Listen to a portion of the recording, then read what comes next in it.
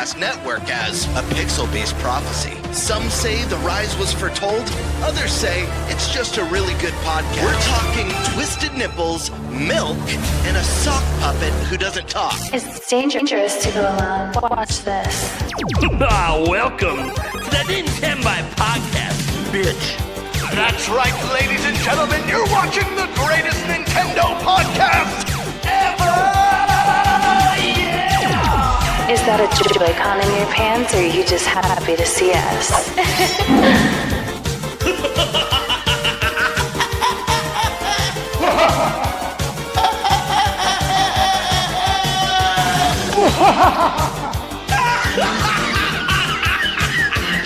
Shut up! Now feel the power. Everyone, do you feel that? Oh my god, I feel it! You feel it too, Gamer. What is it? It's the power of our podcast. I feel it! This is rad, Nintenbyte. So rad. Power.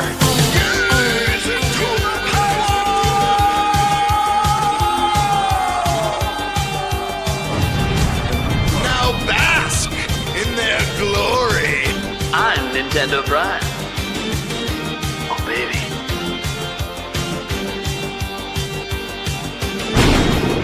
I'm Thunderstash.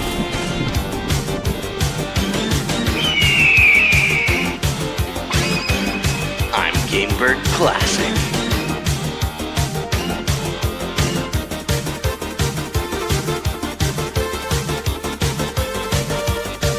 Nintenbyte rules. Let's rock.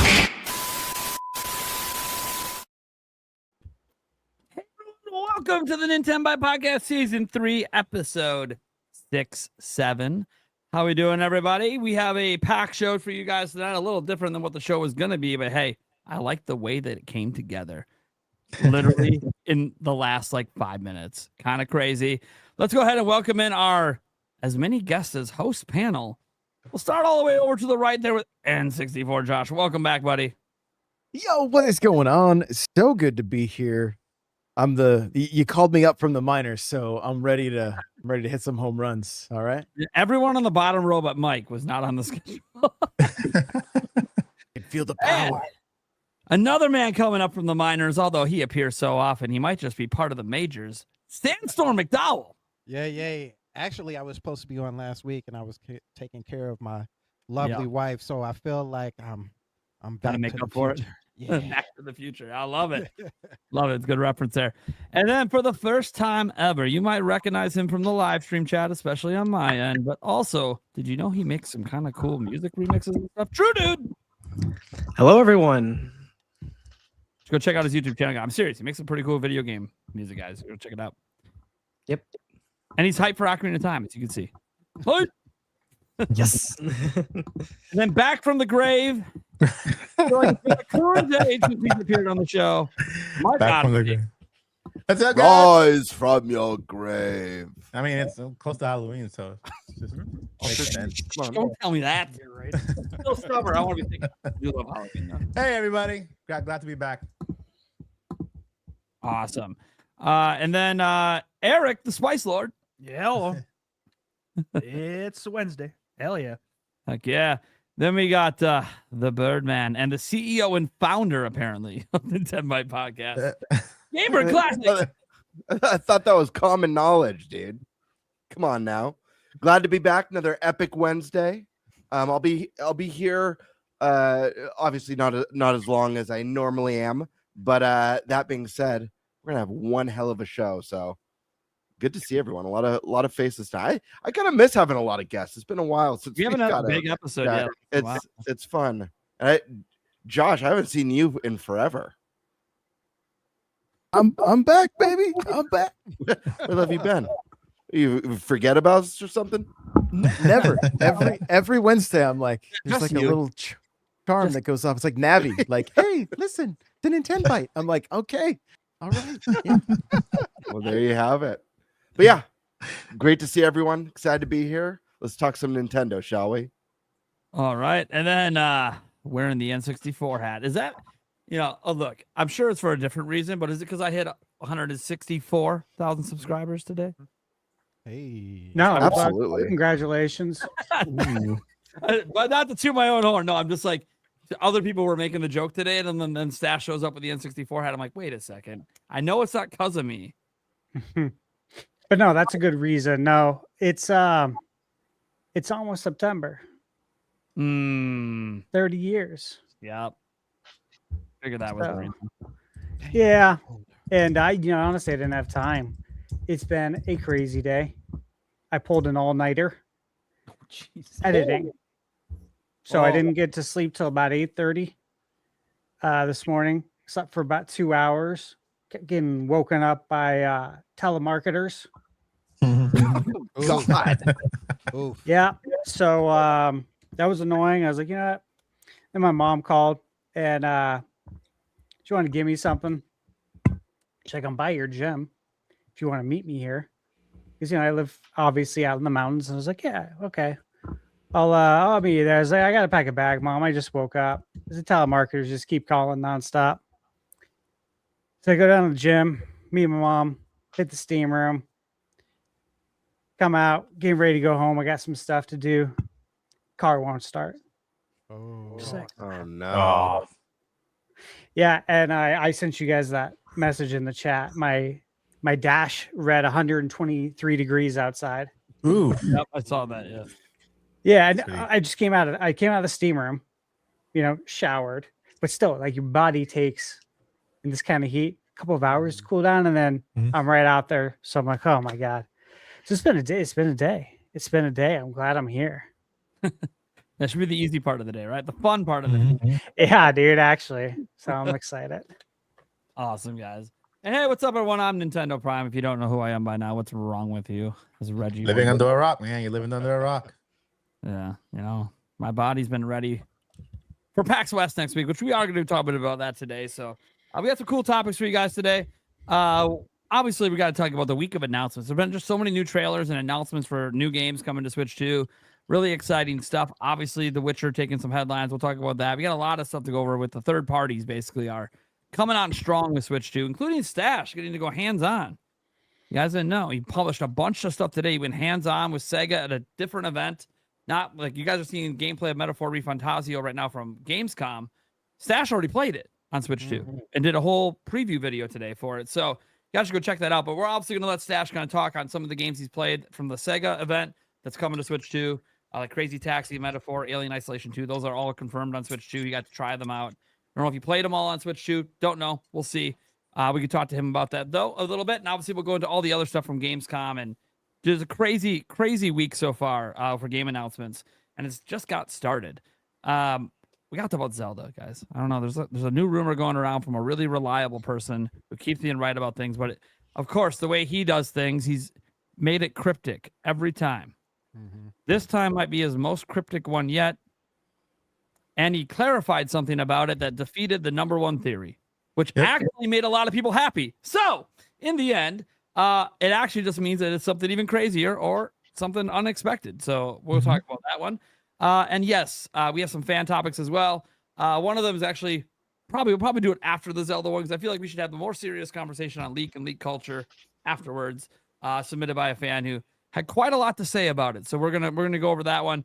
And then we also are going to talk about PAX West, as I said, because we do have a question related to that. And obviously, a lot of us here are going to PAX West and looking forward to it. So, all right. Let's go around and see who's going to do what topic. Let's, Eric, why don't you start today? What one do you want to take?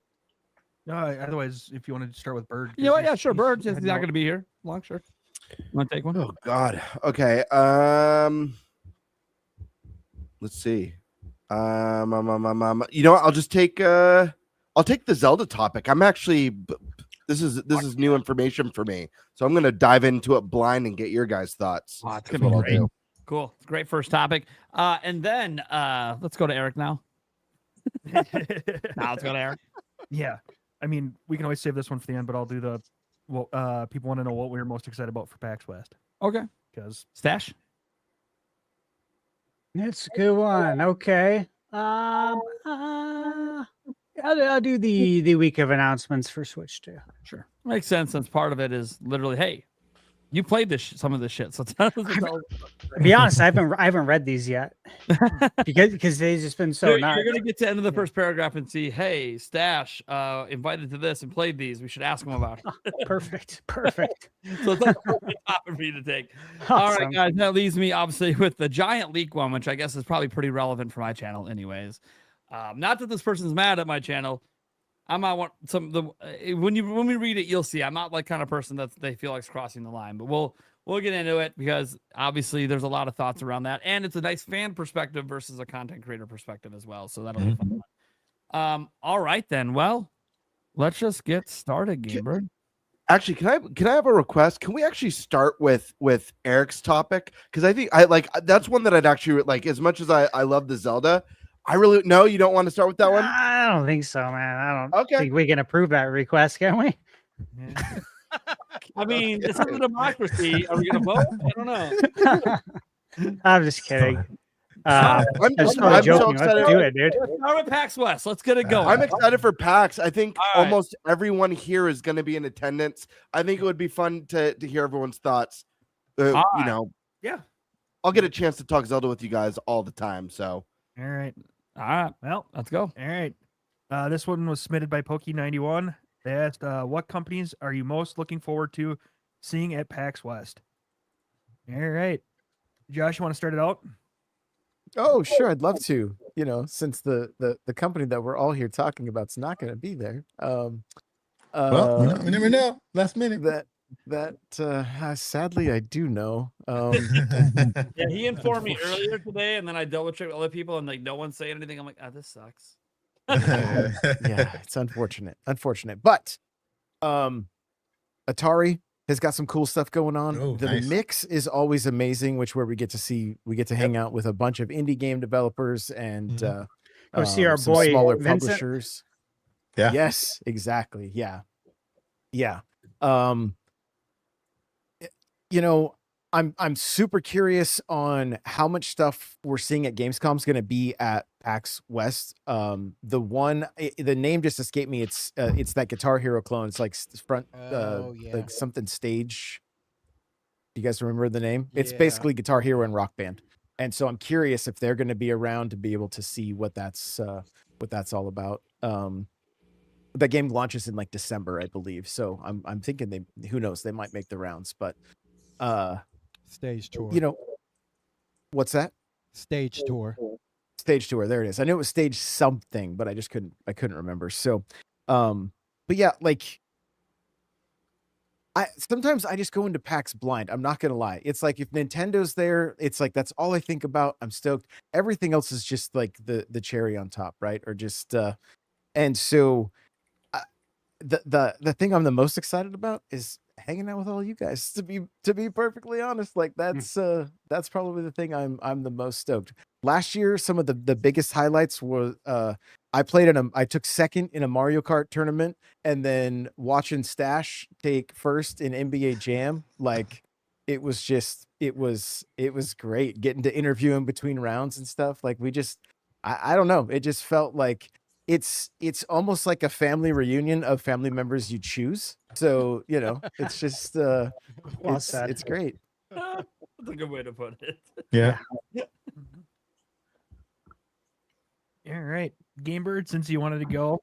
Yeah, you wanted this topic Yeah. so bad, Birdman. Well, it's just I'm excited to talk about PAX. I'm just like amped for it because it's coming up so fast. I can't believe how fast it got here. It felt so far away not that long ago, and now it's right at the doorstep.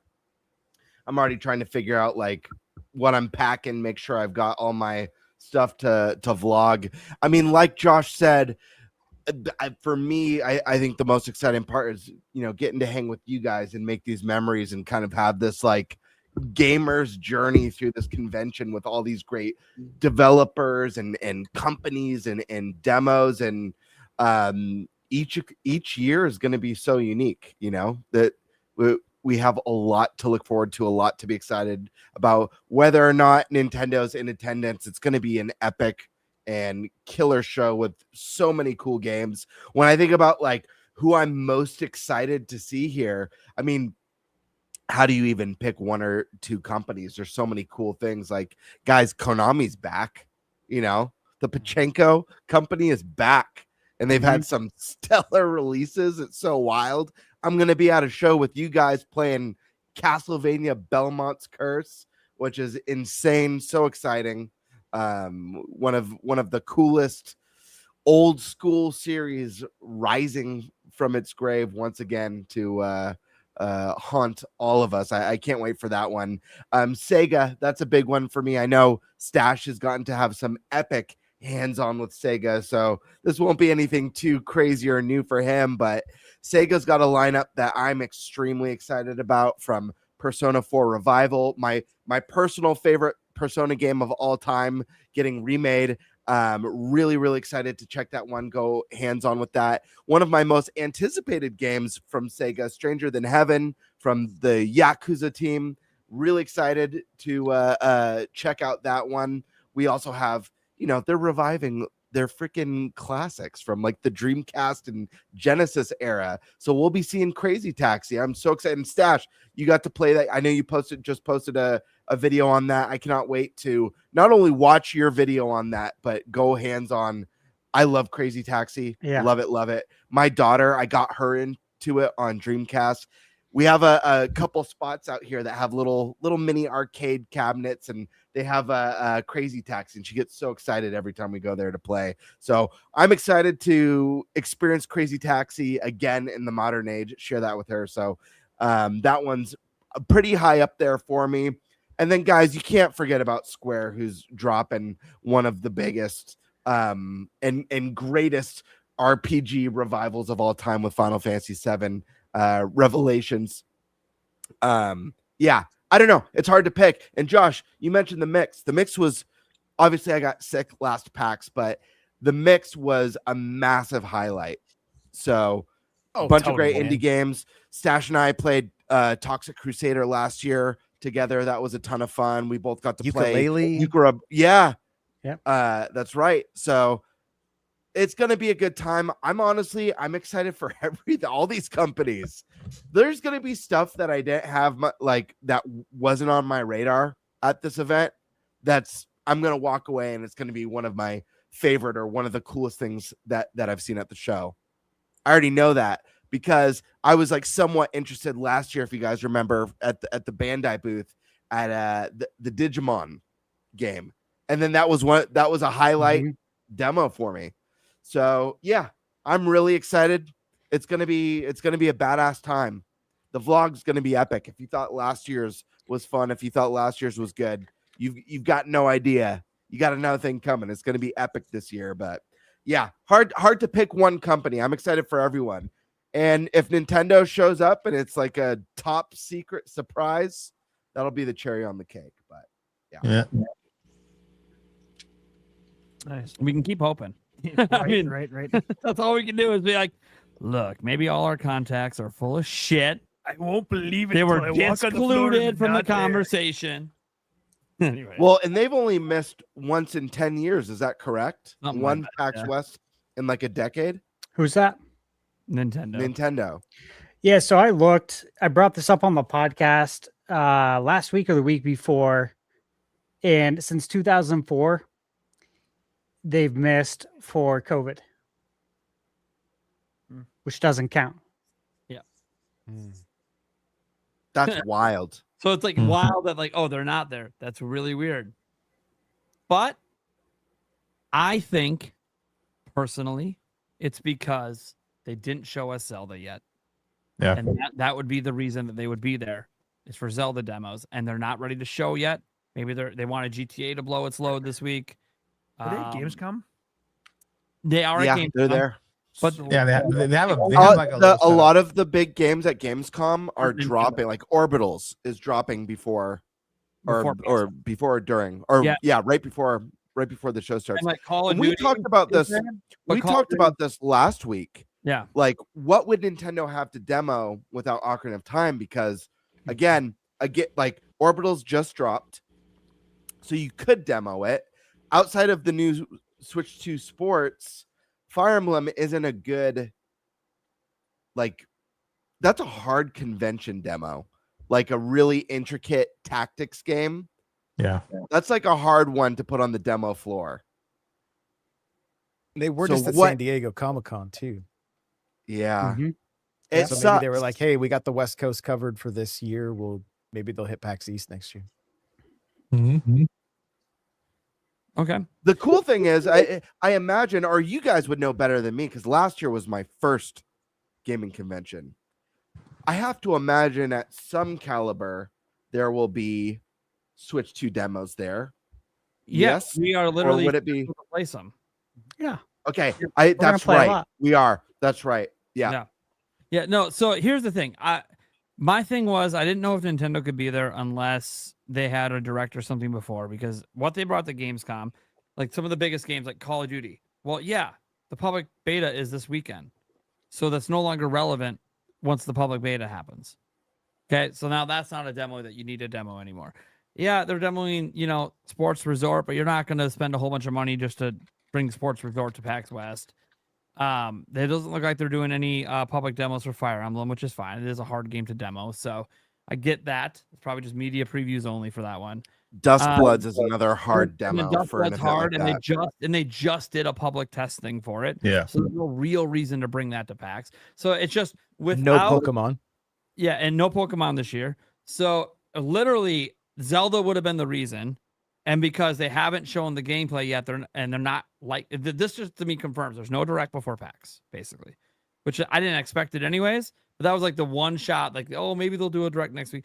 This tells me there's nothing because they're not going to be there, and that sucks. This is the 1 year they're not. It might be the only year of the Switch 2 generation they're not there, because I can't suspect we're going to go into September very often without having seen gameplay of their holiday game. There's no way they miss next year. Next year is going to have Mario and Smash and winning waves. Like, they're Pokemon gonna have probably. some sort of Xenoblade. There'll be some major stuff that we already know of. One of the games we've heard about is probably already going to be a holiday game next year. So yeah, so there'll be plenty of reasons to be there. And as they get deeper into the generation, they have more games come out. They're not focusing on Switch 1 anymore. I think that'll clean up. But yeah, it's just kind of a weird year for them, where I guess they just decided, you know what? Zelda's the only reason for us to do it, and that's a big enough reason for us to, but we're not showing it publicly yet. So we're just going to hold off at this event. I do hope that they'll do some pop-up events later for it, maybe around the country like they've done before, but it's possible that, they just decided we'll do media-only previews for Ocarina of Time this time as well and not have any public demos. They don't go to Tokyo Game Show, so if you guys are hoping for stuff to be at Japan show next year, they don't go there as a presenter of anything. They're there for meetings and stuff, but they don't go there and have anything on the floor. So Gamescom is it. And actually, if you go look at the games, it's like all third-party games. So, and most of those games will be out and or already playable in some public way by the time we get to PAX. So, yeah, it's just kind of a weird holiday for Nintendo. They have one of the most hyped games, but it's a game we haven't even seen the game yet. Yeah. What real quick, and I know this isn't the topic, but what are the odds of a direct dropping while PAX is going on? Ooh. Well, while it's going on, it's probably 0 because it goes Friday to Monday. Yeah. The big thing would be like, would it be right before or right after? Like we get back Why? Wednesday, boom, direct. I don't know. Maybe It's right before or right after. Yeah. Yeah, be right before right. Like it would have been cool if it was like the day before PAX. I've been like, oh, this is awesome. But and I'm we're gonna all be first sad. day. I'm gonna be sad if I'm on an airplane when it drops. I'm gonna hate that. Oh, that'd be fun. Yeah, best It'll be entertainment fun you when can get I- on an airplane. No. I'm saying like if I don't know, if I like sleep on the plane and I Oh, arrive, that would be I'm just terrible. going That about would be my day. terrible. Yeah, that's what I mean. You get off the plane. Phone. You find out when you open up Twitter. Yeah. You get off Yeah, the my plane. phone's just Somebody walks past. exploding. It's like, Spoilers everywhere. did Yeah. you see that new Zelda that's already out? Ocarina of Time? Oh, look at this. And you're like, All right, Eric, who's next? All right. Sandstorm, are you heading? I am not. Okay. I actually just hit Boom Mini up because she asked the same thing. He's gone. One, I'm from Michigan. So the flight all the way over there, which you guys aren't too far from me. I know that. No, I was gonna be like, drive your house. Right? It's expensive, man. Yeah, it's not cheap. Oh, and it is. two, It is expensive. Yeah. I have a best friend that's getting married in December, Oh, so we fair got to enough. save up Yeah. in Cali at that. So we got Ah, to there save you up go. for that. You So really got to save up then. Yeah. Don't blame you. Just a day in Cali, I feel like I'm broke. But Sandstorm, since you're not going, and if anyone else here isn't going, Mhm. the question should be, if you were, which companies would you be most excited to see, or which games would you most be Ooh, excited there to you see? go. to be honest with Yeah. you, it would be my first time at PAX. So I think asking me would be the wrong question because all of them would be exciting to me. Like, Yeah, I yeah, just, yeah. like, it's like It'd be like Christmas. the first Disneyland trip. Yeah, Wait, candy store. Schedule meetings, yeah, but I want to do this and I want to do that. Sandstorm. I don't know who you are. I gotta go look at this. I'll see you later. Perfect. Good answer. Yeah. All right. Right.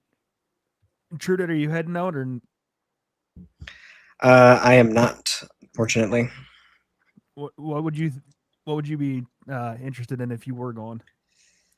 Honestly, I have no idea what's there, but if they would be there, it would probably be Nintendo.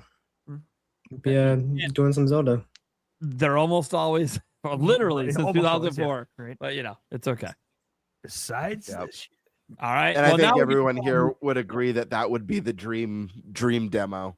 could you imagine, You know what I mean? Could you imagine being this is your first time going out and you're super pumped to see Nintendo, and then all of a sudden they're just not there? Yeah, I wonder how many people are man. going there expecting them because I mean, look, if you live out in Seattle, you just expect them to be there, right? They're there every year. yeah. And then you show up and like they're not, and you're like, what? Excuse That also me, can tells you me take that me this to the? direct's gonna be a pretty big blowout. That also tells me that too, but You're I feel like "Excuse PAX me, can has you-" to be like, please to Nintendo, And please. for those of you out there being like, well, why wouldn't they do private demos for Ocarina of Time with media there? One, some of the people they let into that room should not be allowed in that room. Yeah. I'll just say that right now. Josh, Like me. he should be allowed. And number two, dude, when it was literally just media only back in the day, they couldn't even keep Skyward Sword art from leaking. Mm. When it was literally just media, and they'd even like with shitty cell phones, it still got out. So it's kind of like, look, if they haven't shown it publicly, they're not going to risk a leak coming here. Especially with The what first ever happened in GTA gameplay, 6. they don't want a GTA 6 situation where the first gameplay seen by people is some snuck cell phone footage from the fucking back media room that's not supposed to be out yet, Yeah. Right. So that's the bottom line is why they won't do that privately there. It just again, they had to have shown gameplay before they would ever have a public demo or even a private demo like that. So Yeah. well, I guess that means we can toss it to Mike. We know you're going, bud. What's up? Yeah. Well, if I go, because there's a 50-60% chance, because I'm still waiting on the closing date for the house and stuff. Oh yeah. But if I go, it's gonna be the 5th through the 7th, because my little baby's birthday is in the 4th, so I gotta be here. Yeah, I'm excited for basically everything. I'm like a kid in a candy store, just crazy, But I kind of echo everybody's excitement for games, especially if because I know today they had a media kind of hidden thing for Final Fantasy. So hopefully maybe it makes it over to PAX West so we can all play it and enjoy that game, because I'm looking forward to it. Sega, of course, and of course the Mix. I love the Mix. I love those people out there. They're awesome, and I'd like to meet them all in person. I've talked to them a lot behind the scenes, but I never kind of met them in person and seen their show. But that's pretty cool, man. And the best thing is hanging out with all of you, because I've hung out with Nate. I'm hung out with Eric, right? When we were a part of the Nintendo Prime podcast, the 6-pack back in the day. We're all old now and gray. But then hanging out for the first time with Thunderstash and Game Bird and N64 Jaws, man, it'll be awesome. Cool. So yeah, you guys are the highlight. You guys will be the highlight. Stash Man. Okay, so there's a lot of stuff, guys. You guys know I play a lot of indie games. I review a lot of them. So there's a lot of indie games here. Yeah, I was just kind of recombing through the list, and kind of the bigger stuff, I guess. Like my number one thing is going to be Square Enix and Konami. So Castlevania. Again, that was on my bingo card to kick off the year that we get a new Castlevania for the 40th anniversary. Obviously, very happy that came to fruition because Castlevania is one of my all-time favorite IPs. It's been with me literally since the late 80s. It's very, very excited for that. Silent Hill Townfall, I got to do some stuff with that at Summer Game Fest. And I'm excited to see some new things this time. Of course, Metal Gear comes out tomorrow. That'll be there as well. Nice. So, that's coming out on Switch 2. I don't have time to review it right now, but definitely want to check that out. Over at Bandai Namco, I got the whole list of games that they're going to have there, but I've played all of them, or I'm reviewing them right now, like Elden Ring or Blood of Dawn Walker. Been working on that for a couple of weeks. Ace Combat, I got to play that at Summer Game Fest. That's also coming out really soon, and I'm going to be reviewing that as well. So I'm like, I may or may not play that. I let the guys know the same thing. So they're kind of like some of the big names, of course, that are going to be there. As far as Atari, Thief, I'm excited for that. Basically, anything Night Dive Studios does, I'm very interested in. They do such an amazing job. And for anyone who's watched my reviews on the channel, you've seen me review a lot of Night Dive Studio games. And man, the way they bring back these first-person shooters, like Star Wars Dark Forces, amazing. Outlaws, that was a great one. There's so many that they've done. Like if you go to Night Dive's website, I think there's like 20, 30 of them. So they're going to have Thief and Sin Reloaded. Interested in that. Toy Story 3 Complete Edition. There's two games. There's Toy Story Retro Roundup. And then there's a separate SKU for Toy Story 3 Complete Edition. And I'm interested in checking that one out. I never played it. I played Toy Story in 95 when it came out, on Sega. And it's your typical Disney output back then. Yeah, it wasn't on the caliber, or should we say the soul caliber of DuckTales or Chip and Dale or any of the Capcom Disney classics. It wasn't on that level. Yeah. The quality had dropped off.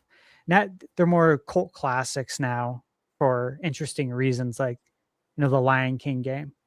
That's a cult classic for being brutally hard for kids growing up, right? Aladdin was great, though. I will give that. Aladdin was very good. So our friends from Poland, our Polish friends, I've been talking with them. This is a game I've been following for like a couple years. It's been on my most anticipated games for the last 2 years, and it's probably flown under the radar because it's an unusual game. It's called Barcore. Oh yeah, Game where you're a dog as like a secret agent. We had him in the media. Yeah, so I've been following this for a long time. I've done some playtest stuff for him on PC. Obviously these are things that I can't like publish on YouTube, but I've been very excited for this game to finally come out. So we'll see if we're gonna get there.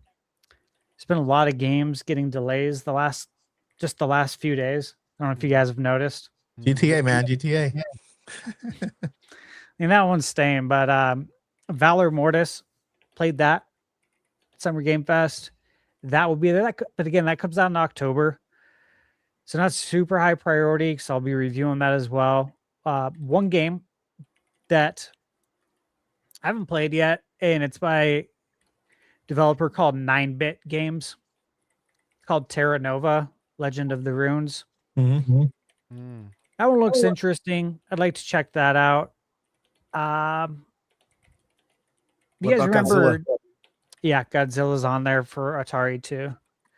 You guys remember Daniel Bloodworth? Does that name ring a bell? Worked for like Planet GameCube back in the day. Planet N. He was a reviewer. He's very old school. He's going to be there. Sounds He's a very PR familiar. manager. Yeah, he's super old school. I was talking with him, and he's got a handful of games, with 2 of them that I have on my list to review. But I didn't make an appointment with him just because, it's tough with all these different developers to like try and tie everything down, because you want to be able to see the floor too. And some of these games I could test out on Steam if I want it, but they're games that I'm going to be reviewing this year on Switch too. So that's a possibility. Critical Reflex, they have a game I've been following for a while, 2 of them. They're called Altered Alma and Being and Becoming. Really excited for both of those. So those are some of the indies. There's more. I'm gonna check in on some of the games that like I kickstarted a couple of years ago. That's cool. Yeah.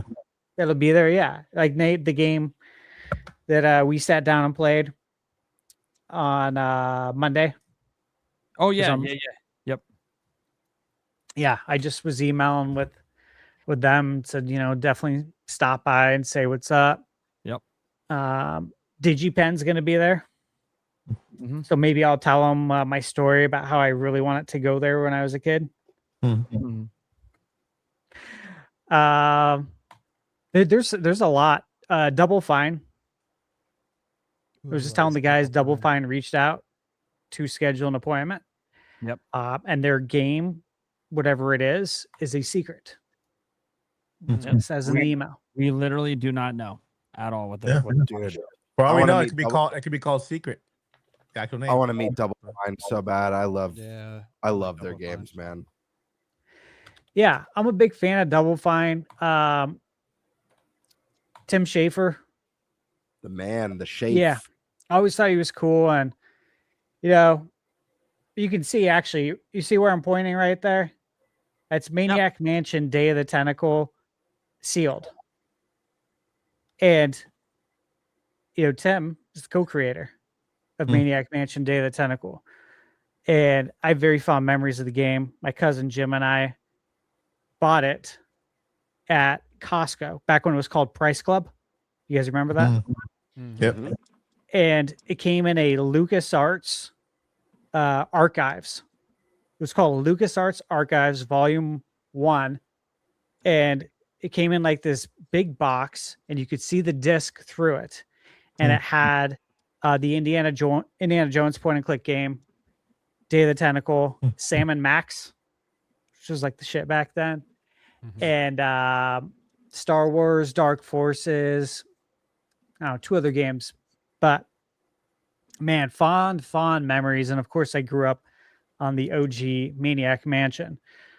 So to meet the co-creator would be really cool. And I was telling the guys I'm halfway tempted. I've never got any games signed. My older brother used to run into Mike Tyson a lot in Vegas. And I'd always tell him, dude, take my NES cartridge with you. If you run into him, please have him sign it. That would be so cool, right? Crazy, man. Yeah. So this is an opportunity, obviously, to get something signed. Yeah. But at the same time, this Maniac Mansion is absolutely mint. If I sent it in, it'd probably be a 10. I'm just like, can I successfully pack this?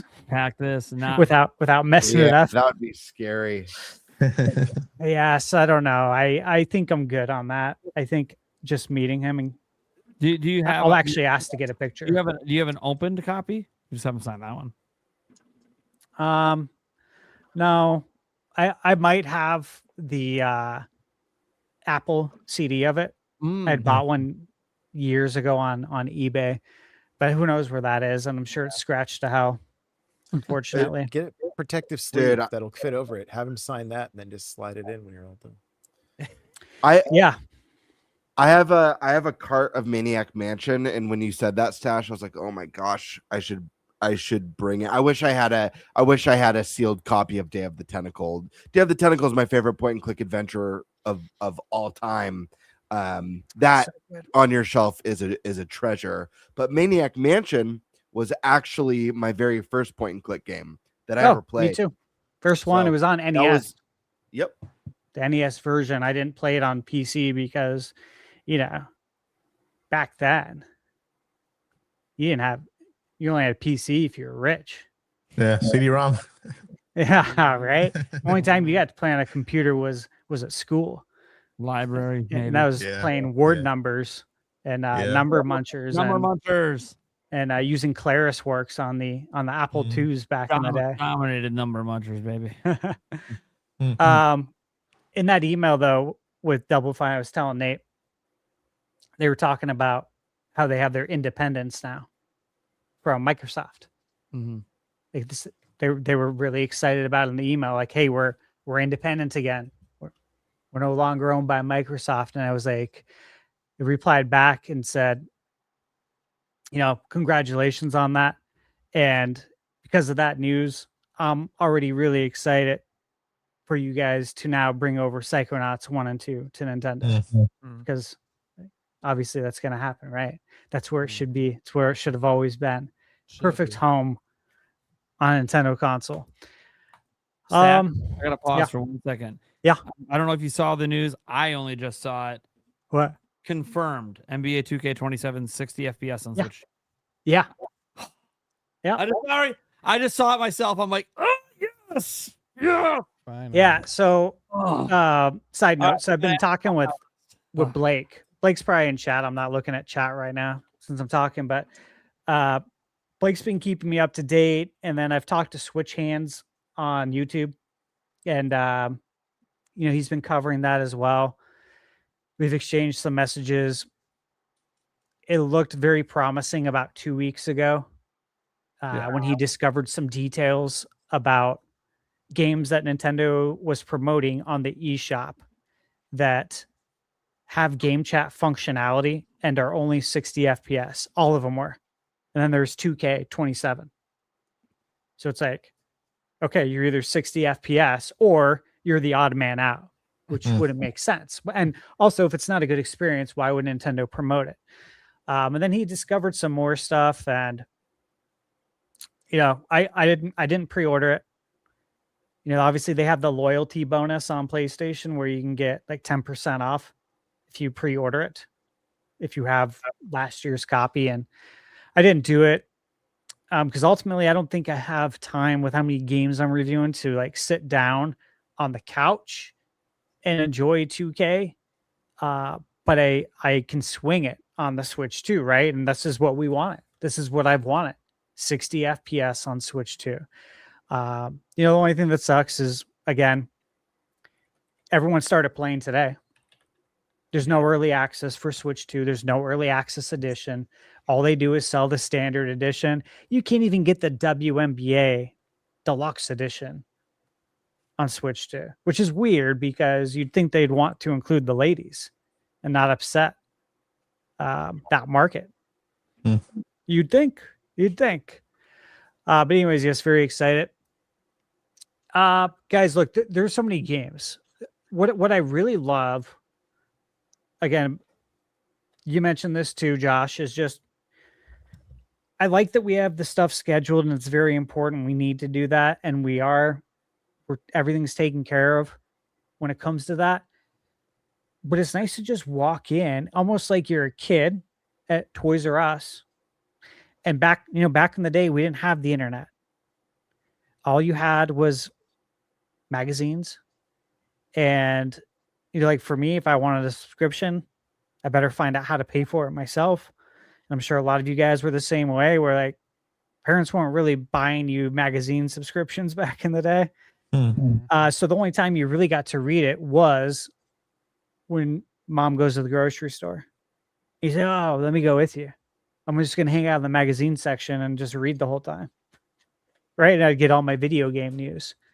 And as a kid, so when you go to Toys R Us and you see all these games, it's like a lot of this is new because the only way you're going to know that game is available is because maybe you saw a commercial when they'd advertise during, cartoon hours. Mhm. So with PAX, it's very similar. You walk in, it's just like it's massive. Mhm. The lines aren't insane at all. They will be for some booths, and we already got that figured out too. But for these indies, a lot of them you can walk right up and play. And it's exciting to just go discover games that way. And so part of me wants to go in a little blind too. But a lot of these games I played too at the Mix Summer Showcase during Summer Game Fest, because that was just, 2 months ago. There's a lot. And then obviously there's some other stuff that I don't know if we can or cannot really talk about, so I won't talk about it. But there's a lot, dude. But like you said, ultimately, I'm just really excited to come hang out with you guys. It was so much fun last year, and we didn't even get crazy. It's not like we go out and like party all night. No karaoke? Saturday night. One night. Saturday It's just night. we don't party. We really can't. We have to be up Yeah. and like, active when we and go to these media events, we have some coherent. drink, but we're not trying to get like wasted. Except Saturday night is Gamebird's birthday, so It is, and that's that'll be when the it's night- different. That'll be the night that's different. That's the night, like like last year when we went up to the restaurant. Stash and I started going round for round on the sake bombs, and there's a like, reason for that. Yeah, because we were cheersing. We were cheers. Yeah, and we got to to bring that games back. that we want to see We gotta make it a- resurrected. We gotta make that a tradition. Yeah, we do. Gamebird's birthday. We got the Polish party to start the night. It's gonna be a great fucking night. We're gonna have a blast, and that'll be the night that I will allow myself to get wasted. It'll be okay, because the next day is Sunday. We don't have anything like super early on Sunday that we have to absolutely be there right away for. So I haven't done sake bomber since I did it with you, and man, I've drank maybe I don't know 2-3 times, probably in the last year. So that's going to be fun because I will go out and have some drinks with you guys. Looking forward to that. We cheers to the Ocarina of Time remake. That happened. yeah, and now we got the celebration cheers that it occurred. Exactly. That should be a lot of fun, and of course, I'm excited for the NBA Jam tournament. One thing I can't really, the nuance doesn't really come through on social media, but any tournament I've played in and won, they never have it again the next year. This has never happened. This is the first time I get to actually defend it. And so I'm really excited because part of me was like, well, my whole life, they always cancel. Like they don't have it the next year. The Retro World Series does this. Obviously Blockbuster didn't have it the following year. Other tournaments I played in, they don't have it. So this is the first time I get to do it. I Sash, totally does that mean- picture. Does that mean they're like gonna announce you like official, like, and you know who it is, ladies and gentlemen? He brought L's all across your faces. Look, if they don't, we will. Don't worry. Yeah, the entourage. We're planning to live stream it this year. It's gonna be wild. You gotta walk just out with a picture- theme song with the in the belt. stash. I just picture the guy you beat last year. His life has been ruined because of it. completely. Kind of like Johnny, from from Yeah, Karate Karate Kid. Kid. Yeah, but I picture him showing up with like bionic thumbs. Like he had his body like augmented. Dude, To it win would be This is the hilarious rematch. if we get there and when he shows up, they walk up. By the way, this is the controller you bled on. We put it in a bag just in case. Dude, So- we got to see Josh do his Mario Kart tournament too, which was epic. I mean, I've never seen anyone play Mario Kart like that in person. Josh is phenomenal. I mean, you guys just go on his channel and check out some of his races. It's unbelievable. As long as the the stuff twins that don't he show was up, doing. It's the twins, But can't have the twins. Stash, no joke. When you got to the final round and two twins walked over and sat down, I'm not even exaggerating. Stash and I looked at each other at like the same time and we're like, oh shit, twins. Yeah. We knew. It was like straight out of like a 90s or It late was. 80s action movie, you know, where you just That's knew like, shit oh, was- you guys thought was you were doing about good. to go Here's the down. ringers. We brought in the ringers. You're fucked. Yep, they were fucked. We did. We both looked at each other and like, you don't want to give in to fear. Fear. Yeah, you know you don't, and you don't want to give in or like put that energy out there because it's like it's your friend playing and you want them to like beat some ass. But like the reality of it too is like twins, man. Like they're sharing a felt like I mind, was- bro. it My felt mom's an like a- identical twin. I know. They share It minds. felt like they're it felt like dominating the end of a tournament in a Jean-Claude Van Damme movie. Yeah, No it joke. did. And that's what you had said then. Stash. They're probably like Stash. Like, dude, no one's ever beat us at this. Yeah, no one's ever going to beat us at this. You can't compete unless we beat more twins. If Stash had a twin and it was like teams NBA Jam tournament, Well, wild. So my mom, you know, is an identical twin. My mom's Carlene, my aunt's Darlene, and her son Jim, my cousin, he's my best friend. Jim and I have won NBA Jam tournaments together, co-op, Is it like on the co-op? arcade. And yeah, it's basically Jim is like my twin when it comes to that.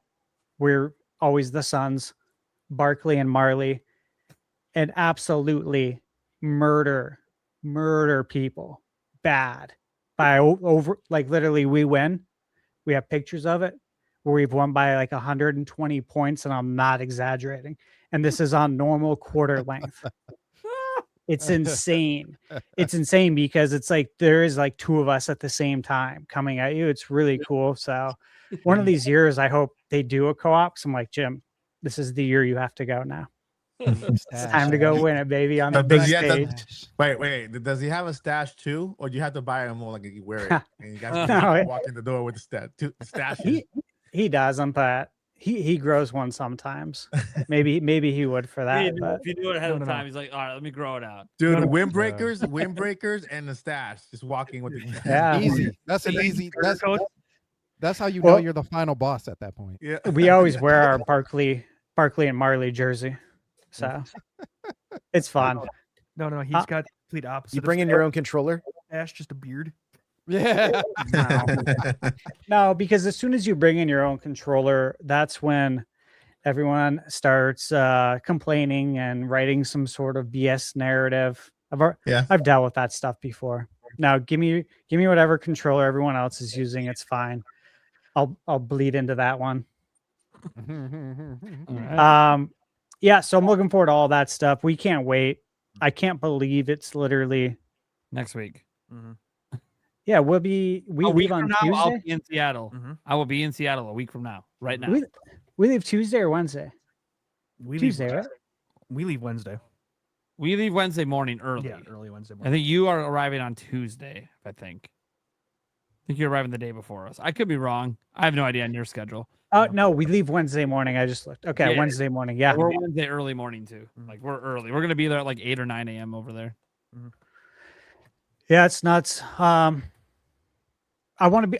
The last thing I'll say is I want some surprises for games.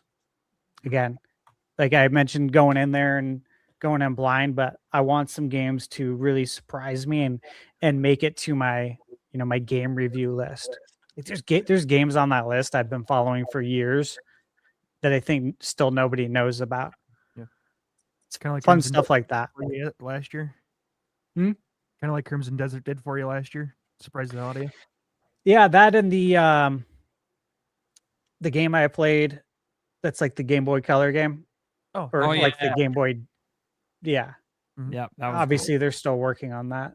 Yeah, I mean, the bottom line is there's a lot of indie companies there, so you always end up discovering some stuff that you just see from afar and oh, that actually looks kind of interesting. I want to go check that out. That's what's really cool about events like this, too. You can discover new stuff, and obviously, he's gonna be meeting with Double Fine. We'll see if we all can go. We'll find out. And if there's a secret game there that we probably all would love, because I know I love Double Fine's games. Gamebird does, Stash. I mean, dude, they make great stuff, like highly unique, super weird, super cool shit. The mind of Tim Schafer and his team are just fucking nuts, and I love it. Yeah. It's very exciting. Backyard Baseball will be there too. And I have it on Steam, but I want to see what's up with the Switch 2 version.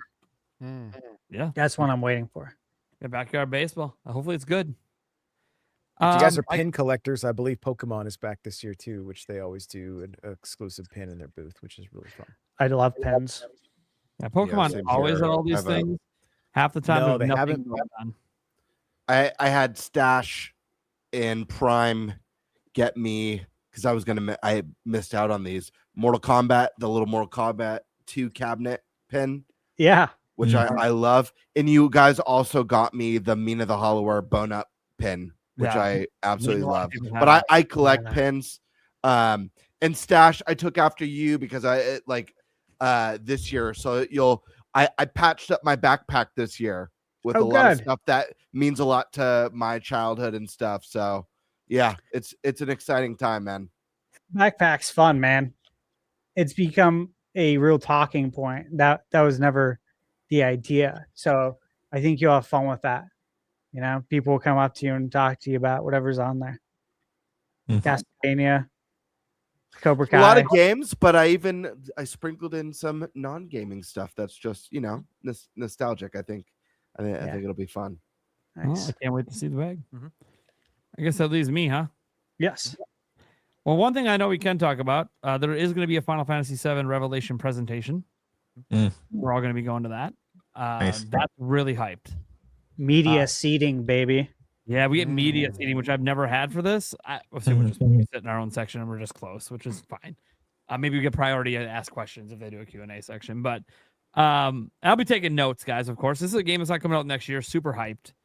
Obviously coming to Switch 2 day one. So be taking all the possible notes I can on any new information, because they're advertising it as like, hey, they're going to reveal new stuff and it's like an interview. So like there's going to be like stuff I might get to report to you guys on a video when I get back, some news that you're only going to hear if you're there. So I think that's pretty good. I know the news will probably be all over the internet by the time I get back, but still it's going to be nice to be able to have that. Yeah, and then anything else with that company you can't really talk about because we don't really know what we can and can't talk about with Square Enix. But I am excited for them in general. But yes, that's one thing I'm really looking forward to. Look, guys, Konami's got some great stuff there. I'm really excited to test out some of the Konami games. We're jumping to them like right away, I think on Friday, to get First Silent thing. Hill. Yep, and I'm really excited for Silent Hill. I know, guys, not announced for Switch 2. Don't care. I just like Silent Hill.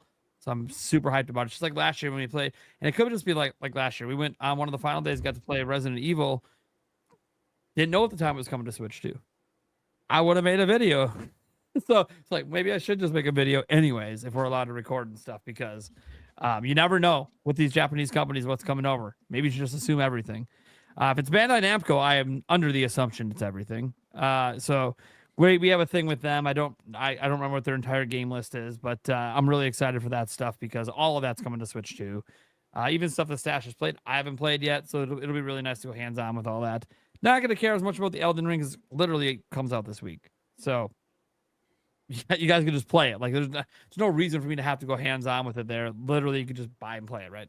But the rest of the stuff they have that isn't coming out yet, I definitely want to get my hands on. And it was a really good time at their booth last year. So we got to play like Little Nightmares 3 and some other stuff. We got to play Digimon Time Stories, or whatever. So that was really cool. Turned out to be a great game. Yeah, it turned out to be really good. I was the one that like Gamer was excited. Yeah. I didn't really know what I was getting into, and then I'm like, dude, this is actually really fun. So it lived up to the hype. Yeah, it was good. So that's the thing too. Like you never know what you're gonna see there. Even they haven't released the map yet for the gaming sector, which usually means there's something not announced yet that's gonna be there. That is true. Obviously, a lot of people thought it was gonna be Nintendo because they're always the last to announce, but apparently it's not. So maybe there's something going on that they are gonna show on the floor. One of these companies that they haven't announced anything yet. I will be clear. There's supposedly a rumored state of play next week. So one of the games in the state of play might be there, and so that's why the map's not out yet. So that's possible. But yeah, when the map comes, that's going to be cool too, because it's one thing when you see the list, it's another thing when you see the map. And one thing I can tell you guys is, even though it appears Nintendo's not going to be there, which sucks, there will be Switch 2 demos. Like last year, if you wanted Switch 2 demos, like actually playing things on Switch 2, you had to go to Nintendo's booth. This year, third parties now have it, which means now that the floodgates are kind of open. If you have a Switch 2 dev kit, you want to do Switch 2 demos, you literally can. So I'm very curious how many of the games we get to play will have Switch 2 optional demos we can play versus PlayStation, Xbox, or PC. Sometimes at these events, it's all just like technically running on a PC and they just don't really tell you. But sometimes they have them literally because they want to show off and advertise platforms. And Switch 2 is one of the ones that I know for sure certain demos are going to be on there because they want to advertise the demos. They want to advertise the game specifically on Switch 2. And I think that's just because it's a different platform with a different audience, and you gotta kind of speak to them a little bit. You know, you can't just do a general demo and think that just is going to serve the Switch 2 audience, because the number one audience, Switch 2 audience, is going to be, well, cool, Final Fantasy, 7 Revelations. That looks really badass on PS5. What's it like on Switch 2? I don't fucking know. You know what I mean? Like that's what they want to know. They don't really they want your impressions on the game, but their number one question is, okay, but yes, how does it run on Switch 2? And it's like, okay, well, I don't know. So having demos directly on Switch 2 is pretty badass. So that'll be nice. You guys, if you guys are worried, like I'm not going to have videos on my end because, Nintendo's not there. Guys, there's literally Switch 2 demos there. I will have for some big games too, some I can't talk about. So you guys are going to see there's going to be some cool shit coming out of there. Just, maybe not direct Nintendo stuff unless for some reason there's some sort of secret thing. They pull me to the side and say, hey, come over here. You want a little bit of that Nintendo crack? on the corner. No, they're not going to be there, but that's okay. It's going to be a lot of fun. So those are kind of some of the stuff I'm looking forward to, including some of the indie game stuff out there. I kind of like to go in blind with the indie games. So I kind of took a glance at the list. So there's a couple games in the back of my head. I'm like, oh, that game's probably there because it's not out yet. Oh, that game's probably there because it's not out yet. But you never know what you're going to find. Obviously, like last year, they got Stash and Gamer got to play the He-Man game, Masters of the Universe. That really wasn't on our plan to start with, but then it was there. So of course we're going to play it. So you never know what you're going to see. And I like some of that surprise with some of these smaller companies. That's why I don't really look up what they're bringing, because they'll announce it. I'm like, I don't want to know. I actually want to walk the floor a bit and see what you got. And then I'll kind of map in my mind, okay, on Sunday and Monday, we got a bit more time. Which one of these do I want to make sure I'm going to go hit? Maybe some of them hit me up in my inbox already. I'm like, ooh, that's a cool looking game. I'm going to hit you back now and schedule a meeting. Stuff like that. So it'll be really interesting. And obviously hanging out. We've all talked about it. Hanging out's really, really fun. I mean, look, getting to play games, hanging out with your friends is always cool. I was really interesting is last year was the first year that my fiance came. And now it's like a regular thing. Our girls just come. So that's really cool because they all had a good time, which is really nice to hear that. Like, I know your guys' significant others had a good time. Yulia, she goes in and out like being nervous and excited to go again because she's like, oh, it was really fun. But like, I'm bringing tennis shoes this time. And I'm like, yeah, no shit. Trying to walk in 6-inch heels the whole day. I don't know what you're doing. Don't get me wrong, you look good. But damn, this is a lot of walking over 4 days. You need to take care of the feet, trust me. But no, it's going to be a lot of fun just to hang out with everyone. Going to the Mix. The Mix is one of my favorite events, I think, period. Even like if I'm not playing the games because I'm good. Like last year, some of the games that were there, I'd already played them. Like all the ones like Retroware bought, I played those already like a half dozen times because they've been advertising the same games for like every event I've been at because they hadn't come out yet, right? So like they were all the same demos of games I already played, but now some of them have come out, so they could have some new demos there of games I haven't tried yet. Obviously, Yuka Rip Lately was there last year, which was really awesome. I did not expect that one to be there. That was there, so I don't even know. I'm sure I could reach out to the guy and ask, but I don't even know what games are going to be at the Mix this year. So that's going to be really cool. And dude, what's really cool there, guys, is it's like media. They kind of let some fans in if there's enough room. They sprinkle in some fans after the media gets in. But it's mostly like media and developers, and it's like really cool because everyone's like casually drinking and shooting the shit. And like at one point, because I have a tradition I started there last year, will continue where I buy everyone a round of shots just to kind of get us going. And no, we're not getting drunk or anything. It's just for fun. We might do one or two rounds of shots, and then for some reason, both times that we did because we did 2 rounds of shots, both times that we did it, a developer pulled me to the side to talk to me about shit. Because they look like, hey, you guys love video games and you're YouTubers and you're here to have a good time. You are understanding the vibe here. Because it was kind of wild. Yeah, Gamebird's got to head out. Later, man. Want to tell the people Guys, what's going on? Yeah. I've got a very special video dropping, if not tomorrow, the next day. with some wonderful guests on. Yeah, stick around. I don't want to spoil too much. It should be fun. And then next week's going to be a very busy week. I'm also working on a really fun review for another point and click adventure that I've been having an absolute blast with.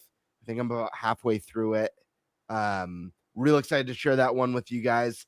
And yeah, so good to see all of you. Josh, Mike, True Dude, Sandstorm. Was a pleasure. And I'll see you all on the flip side, guys. Stick around and support your neighborhood game bird. Jeez. Bye, guys. PAX. All right. Yeah, PAX. Bye. Later, Gamer. See ya. All right. So yeah, really, really good time. I'm really excited about the whole damn trip. I think it's just gonna be fun start to finish. I gave myself more time this year, so I don't have to stress. Like the day we arrived last year was the same day as like the GameWorks thing that was going on, and I was so dead.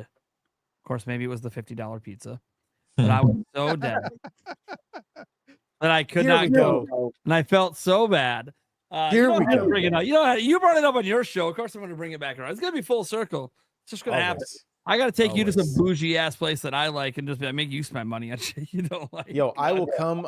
I will come visit, and you'll do it. No, it's okay. I'll just piss you off with Domino's pizza. That's all right. Wait, $50 pizza? It was a personal pizza? Yeah, I spent $50 for a pepperoni pizza that was like this big, super thin, wasn't very good, and then I vomited it all up. Listen, my pizza had like goat cheese and blueberries on it, and I was eating it with my pinkies out. It was delicious with my West Coast IPA, you know. So I was happy. Look, just give me beer and cheese, and I'll be good. That's all I really need from the Midwest. Just beer and cheese. Anyways, it's all good. It's all good. To be fair, we razzed him on it a lot. He made up for it on like one of the final days. He actually looked up a place that had like really high reviews. It was like by the slice, and we went there, and it was actually really, really good shit. Probably not his favorite, of course, because it wasn't blueberries and goat cheese, but That honey hot. dude, The honey hot was good. Yeah, we definitely gotta go back. It was there for a great. slice. Yeah, we gotta go back there for a slice this year. That hot honey was so fucking good. Anyways, but no, We're going to yeah, Mr. Woody's this year, so get ready. You're giving me a Woody this year? No, Wait a Mr. second. I think it's called. Whoa! Gotta ask the significant other for permission first, okay? Well, I'm not responsible for what happens, but No, it's gonna be fun, guys. And yeah, I want to go to the GameWorks thing this year. We're still trying to figure out how we're supposed to get in. There's supposed to be some sort of different tickets for us, and they're not really updating the site, so I don't know. I might just sign up with my Twitch just to say fuck it, so I know I'm signed up. I don't fucking. I'm trying to get VIP ones so we can get in. I have no idea. I don't know what's going on. Their communication with it's not great. Of course, Stash wasn't signed up for it all last year and just got to go. So, yeah, maybe if we just show up, they'll just let us in. So, Yeah, like, we can't prove we're not. We literally have our PAX badges, so like the you'll badge know- helps a lot. Yeah, we're media and creators. Like we should be allowed in. So we'll see. That should be fun though. I heard it was really fun last year, and I didn't get to go because we were dead. But I'm arriving the day before that, so I'm gonna worry about it. it was great in years past. I'm not showing up till Friday, so I can't go. So It's all right. Yeah, I'm going to trying to go to all of it, like that. The Polish party. I don't know if we're gonna stay at the Polish party all night. We'll kind of see how that's going. We haven't been, so we'll just see how it is. And it's Game Bird's birthday, you know. If he wants to fly the coop and go do some stuff, hit karaoke, we'll figure that out. Because he got a karaoke song picked out. So is the Polish party like in that house, like somewhere in Seattle? Like I didn't look up the address of it. Actually, I probably should look at did where you go last year? it is. Well, we didn't go last year, no. Okay, know I what think we I did. went 2 years ago, and it was like it was don't miss it. Like don't miss it. But it was like kind of like, oh, we're like Everyone in an says you old go, then you need Grange to or go. something. Like I've heard yeah, from it like was- 5 it people was that like, cool. look, we're not saying you should do it every year, but you need to go once. I'm like, okay, how bad is it? Like, how hard are we partying that you only wanted to do it once because it was awesome, and then you're like, yeah, but we can't do this every year because this is too. The Polish know how to get down, so They do. like, if they They if it's do. there and it's like, hey, we got some games. By the way, to even play this game, you got to do a shot. Every time you die, you got to do a shot. I'll be like, what is happening? Let's fucking go. Dude, Yeah, my there wasn't a my single friends, game in place. Like it was just dudes and beers. That's it. That's funny. my friends that I camped out to get the GameCube with, Mm. back in the day, Matt and James, whole family, super Polish, and he would go over there for like birthday parties or graduation, and their dad, Chester, would make homemade honey vodka Mm. and honey tequila, and it would be like in this big glass jar. And he's just walking around. As soon as he sees like your shot glass empty, he's pouring more, and he's doing this to everybody. Like everyone is completely gone. Okay, I mean, this is back in the day, but every time, that's how it is. He got married, my friend Matt, last year. That was the wedding I went to. Same thing, man. They know how to party. That's why last year I was like, we should really go to this Polish party. I bet this is gonna be really fun because they know how to party, dude. And also we'll be talking video games. So like Question. best of both worlds. You guys have been to PAX East and West. I've never been to PAX West. Is it similar, bigger, smaller? How do you guys see it? How do you guys compare it? I'd say it's bigger. Bigger. Probably It's- about 1.5 times.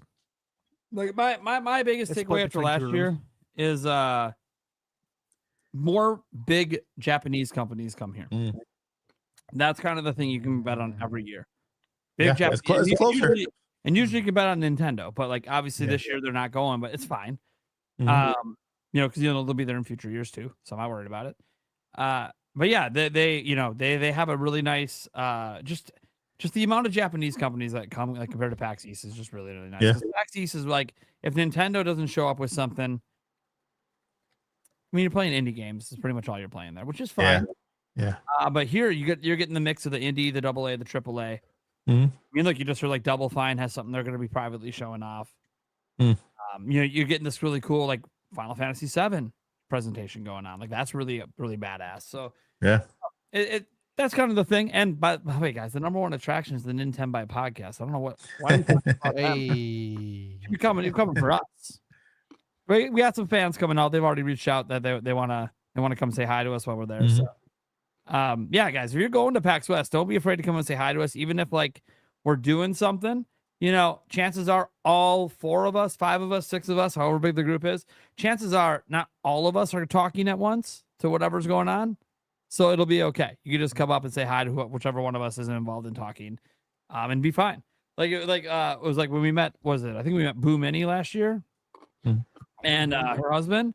And what was interesting was like, she really wanted to meet me, but I was the one that was doing all the talking with the company we were at the moment. So I could barely say anything to her, but she got to chat to everyone else and had a really good time. Right. So, and she met Yulia and they had a lovely time as well. So yeah, it's one of the things. Don't be afraid to come up, even if you don't get to talk to maybe the one you wanted to talk to. You wanted to go there specifically to see Eric. Okay. Well, he's probably not the one talking to most of the companies because he's the one that's not actually a YouTuber. So go right ahead and talk to him all you want. He's a YouTuber technically. He does technically run a channel. So technically he's a YouTuber. Even if it's just clipping up this show, he's a YouTuber. But yeah, no, you can always come up to us and if not, come up to our girls and say, hey, well, they'll all trust me, the women will always chat with you. Unless we're on a tight schedule and got to get the hell out. But we will be really kind about it if that's the case. We're like, oh, hey, no, we got a meeting with Double Fine in like 5 minutes. We gotta get out of here. Sorry, like maybe we can hook up with you after. We'll see if you want to come say hi. But yeah, so just come say hi to us. We love when fans come up. It's really fun to meet fans. Yeah, at least I've always had a great time meeting fans. I seem to meet more of them on the East Coast than the West Coast, but it's okay. Don't be shy. So yeah, that's all I got to really say about PAX West. So, we could probably get to what I was supposed to be our first topic because it has to be before the leak topic, anyways. And I'll fill in for the Birdman. He dipped out. He wanted the topic, and then he's like, "You know what? I want to talk about that, even though two of the people aren't going to the PAX." topic on him. Yeah, I know, right? So let's talk about Zelda.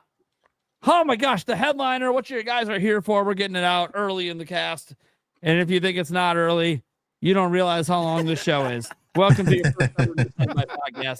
We're not even at the midway. Okay, so let's get going here.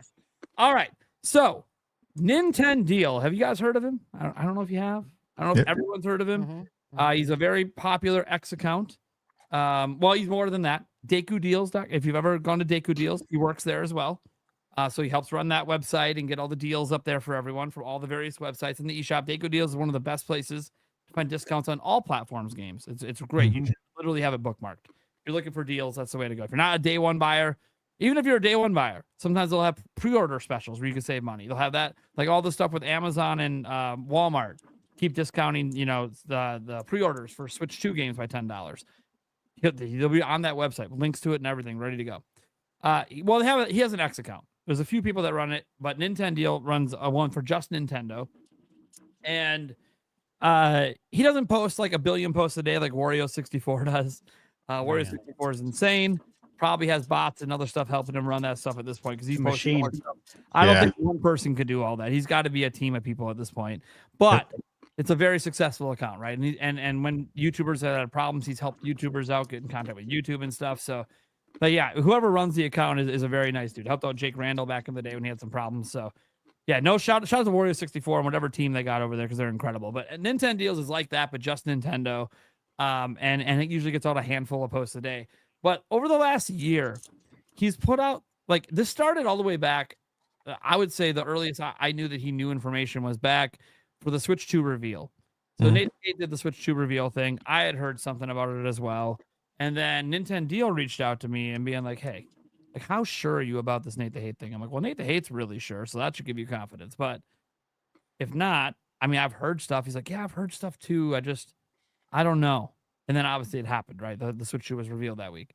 No, we're not trying to take any credit away from Nate the Hate. He gets all the credit for that. He's the one who said it publicly first. He kept his gas on the pedal. He never backed off it, even though it wasn't pre-announced, and he was getting shit on pretty fucking hard by the internet. And then the next day, just kicked back, relaxed, because he knew the whole time. Obviously, whatever connection he had was a for sure thing for him for that particular rumor. So credit to him. But Nintendeal since then has definitely put out multiple different teases of different things. And I guess the most recent one before this would have been the Zelda controller, the 40th anniversary Zelda controller. He put out a tweet with like 008 with a whole bunch of different stuff. And he was just teasing the code at manufacturing for it, combined with the color scheme of the 40th anniversary controller. And so that obviously fully leaked online. So then he just revealed, yeah, that's what I was teasing. And he's teased other stuff. Like he said something like Zelda remake or whatever. He just said straight up Zelda remake like December of last year. I was like, what's he talking about? And then obviously Ocarina of Time remake gets announced. So he knew about the Ocarina of Time remake coming. So Zelda in particular, he seems to tease a lot. I'm getting the feeling he's a big Zelda guy. Like he loves Zelda quite a bit. So that's the stuff. And he's lucky enough to get access to some information with whoever he knows. So good for him. But he leaks in a way that's almost Pioro-like. If you guys remember him back in the day, just very cryptic. You don't necessarily know 100% for sure what he's talking about, unless he says something like Zelda remake, and you're like, okay, well, what does that mean? Like, there's like Nintendo remade Link's Awakening. So it could be literally anything. Like just pick a game, and that could be being remade right now. So that that was kind of cool. Obviously, we at that point, if you paid attention to at least me and Andres Restart's channel, we had already been telling you that Aonuma had been teasing the Ocarina of Time remake for a couple of years, and you're just not paying attention. And everyone's like, oh, you know what you're talking about. Okay, well, how many more times does Aonuma have to keep doing this and keep obviously be teasing something, then it gets confirmed before you realize that he does it? Oh, wait, not much longer, because he's probably going to be retiring after the next big Zelda game comes out, sadly, which that sucks. At least based on what Kiwi Talks put out there, he said publicly, he told us privately before, but then he did say publicly after a big name at Nintendo stepped down from games and it was 65, pointed out that, hey, Nintendo kind of has this policy that, once you hit 65, you don't necessarily have to leave the company, but you're no longer going to be like running the franchises kind of thing. Few exceptions, like Miyamoto got to choose for a bit if he wanted to keep going, but yeah. So it kind of feels like this next big 3D Zelda, not Ocarina of Time, but the next brand new one, even if he's 66 when it comes out or whatever, because he'll be 65 in 2028. So say it's not 2029, he's going to finish out this game. Obviously, he's not going to leave mid-development. But then that might be it. And then the face you're going to see is probably Fujibayashi. He's probably going to take over the face of Zelda. So he's already been pushed in interviews over the last couple of games very clearly, just like Aonuma was pushed by Miyamoto with Ocarina of Time in interviews. very clearly pushing that this is the next guy. He's the one taking over the franchise. Okay, so we talk about this stuff with Nintendo because he put out a brand new teaser, and I'm just going to show it to you guys. Let me get this opened up. And he's added some context, which he usually doesn't add. And I'm surprised that he did. I thought he'd just leave it alone because blind speculation is the best way for him to never get it found out. And people were believing a theory that was apparently wrong the entire time. So let me, and Mike knows about it. Well, I'll let Mike explain it since he made the tweet that got his attention. Yeah. But let me share what this original one here. Why aren't you letting me share? You're being mean to me. Don't be mean to me now. Everything works until we get to the point of having to show, and then it's like, you know what? We don't like you anymore. All right, here we go. All right, so he put up this tweet: level very Zelda : OTO.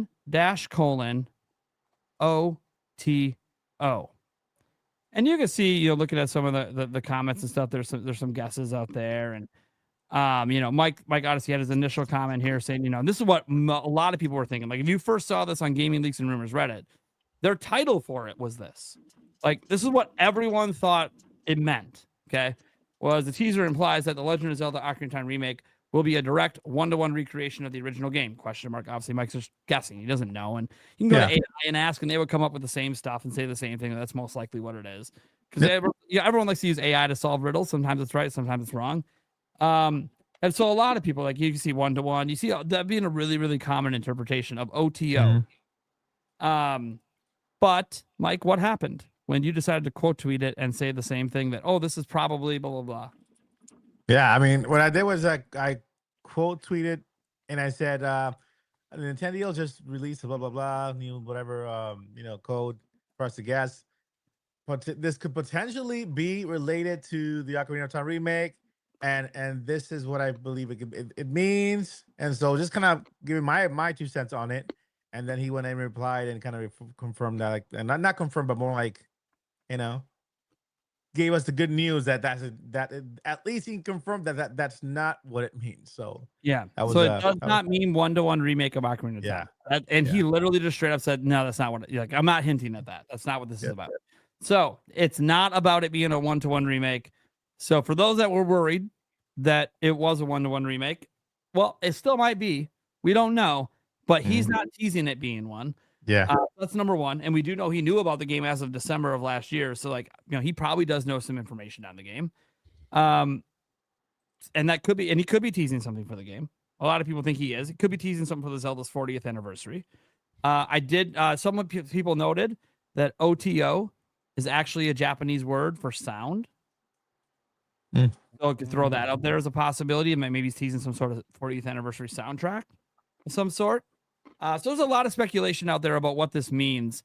And the funny thing is, almost all of the speculations just around what OTO means, and everyone's ignoring the rest of the tweet, which is probably more important than whatever OTO means. Right. Because why did he say level very Zelda? Like, obviously it's a Zelda leak. Well, what does that mean? Right? What is he trying to hint at? And some people thought that, like, those were, like, the level part there was actually Eve, and it's just like dash marks in between, like straight line dash marks. But if you copy paste and put in a word editor, no, they're small L's. He did spell level. So he's not trying to, like, make you think Eve, because people are like, oh, maybe tomorrow's the eve of the Zelda Direct. Like, no, obviously we know that's not the case, where it's the next day now, right? Like, it didn't happen. It's not what it was. There's no Zelda Direct happening tomorrow.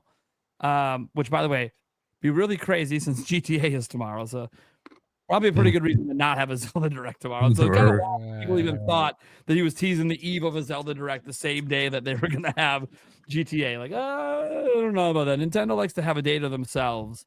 crazy. I don't think they want to be the same day as a game that's going to bury them. Well, you never know.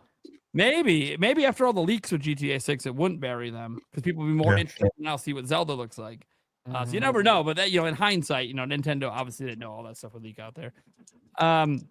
So obviously that's not what it is, because we already know we're not getting a Direct tomorrow. So, guys, this is where we start to speculate on what the hell we think it is. There's been some really interesting fan theories I can get into later.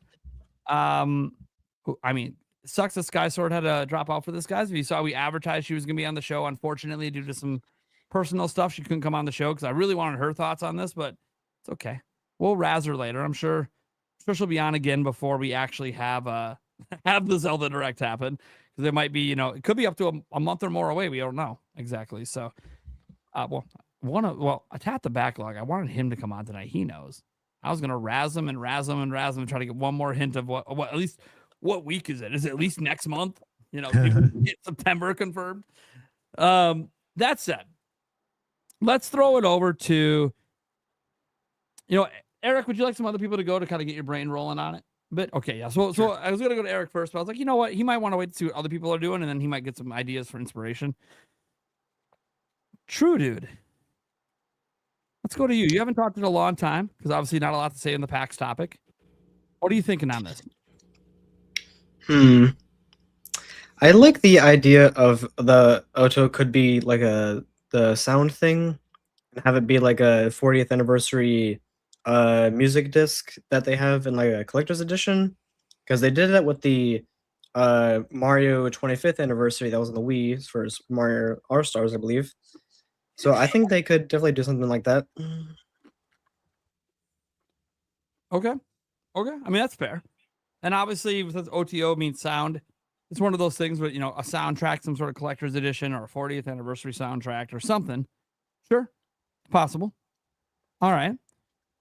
Sandstorm, you got any thoughts? Oh man, I don't know. Like,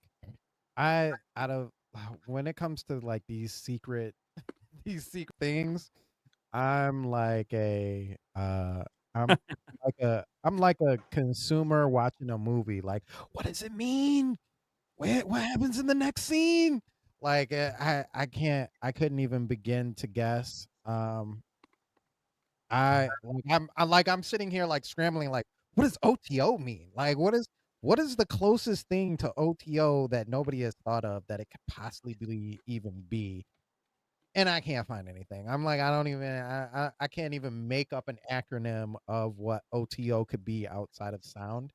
But the fact that he put, and there's like this like weird between the colons, and then like, what is that supposed to mean? It almost looks like a box. Is it a treasure chest? I don't know. I don't know what's there. Like, it's throwing me all the way off.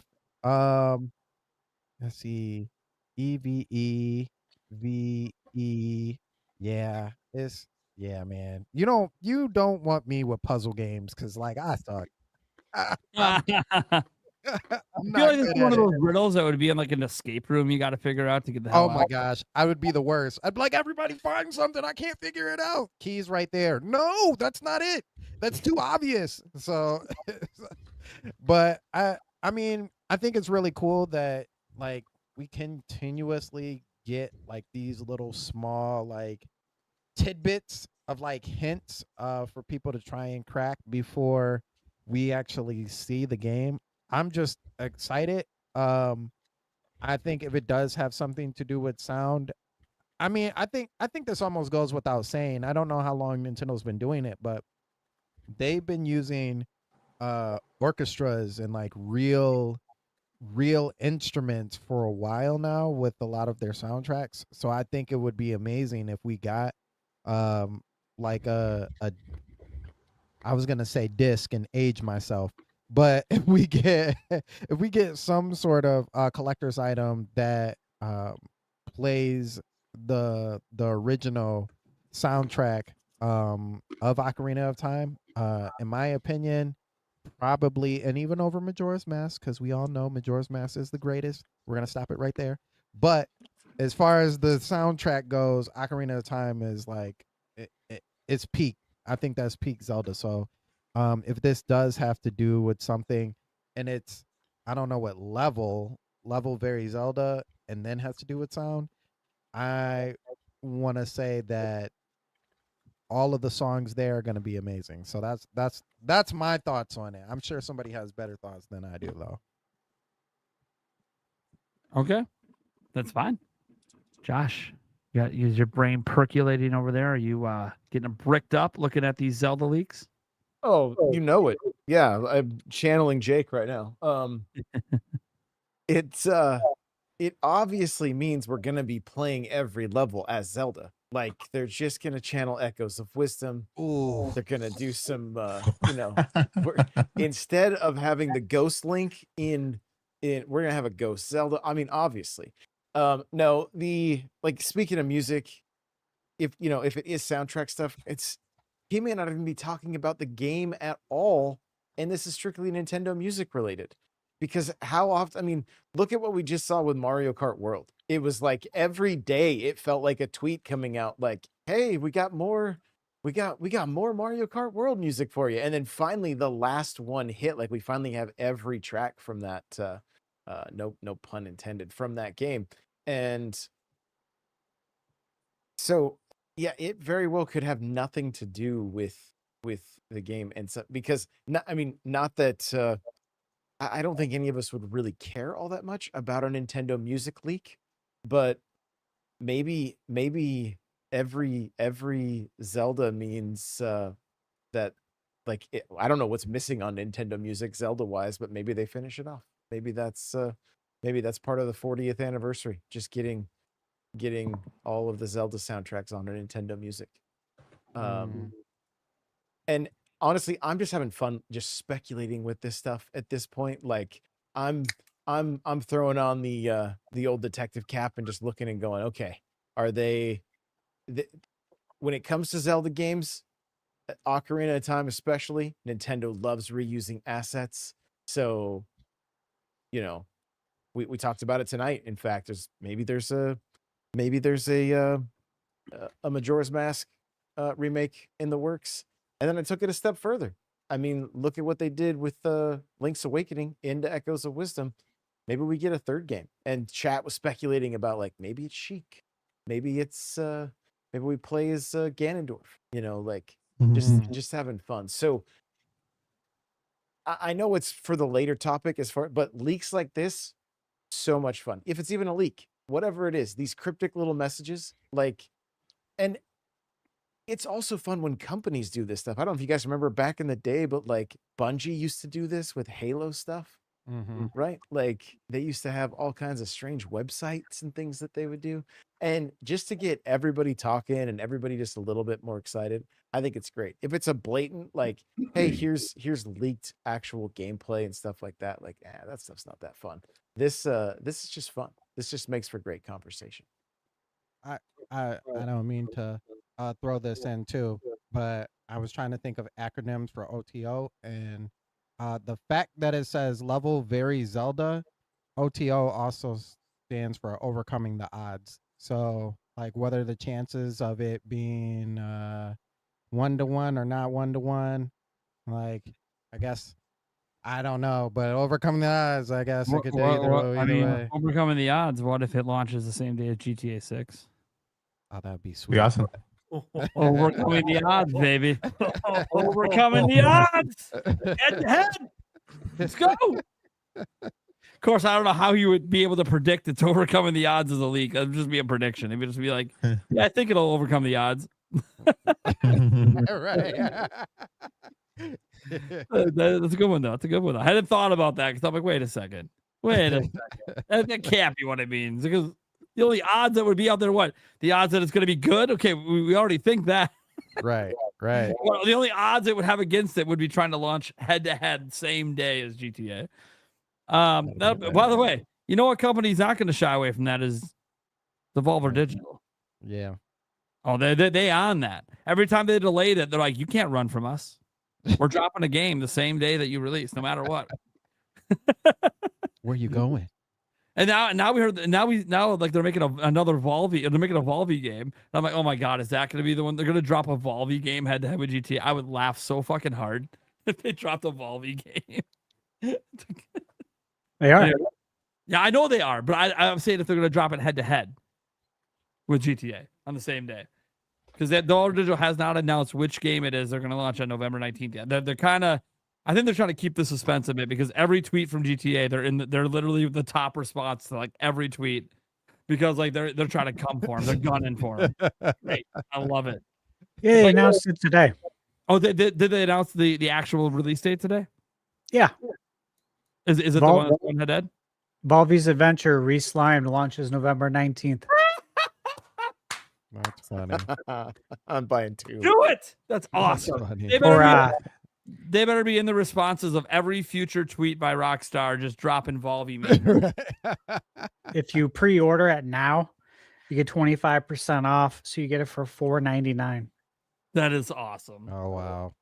Devolver Digital are chads, man. Don't. Mm. They see it what everyone sees as a challenge, and everyone's running to September, and they say, "Bet we're going same day. We'll do We're it. bringing Volvy out for it. Look out! That is awesome. I'm so like I saw the brief Volvy news today, but I didn't really dig into it to know if they give a release date. That is awesome that that's the one that they're doing for. So when I saw like the brief announcement today, I'm like, oh, that would be cool if that's the one. And sure as shit it is. That's awesome. Okay. Yeah. Back to the Zelda. Let's go to Mike, man. Mike, I haven't heard you What's talk up? Zelda in a coon's age. Right? I mean, It's you do it so on your- rare. You do it on your podcast all the time. You might happen to have a co-host that literally just loves Zelda. So, Mike, I got thoughts my, I on got this? my, I got my theories. So the word auto, if I'm pronouncing it correctly, also means sound in Japanese. So this could mean that could be referring. I mean, what is that? One of the best highlights of that little teaser we saw, the music. It was phenomenal. It was beautiful. It was amazing. What if this is hinting that this is just the beginning of it? Like the music for the entire game has been remade. Nintendo just gave us a little back behind the scenes on how they made Mario Kart World the soundtrack, which is insane. Just teaching everybody how to do it, right? This is how you do it, you know? And so what if this is related to Nintendo has orchestrated every single level, the soundtrack for that level, the music, you know, and this is it's gonna be part of the push, part of the promotion, you know, because the game itself is very well known for the music, you know, a lot of I know at the when couple I forgot what channel started, but there was a little tune in when you enter this room and there's a little carousel. You know that little tune. Who was it that had that music in their intro when they started on their channel? I can't remember. Somebody did. But imagine that remade, like really orchestrated over just kind of a bigger song than it is. So I'm gonna go with that, man. Every level, although it says there level very Zelda. So what could also be that every level is kind of very Zelda-ish, you know? There's like a picture of Zelda in every single level. Or Zelda. If you read it backwards, it could also be rural elf.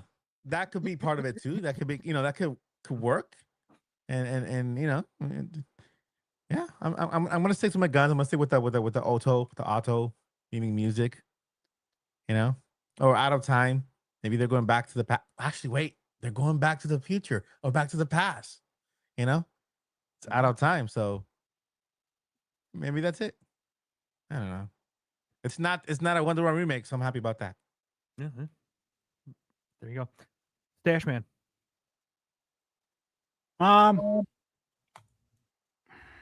So what are the guesses? The guesses have been about what music? I already 100% believe we're getting fully orchestrated soundtrack. So that's not interesting as far as a cryptic prediction. Is there anyone who doesn't believe we're gonna get that? It's Yeah, we're gonna get it. well, I don't see how we wouldn't, because Ocarina of Time has, to me, that and A Link to the Past, the best soundtracks for Zelda. So certainly you're going to, if you're going to do this, you're going to do it right. We're going to get a fully orchestrated soundtrack, and that's an absolute given. So that's not interesting. What are the other things that everyone's throwing out there? Is there anything outside of the music? Out the music. I mean, I said that. What did I say? What was OTO? Dang, I completely forgot what I said for OTO. Well, Mike, you said that he had confirmed that he wasn't saying Yeah, he confirmed about that. the 1-to-1. Yeah, he confirmed that. It can confirm it specifically is not hinting at that. All right. Also, been super firm on that prediction that it is absolutely not a 1-2-1. So I don't buy that either. Like obviously I buy what he said, but I don't see them remaking this game as 1-to-1.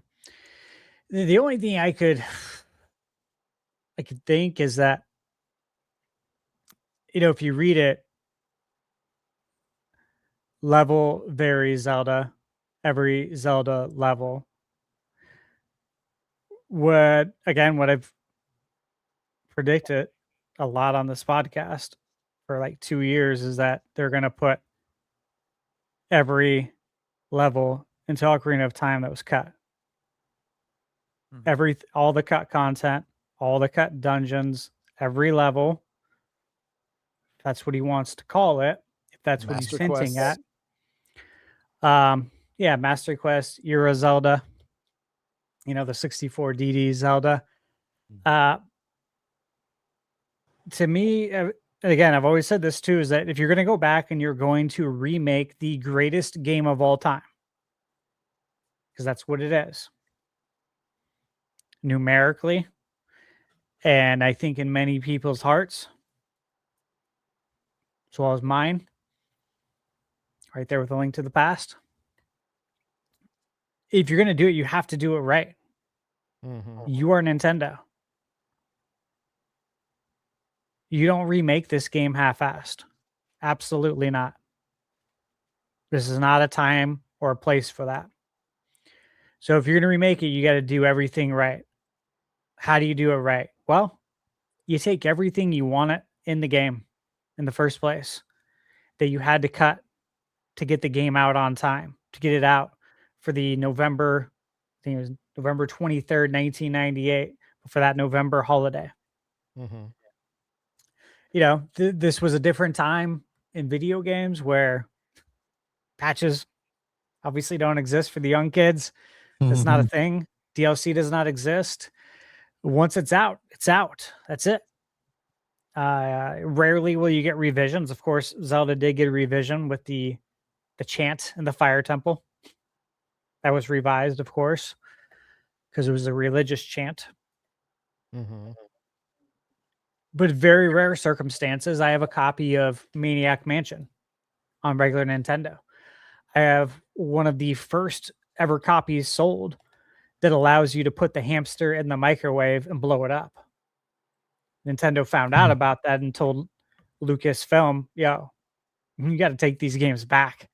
You got to patch that out of the game before it goes back on store shelves. Again, very rare and unique circumstances when that's ever going to happen. I don't believe Nintendo wanted to cut all that content. And I think if you go back and you look at the game, if you're unfamiliar with it, there's certainly a case to be made for these cut temples. Look at the medallions. What are we doing with the medallions? Do they really mean that much? Other than collecting them? No. Yeah, they don't mean shit. And that's because they were supposed to mean something. We were supposed to have a wind temple. We were supposed to have a light temple. There was a lot of stuff left on the cutting room floor, and it wasn't because they wanted to. It's because they ran out of time. And again, this was a very long wait for anyone who lived, right? If you're growing up in that era, we had, Zelda 1 and 2 on the NES, had Link's Awakening, Link to the Past, but that wait from essentially Link to the Past to your next console, Zelda, Ocarina of Time, felt like an eternity. And how many years does Link go forward? Link to the Past? Link to Is the it 7 Past. years? No, Ocarina of Time is 7 years. Or Ocarina of Time? That's what I meant. 7 years, right? Yeah. Yep. Nate just confirmed 7 years. That's how long we waited. 91 to 98 was 7 years. Mm-hmm. Dude, it was an eternity waiting that long for Zelda. And only seeing screenshots here and there. Right? We didn't have the news again, like we didn't have the news like we do now. We didn't have videos you could download to watch gameplay. And if you did download a video on your 56K modem, you better hope no one picks up the phone for like 2 days. Right. Otherwise, man, you ain't ever gonna get that downloaded ever. So that's all I can think. I already believe this is going to happen again, as far as we're going to get all that cut content, but could he be hinting at that? Maybe. As far as the music, though, dude, I would I'd put a lot of money on that right now. I would bet a lot of money that yes, we're gonna get a full orchestrated soundtrack. That's not news. So is he just teasing stuff that we should know? We should know? That's the question. We should all know this. Yeah, use some discernment. We should know this. Yep. Okay, so what are we talking about here? Is it just a tweet to get us talking? And it's Stash. really inconsequential? Stash, I got an acronym to support your to support your theory. Since you said level very Zelda, OTO could be outside the original. Yeah, it's a good point. To me, a consequential, meaningful tweet would be that all the content is coming into the game. Like that would be meaningful. That would be something worth talking about. And again, it just goes back to what I've been saying since the first time I guested on the podcast and we talked about Ocarina of Time over 2 years ago, that if you're going to remake it, you have to do it right. Fully orchestrated soundtrack, but you cut everything that you cut from the game, it makes it into the remake. Otherwise, why are you doing this? Don't touch the greatest game of all time. Mm-hmm. Don't touch it unless you have the best intentions in the world, right? I believe they do. Because it's Nintendo. They know what they're doing. So that'd be my guess. Okay. Well, have to address the elephant in the room. We have a wild Andres restart because, of course, we're talking Zelda. So Mr. Zelda has to show up along with Ruby coming in on the camera. Handled him. We're channeling him in just to catch him up. You know what we're talking about. He's got it. I gotta bounce real quick. I gotta bounce. That's fine. Yeah. Fine, Josh, Okay. get the fuck out of here. Hello. I love you guys. See you next week, man. Hello. See ya. Hello Good and evening goodbye. and goodbye. Good night. I'll Yeah. see you soon. I so- think. Yeah, next week. Yeah. So Yeah. good seeing you guys. I'll catch you all later. Bye now. Later. All right, Andres. We need some good speculation here. What the hell is Yo. Nintendo talking about? What the heck is this shit? Well, first you said my mic had is it unusual background noise? Yeah, you're just like I hear like a fan, and you kind of feel a little distant and echoey. I don't know if you just have the wrong Weird, set. There's no fan on. Yeah, I don't so know. I don't know. That's why I thought Does it maybe you had still the wrong sound mic. like that? Whatever, you sound fine. Just go, man. Don't worry about it. Okay, I don't know. Yeah, it's weird. I wish I could be like, yo, guys, I know what it is. I wish I could tell you. I wish I could be like, I figured it out, but I don't know. I don't know. I really don't. I will say, where'd Mike go? I have no idea. He's back. He's back. Don't worry. Just keep going. I was just gonna say, because the thing is, he saw, he put his own post, right, and Nintendo responded to him, and so it's good we got at least some clarification that OTO is not for suggesting that the game is one for one, right?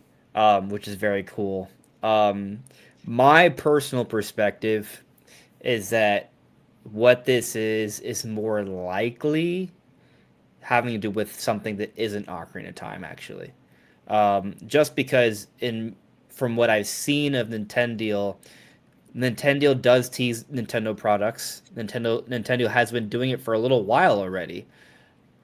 But in the experience, from what I've seen in Nintendo's usually not teasing details about the game per se, nothing significant, just that it's happening, right? So this would, at least to my knowledge, this would be a first. If it is about details about Ocarina of Time, this would be the first, or at least the first in a while. Because the thing is, he already told us, like, what was it, late last year or earlier this year, that a Zelda remake's coming. Like, he teased that the Ocarina of Time remake was coming already, right? He also teased Xenoblade content multiple times, which has all been confirmed, right? He teased the Switch 2 launch plans, right? That was all confirmed. He teased, or at least the announcement date of the Switch 2 thing, the first look, and then recently with the colors of the controller and all that, that's recently been essentially confirmed because we have leaked photos. So like and also there's like a Pikmin thing that's just kind of like looming, right? But my point is that when I kind of look at these things, I just kind of think more likely this is something a part of Zelda's 40th anniversary, but it isn't specifically Ocarina of Time. I feel like people see the OTO and they think, oh, OOT, Ocarina of Time. So that's kind of like my perspective, that this is probably not Ocarina of Time and something else.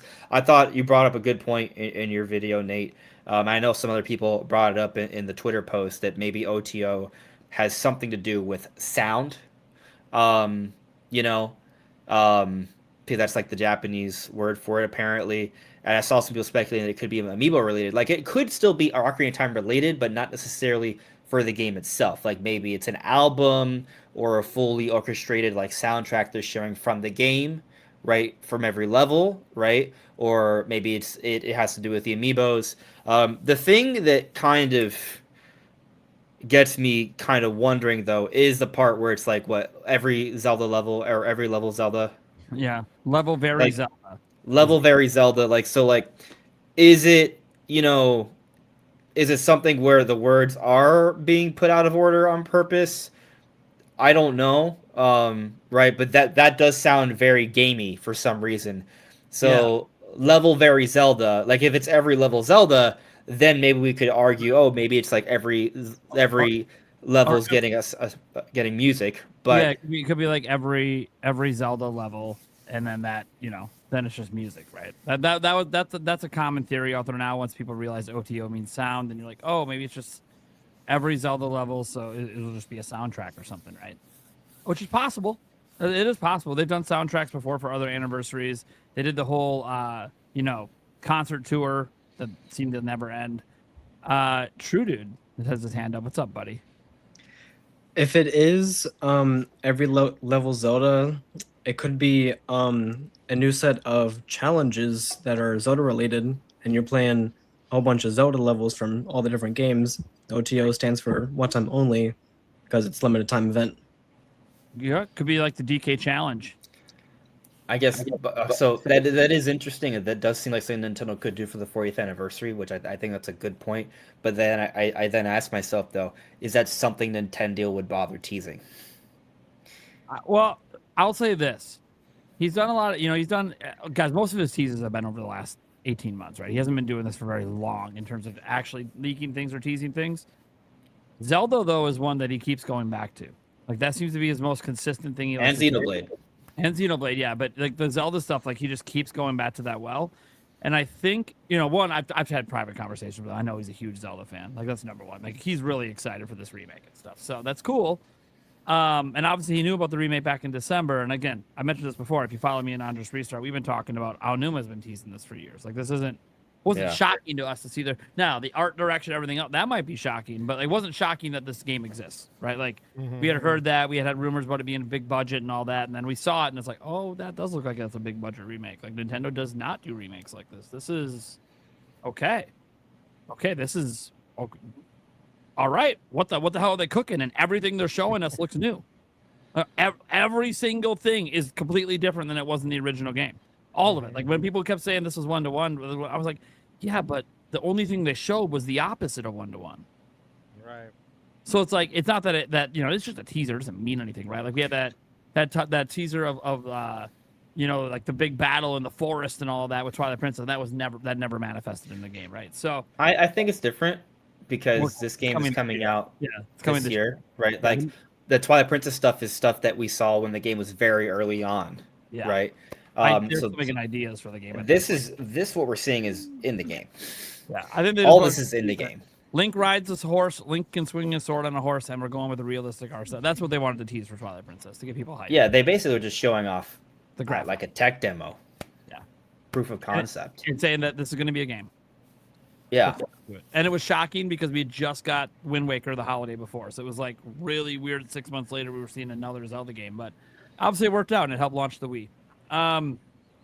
Yeah, it was. I think Wind Waker came out like early 2000. Well, technically, I think it came out December 2002 in Japan, but March 2003 in the States, and then summer 2004 is when we saw that first look at Twilight Princess, and then it didn't come out till 2.5 years later, which back then was actually a ridiculous amount of time to wait because the dev cycles have ballooned exponentially. Which is crazy because it was 7 years between A Link to the Past and Ocarina of Time as Stash just went over, so we actually waited even longer between games in Zelda already. For that one instance, but like Ocarina of it- Time, 98 to Majora's Mask to Wind Waker, like those are all such fast turnarounds, and then there was all the 2D Zeldas. Yeah, like that time period, we were getting a lot of Zelda games. Yeah. But what's interesting with that though is, like I always thought, like how early in development was Twilight Princess, because it was slated for 2005. Like it was supposed to come out the next year, and then they delayed it for the Wii. So it's like it might have been further along, and they just scrapped some ideas once they decided they were going to go to the Wii. Like, oh, we're not going to do this giant forest thing. We're trying to sort out the motion control stuff, and it ended up just being waggle, right? Just replacing a button press. I remember like reading an interview from probably Enuma that where they were talking about like, oh, we thought about maybe like doing more with the additional horsepower, but we were just like, nah, we'll just do progressive scan widescreen with motion controls. It's like, no, Like, you should have made it better. Why? Then we're just like, nah, we'll just go the easy route. Don't worry. Like, dang it. Yeah. But yeah, no. So look, obviously this tease, it could be a lot of things, right, guys? Like it could be a lot of things. We don't know what it is. That's about, none of us know. None of us have inside info on what any of this is. His tradition is obviously a product or just a single game tease, like teasing Xenoblade or teasing a Zelda remake or teasing, launch plans, teasing Amiibo, teasing obviously a product. Which makes a lot of sense because he's a place that advertises products and obviously gets people to be able to buy them and get them cheap. Probably makes affiliate revenue and stuff. But what I find interesting is what, like, that level very Zelda, like it's either specifically meaning that there's just going to be, every Zelda level is getting us like a soundtrack. There's going to just be a mega soundtrack, and every dungeon that's ever existed is about to be getting like a remixed, orchestrated thing, which could be really cool. Or because again, it does feel like it's kind of gamery talk. I just want to throw out the theory that was in my video today from Boom Mini. I think it's just really interesting because if he was to tease something, this would be something that no one would believe, and he could kind of get away with it. And that is that it's actually, every level Zelda is actually referencing one Zelda level, aka a new dungeon in Ocarina of Time. OTO being one tempo only that you play as Zelda, so you play as Sheik potentially, and then from there you can speculate what that means. And then even her husband's like, maybe the : you could argue is potentially a way to try to make a Sheikah eye in text that's closed that could reference the Sheikah potentially. And that's interesting because the double colons in his last leak didn't mean anything. He used it as a divider to go between this is the product code and then this is the colors. But this time he put a dash in there, which is like, why is there the dash in there then? Like, that doesn't make any sense. That's not consistent with your prior leaks for the colons to mean nothing. So now does that dash also mean something? So it's like, okay, and then if that does, then is it the fact that's between the colons mean something? Is he trying to make a Sheikah eye, but not trying to make it super fucking obvious?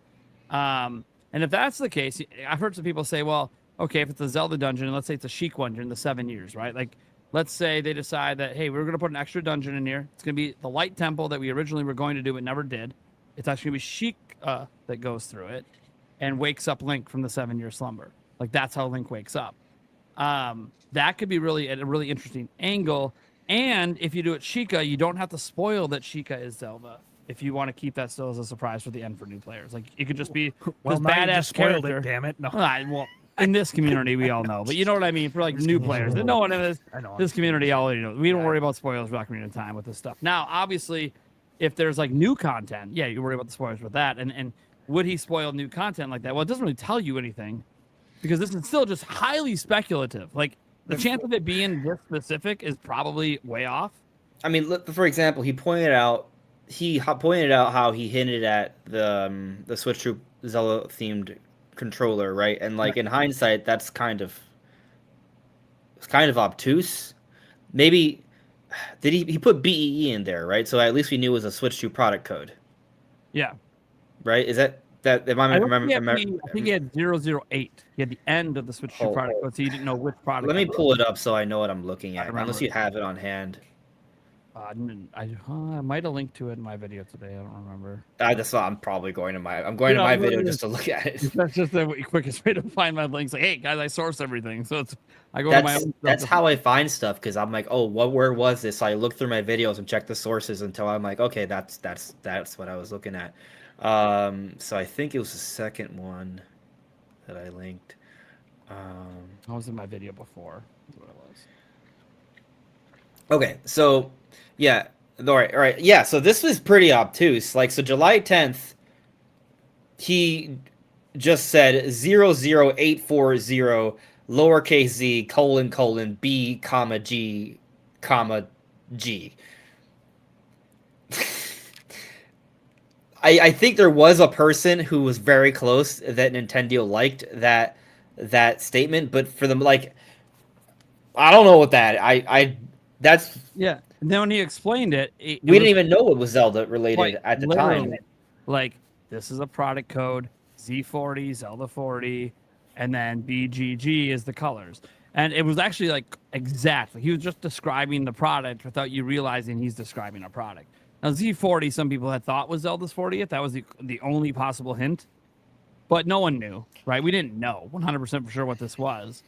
But it was quite literal. Like, it was quite literal. Like, each thing was literally describing the product. You just didn't know it. And even if you figured out that B, G, was for colors, yeah. Black isn't like associated with Zelda. Gold and green, yeah, but like I just it's just very. I feel like it would be very hard to look at that and be like, "Yep, that's Zelda related." Yeah. You know, obviously, if you have hundreds of people making guesses, maybe one or two people are gonna get close, right? Like, for sure, especially because if you consider Nintendo's history, like if Nintendo's teasing something, there's an above 0% chance it's about Zelda, right? Like, more than that, like you know, it could be maybe 10% or something. Like, in the last time higher. that he put Zelda, like directly the word Zelda in a tweet, was about Ocarina of Time remake, right? He said Zelda remake. And it's like, okay, so he's not shying away that this is about Zelda. He's putting it right in the tweet again. Yes. Does that mean it's game related? Because he didn't necessarily do that when he could have with the last one. So it's like, is he doing it because it's game related, and when he doesn't do it when it's hardware related? I'll say this. This is something very interesting. Like, just looking at the words literally, level very Zelda. That part is very interesting. Like, assuming there's no tricks, right? It's just level very Zelda. What does that mean when someone says level very Zelda? Because there's different kinds of Zelda, right? I think what's interesting when talking about the Ocarina of Time remake, this is Nintendo going back to Ocarina of Time and modernizing it, right? and we don't know to what level they're modernizing it, right?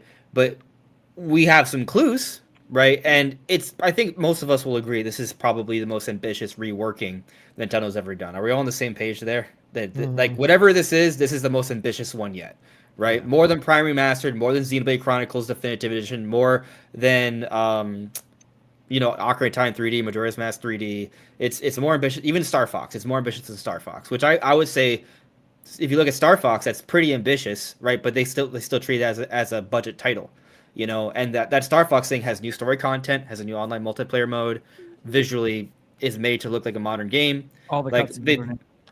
Yeah, there's new cutscenes, new story, fully orchestrated. Like they did a pretty good amount of stuff with that.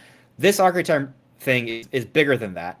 And so it's interesting because a point I made in a video last week or something. This could be kind of like a little bit of a teaser for open air Zelda in the sense that you looked how Nintendo treated Wind Waker HD. They worked on Wind Waker for Wii U as a bit of a testing ground to set themselves up somewhat for Breath of the Wild, right? This effort here could be similar in a sense, right? So how exactly could just be like, testing what they could do for Zelda and the hardware or what have you. But then from another perspective, they're going back to this game, back to a style of game that they've stopped doing.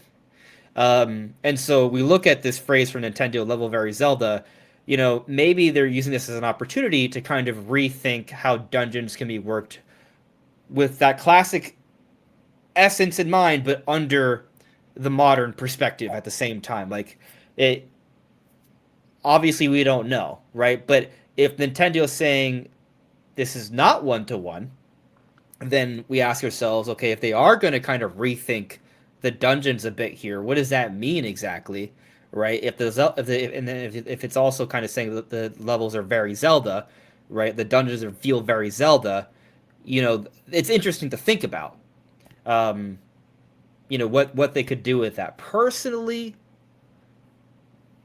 it is a talking point. I'm gonna circle back to on my own channel at some point.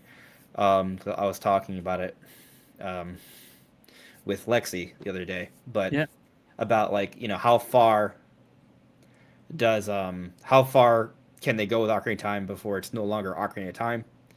I feel like a lot of us, myself included, are kind of thinking about how much they could do with this, right? But also that you don't want it to not be Ocarina of Time. But I'm just kind of thinking about I would like the dungeons to feel like new experiences while still reminding me of the old experience at the same time.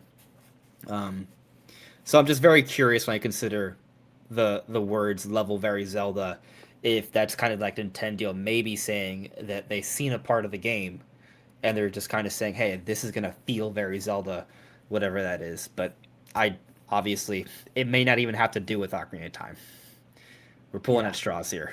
I know. We should just be lucky that we know it's not him. It's him that's saying that it's not one-to-one Ocarina of Time, and that it has to do with Zelda. And maybe that's good enough because it could be indicative that the big Zelda reveal stuff is right around the corner.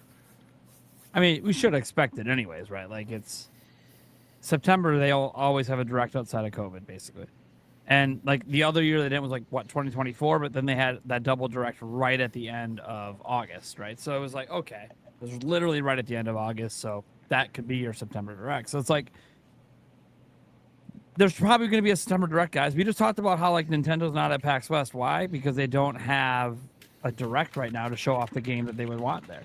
Like the game that they would actually want to be marketing would be Ocarina of Time. And I know you guys talk about Fire Emblem, but yeah, Fire Emblem's a bit of a harder game to demo in a public setting versus something like Zelda. And obviously we saw at Gamescom, they only brought from themselves, they only brought the Wii Sports Resort. Or not Wii Sports Resort, sorry. That's the old one, the Nintendo Switch Sports Resort. Or Switch Sports Resort, I think is the official name, not Nintendo Switch Sports Resort. Anyways, point is that I think that there is a chance that this might have to do with the game. It might have to do with the 40th anniversary. It's so hard to tell with him. But that's the fun part about it too, is it leaves so much speculation open that if you want to make discussion videos and theory videos like Andres Restart does, what's really cool is the moment you think you have a really good theory and you can connect the dots to other prior leaks or other prior things and ideas, suddenly you have a whole video that's just really interesting to watch. And I'm trying to come up with some of that as well because I want to get some content prep for when I'm at PAX to go out. But yeah, I think that this. One thing I like about it is just the way he's teasing. He's doing like the PRO kind of teases where you're not really quite sure what the fuck he's talking about. You're not gonna know until it's revealed. Yeah, that's the thing. So it's fun. It's really fun to speculate, and he very obviously knows things, but he's like, yeah, but I'm not going to be the one that's just going to blurt it out. Because there's other people that will blurt it out. We'll have a topic on that later, but yeah, it's interesting debating. God, I am kind of looking forward to that topic actually. Now that I think about it. Anyways, so anyone else have some crazy pot theories you want to throw out for this thing? Just anything at all, because it could be anything. That's the fun thing. So like, any idea you have, like Eric, you got something? Yeah. I know we talked about fully orchestrated music within the game. What if this is an announcement for another touring orchestra? I hope so. I'd love that. Oh, that would be nice. 40th anniversary. I expect it. Mm-hmm. And Yeah. which to stash this point though, is that worth teasing? Because don't we usually get a big concert kind of thing for every 5 years? We have it since the 25th, because the 25th went. They literally kept doing it all the way to the 30th worldwide, and then they haven't done it since. So they didn't do it for the 35th. No, they didn't do it for the 35th. They didn't do anything. 35th was just the Game & Watch. They didn't do anything else.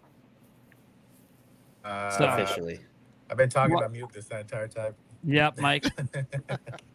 I was like, is he doing this on purpose? I'm saying that I said that maybe because he's locked in teasing small details about the 40th anniversary as an entire event. So he just kind of we talked about the remake, we talked about the console and the controller, and this is also part of the event where we're gonna get the orchestra. Or maybe the 1-to-1 could be that we're getting a 2-pack. We're getting Ocarina of Time and Majora's Mask. Don't do that. Don't. No. We're getting Majora's Mask 5 years from now. Yeah. Let me have a heart attack. It'll be a couple years after the dual pack. A dual $80 pack. bucks. I mean, yeah, on Switch 3 maybe.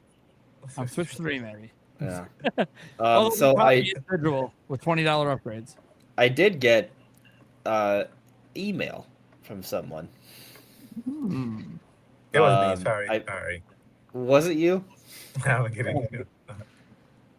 I don't know. I'm sure at some point this person is gonna see me talking about this because I saw it in my I have my email for business inquiries, and someone sent me this about the cryptic message decode for Nintendo.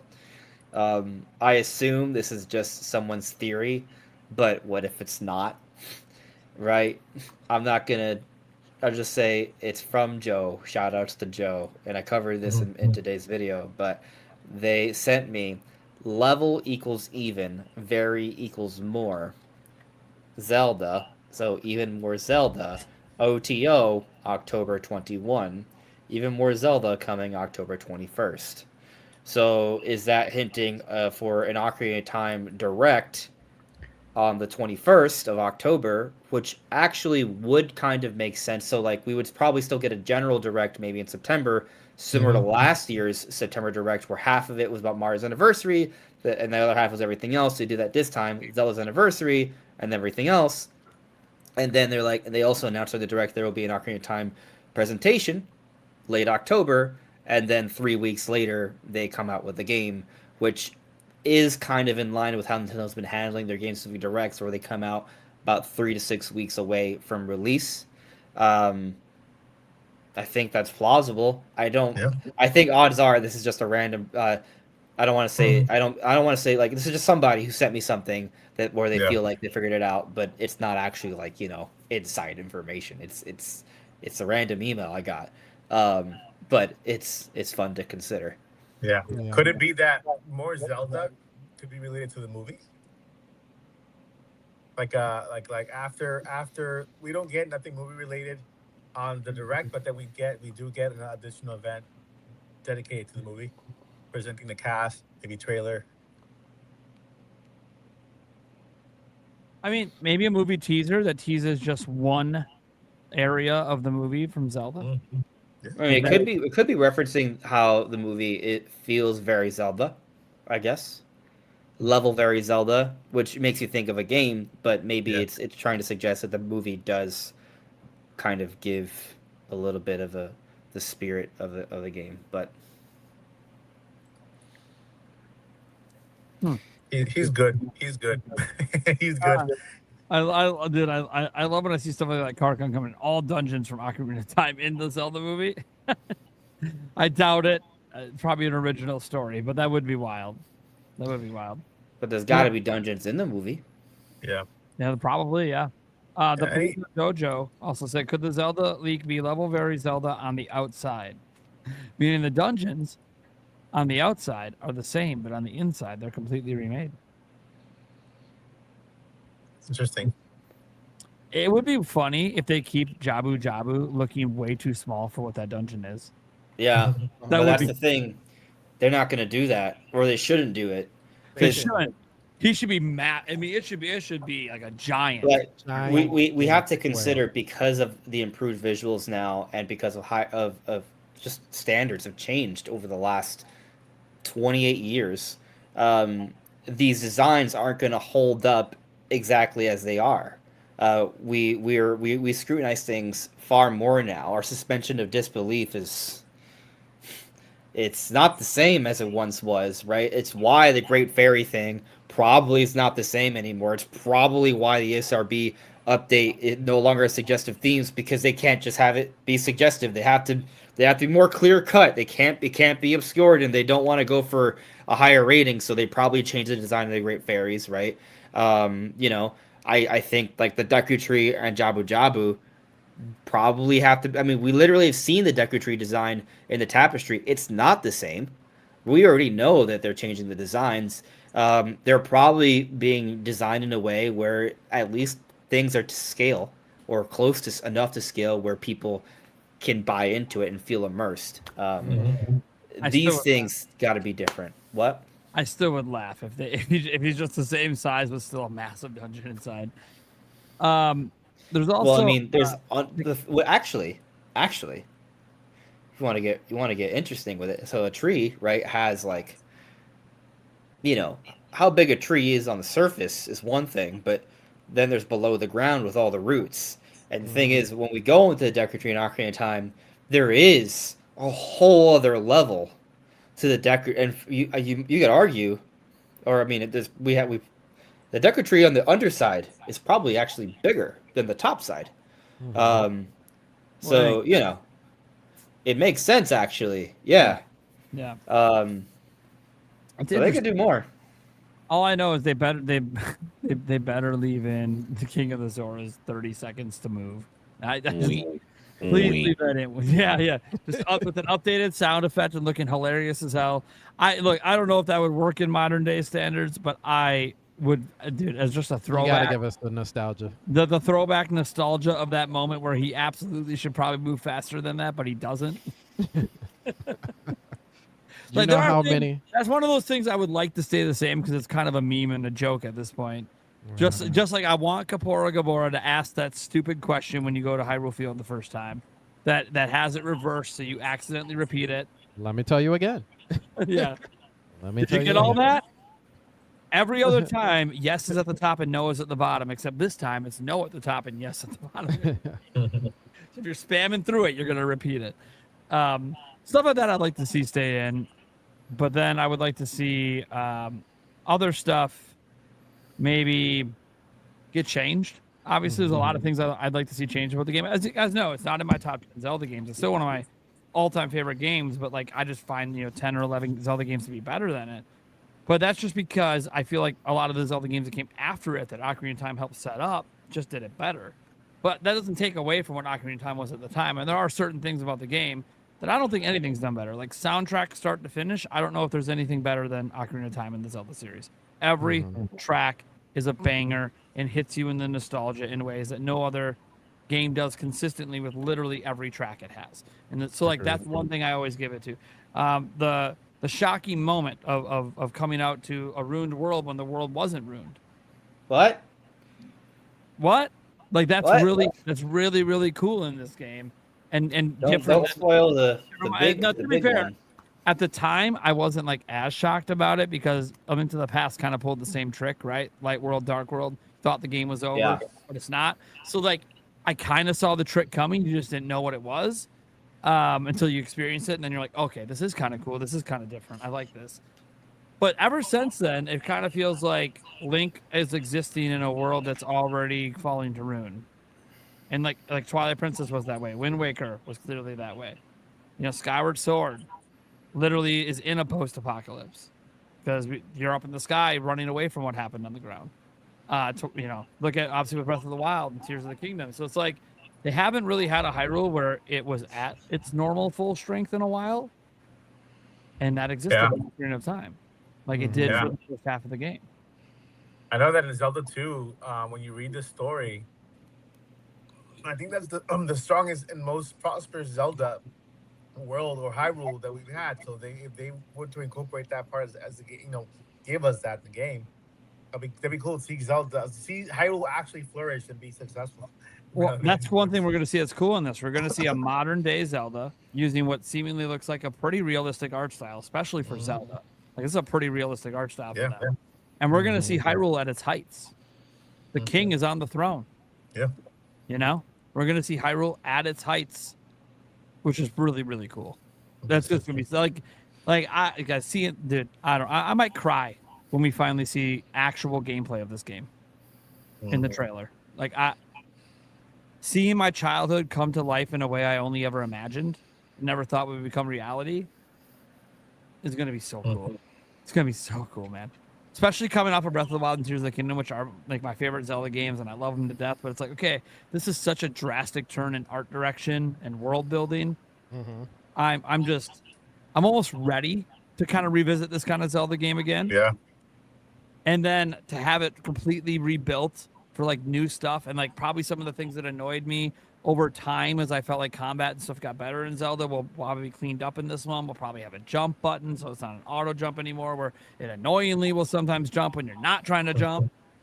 Because you bump the edge, but yet I'm trying to get to the edge because I'm trying to jump down the edge and grab the edge. I'm not trying to jump, you mother effer. That still happens every once in a while when I play. We can move the camera around to look everywhere in 360. Yeah. We should move the camera, which would be nice. So like, yeah, and then there's obviously like some people thought, well, what if he's just teasing like a master quest of some type? Sure, it's possible. We have seen that before, and the one that we got on 3DS, that is not what the original master quest was at all. Not even close. Really? Because I only played Master Quest on Ocarina of Time 3D. I didn't play the promo version. Yeah, the promo version is yes. The promo version is more like what it was intended to be when they first talked about it, and then never released it. You know what's funny is that when I played Master Quest, I don't even remember it feeling that different. It's everything is in like reversed. It's like yeah, mirrored. that part I remember, but like I thought like the item like they're supposed to change around like enemy and item locations. I just remember it not feeling too crazy. I was like, oh, this is still like that's just my memory of it. You know, I had a thought too, Prime, as you were talking, and I think we talked about this before. Well, one, I want to say this to what Andres was saying, and you were saying about Jabu Jabu and it being really small, but the dungeon is really big. Now that I think about it, that is the only dungeon that size to outside doesn't make sense, because all the other ones, like, they actually make sense of the outside location to the inside location, but they're all either caves or temples, so I guess that really kind of works out. But the level vary Zelda piece, I think the last time I was on here, Stash, we kind of went deep into the conversation of we never really got to see what happens in that 7-year time period. We only get to see the outcome. We don't get to see the in between. So we never get to see Zelda learning, to become a Sheikah, learning how to be a ninja, shadow clones, all that stuff that she does that we don't know about.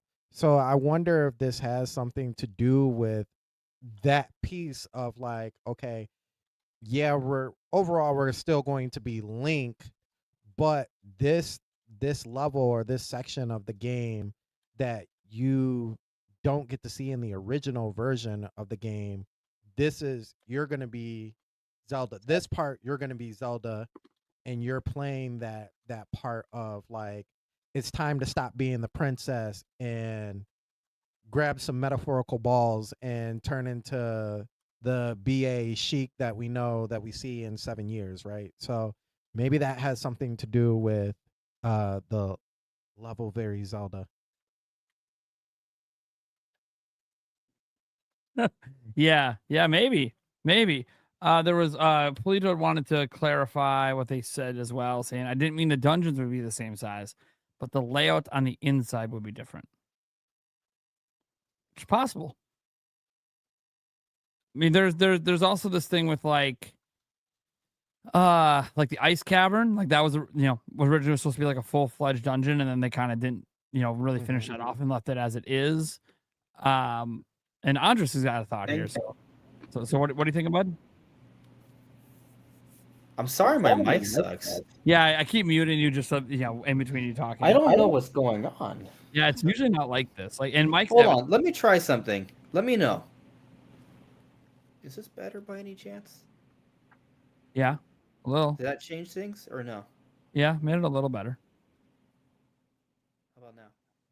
Now it's gone entirely, but you're quiet. But I can maybe turn you up on this end. Hold on. Turn you up on this end. I mean, I did lower the gain. Yeah. So let me I pull you up on this side. I mean, Okay, a little bit talk. More. Hiya.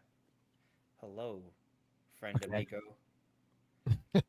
You sexy beast, you. You sexy beast. Oh, we can hear you, and I don't hear any background hiss. So sure. Okay, so is it good now? Yeah, I just cranked you on StreamYard. Okay. Streamlabs end. Right. It seems Well, StreamYard's end. I'll have to keep that in mind for tomorrow. I don't know. Yeah, I you just guess gotta the find a way to audio for loop my it. video Yeah, wasn't you gotta find a way to okay. loop it so you can hear it in your headphones and fix it. Yeah. All right. Well, anyway, it's good now. It's like Yeah, you're good. or passable. Like I just want to. No, it's good. It's actually good now. You're good. Okay. Yeah. I don't know what I was gonna say. Too busy trying to fix the mic first. Ah, shit! I forgot what I was gonna say. I had something. It's gone. Well, the thing is, there's like a lot of things I could say. There's so much I could Well, say. I know it's a never-ending topic because then it starts diving into everything. It's just it'll be interesting. So I guess the point I kind of sort of harp on is just like this idea of them refocusing on the dungeons again. Because with Breath of the Wild and Tears of the Kingdom, well, specifically Breath of the Wild,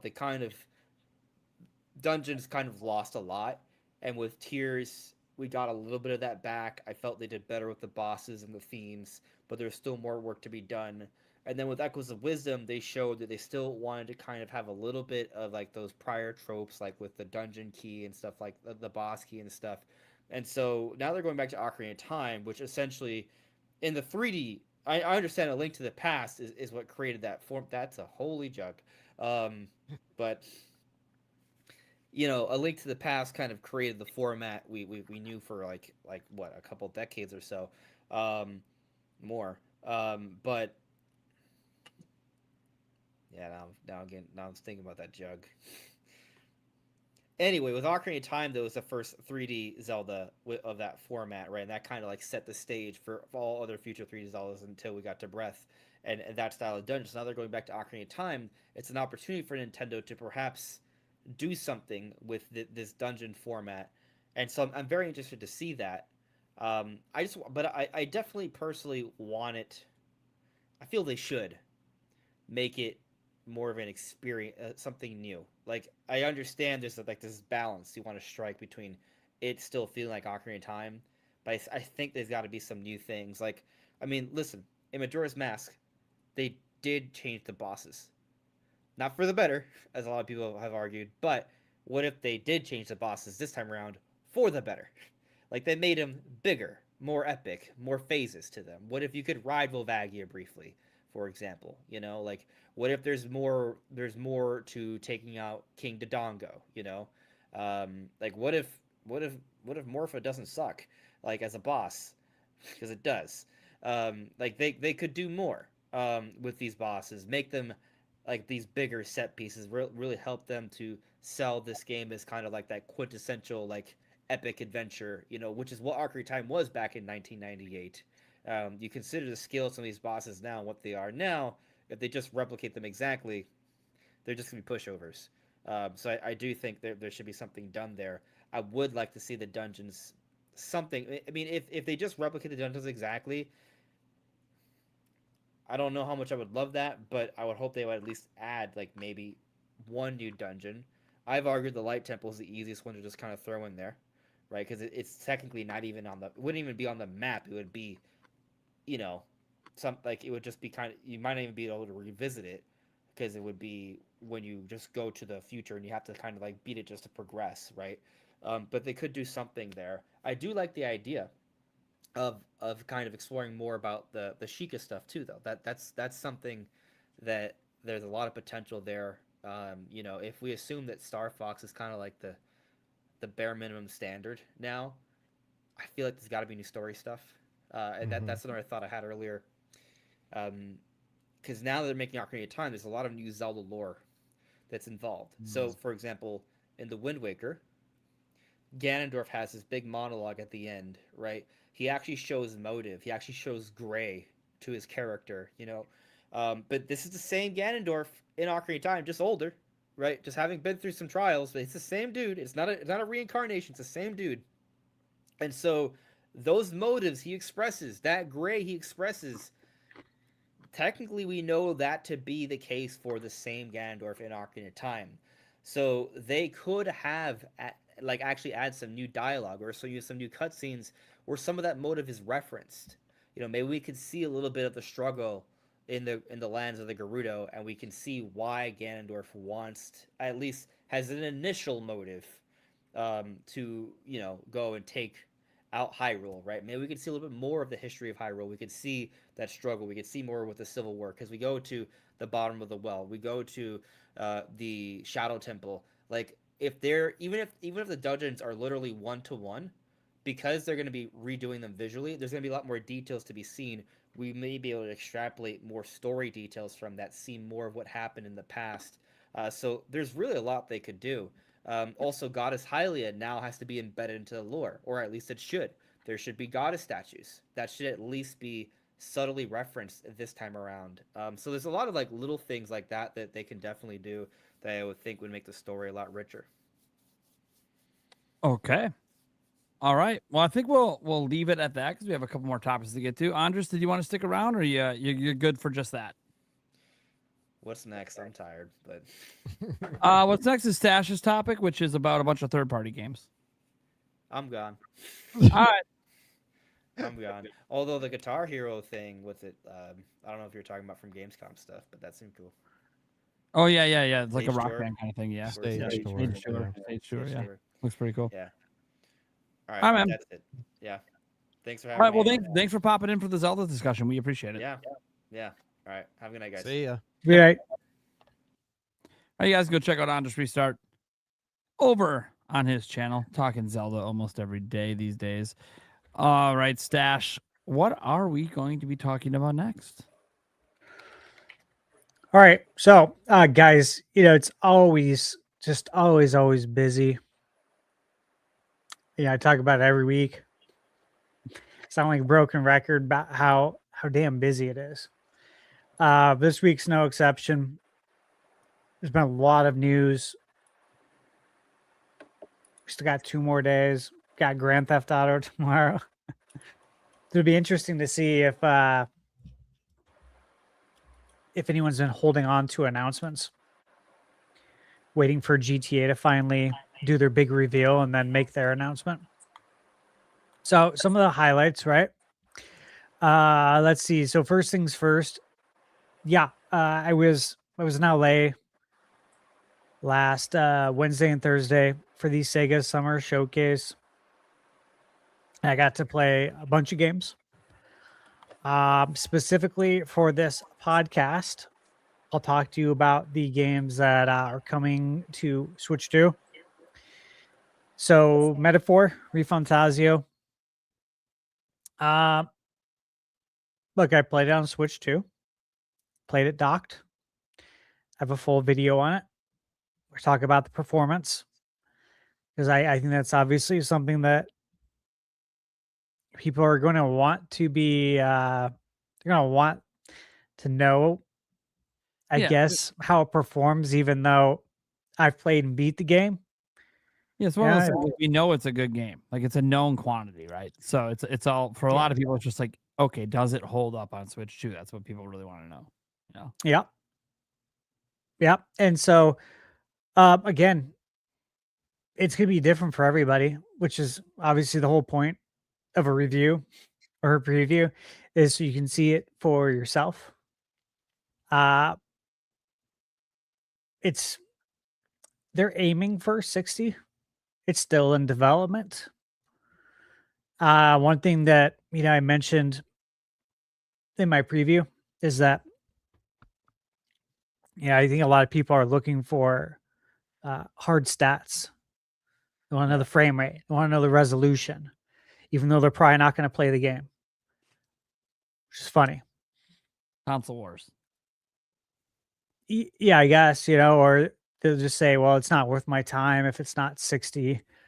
I'm not going backwards. I'm not playing any 30 FPS games. Yeah, people got all the weird reasons in the world for not wanting to sit down and play a game. So I go over all those details. Look, the point is, though, is that people want to know about performance on the game, but the fact is that it's in development. It's coming out November 12th. That's a known quantity. We've known that for several months that was the release date. The build I played last week, so on the was on the 19th. That build was not created on August 19th. I feel like I have to say that just so everybody knows. That's not how it works. Builds aren't built the same day and then you play it. I have a feeling the build's from June based on some numbers I saw, but I'm not going to speculate on that.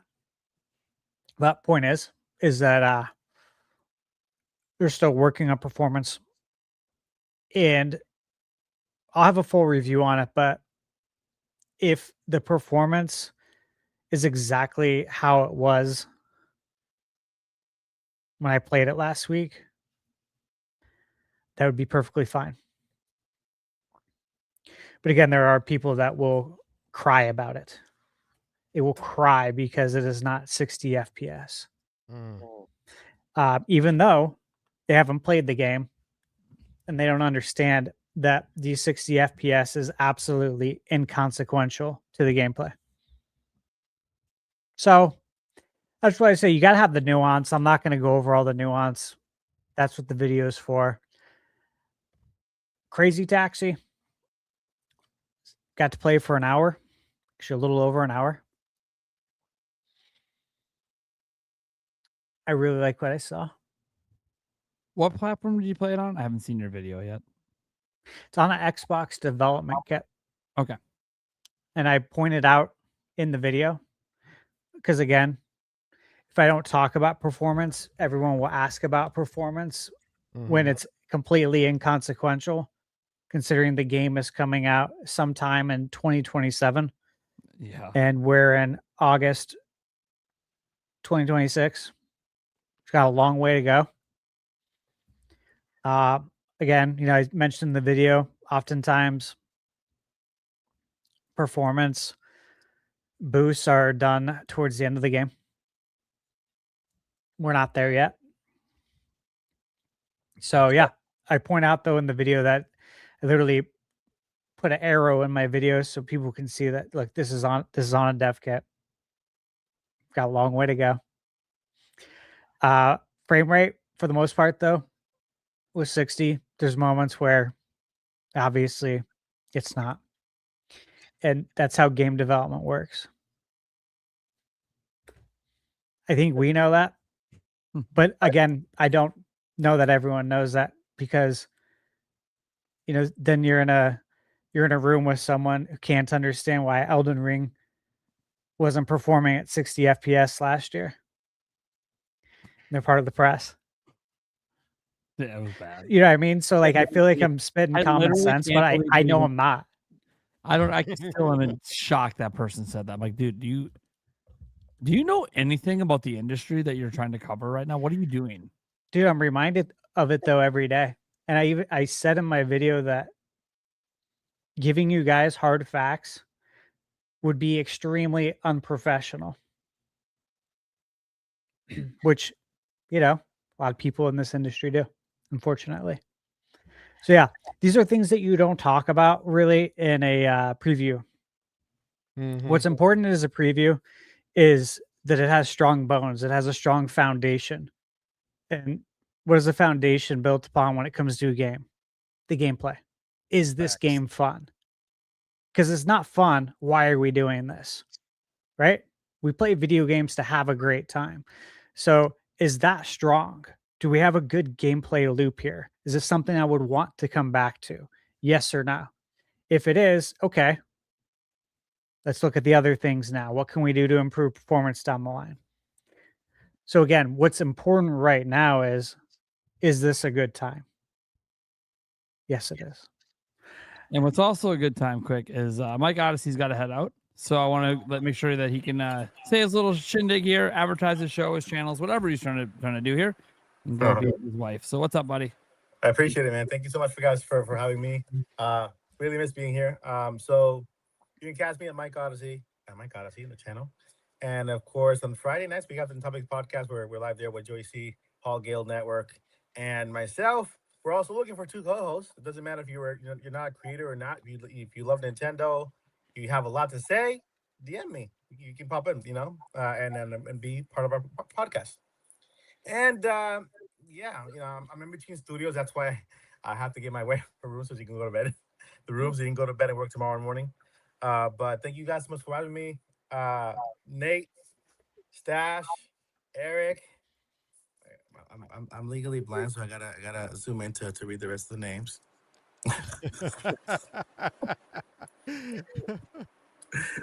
One second here. True dude. And of course Sandstorm. I know Sandstorm. I appreciate you guys. I'll see you guys next time. Next time, Nate whenever I resurrect again. And All right, man. Take care, man. Later, Mike. Take Have a care. good night. Yeah. Okay. Let's see. Alien Isolation 2. So I got some time with it at Summer Game Fest that I wasn't able to talk about. I presume I can talk about that now, but it's kind of inconsequential now. Yeah. Yeah, I got to play it for about 45 minutes. Again, for anyone who doesn't know how all this works, right? A lot of people want to know, what system did you play it on? Well, here's the thing, is that when you go to preview events, like this, like PAX, really any publisher preview events that I've went to, the builds are on PC. You're playing a PC build. That's usually the case. So again, with this, yeah, they had a build that was built through Steam. So it's not, I'm not playing the Xbox version. I'm not playing Switch 2 or PS5. Typically what you do is you want to get it right there first and then go from there. As far as the actual game, the gameplay, really enjoyed it. Very atmospheric. One thing you'll see in my video is that, of course, you go outside now. It's one of the big hooks. It's one of the big new gameplay elements. And the weather effects are insane. but they play a big role in the actual gameplay too. Because when you're outside, you're exposed to the elements, right? Mm-hmm. I mean, think about it. If I were to go outside right now, I live in the mountains. So there's wild animals out there, which sometimes there are. You know, Mm-hmm. sometimes you get pumas out there. Just never know. But if it's dark out there and I'm walking around and all of a sudden we get lightning and the whole sky lights up. The predator sees me as prey. That's how the game feels. It's so cool. Mm. And it's because of all these weather elements, because it's not like the occasional lightning bolt. There's a lot. So like you're walking and there's different things. There's like bushes you can hide in, there's vehicles, there's all sorts of stuff, foliage. But when that lightning hits, you don't want to be out in the open, right? Because now you're exposed and now you're going to be hunted. But then on the flip side too, with the weather is the sound. And we all know Alien Isolation and its sound is almost like a playable character. Like it's that important to the actual gameplay of Alien Isolation. And so when you're outside and same thing, you're always listening for the xenomorph. And when you're outside and you can't listen because the rain's coming down so hard, that means you can't hear it. At the same time, I can't hear you. So there's a lot of different elements at play here that they simply couldn't have done in the first game because you didn't go outside. It's tense. And I mentioned in my preview, like I wasn't scared. I was tense, man. You're just tense the whole time because you're always looking. Similar to, like, when you're playing Resident Evil, Mm-hmm. or you could say Dead Space was a good one because Dead Space did a really good job with the sound design. And especially when you can hear them up above in the ceiling. But, games like that, especially if your health's low, you're like real careful to turn that corner and look. Like real slow, just in case there's an enemy there. Because if there is, you might want to back up real quick and like give yourself a runway to like line them up, right? And shoot them. And so with this game, what's interesting is that it's like Contra. I mean, you get hit once, you're dead. This is Xenomorph, man. Like, you have no health. So that feeling of tenseness when you play Resident Evil, when your health is low and you know that one more encounter with an enemy and you're dead. And maybe you haven't saved for a long time either. It's like that the whole game. Because it's one hitter quitter. You're done. It's like Mike Tyson everywhere. Mike Tyson's Punch Out. You know what I'm saying? So it's like you're like walking on pins and needles, and you can hear yourself again with the headphones. And I was like writing my notes at the airport, and I was thinking about it. And when I was playing, it was as if like it wasn't dark. I was out. We were in a big ballroom, right? But once you're playing and like your headphones are in, I feel like my peripherals just shut down and I'm like literally just locked right in tunnel vision. You almost feel like you're like melting into the TV set and becoming one with the game. And this is in a public setting.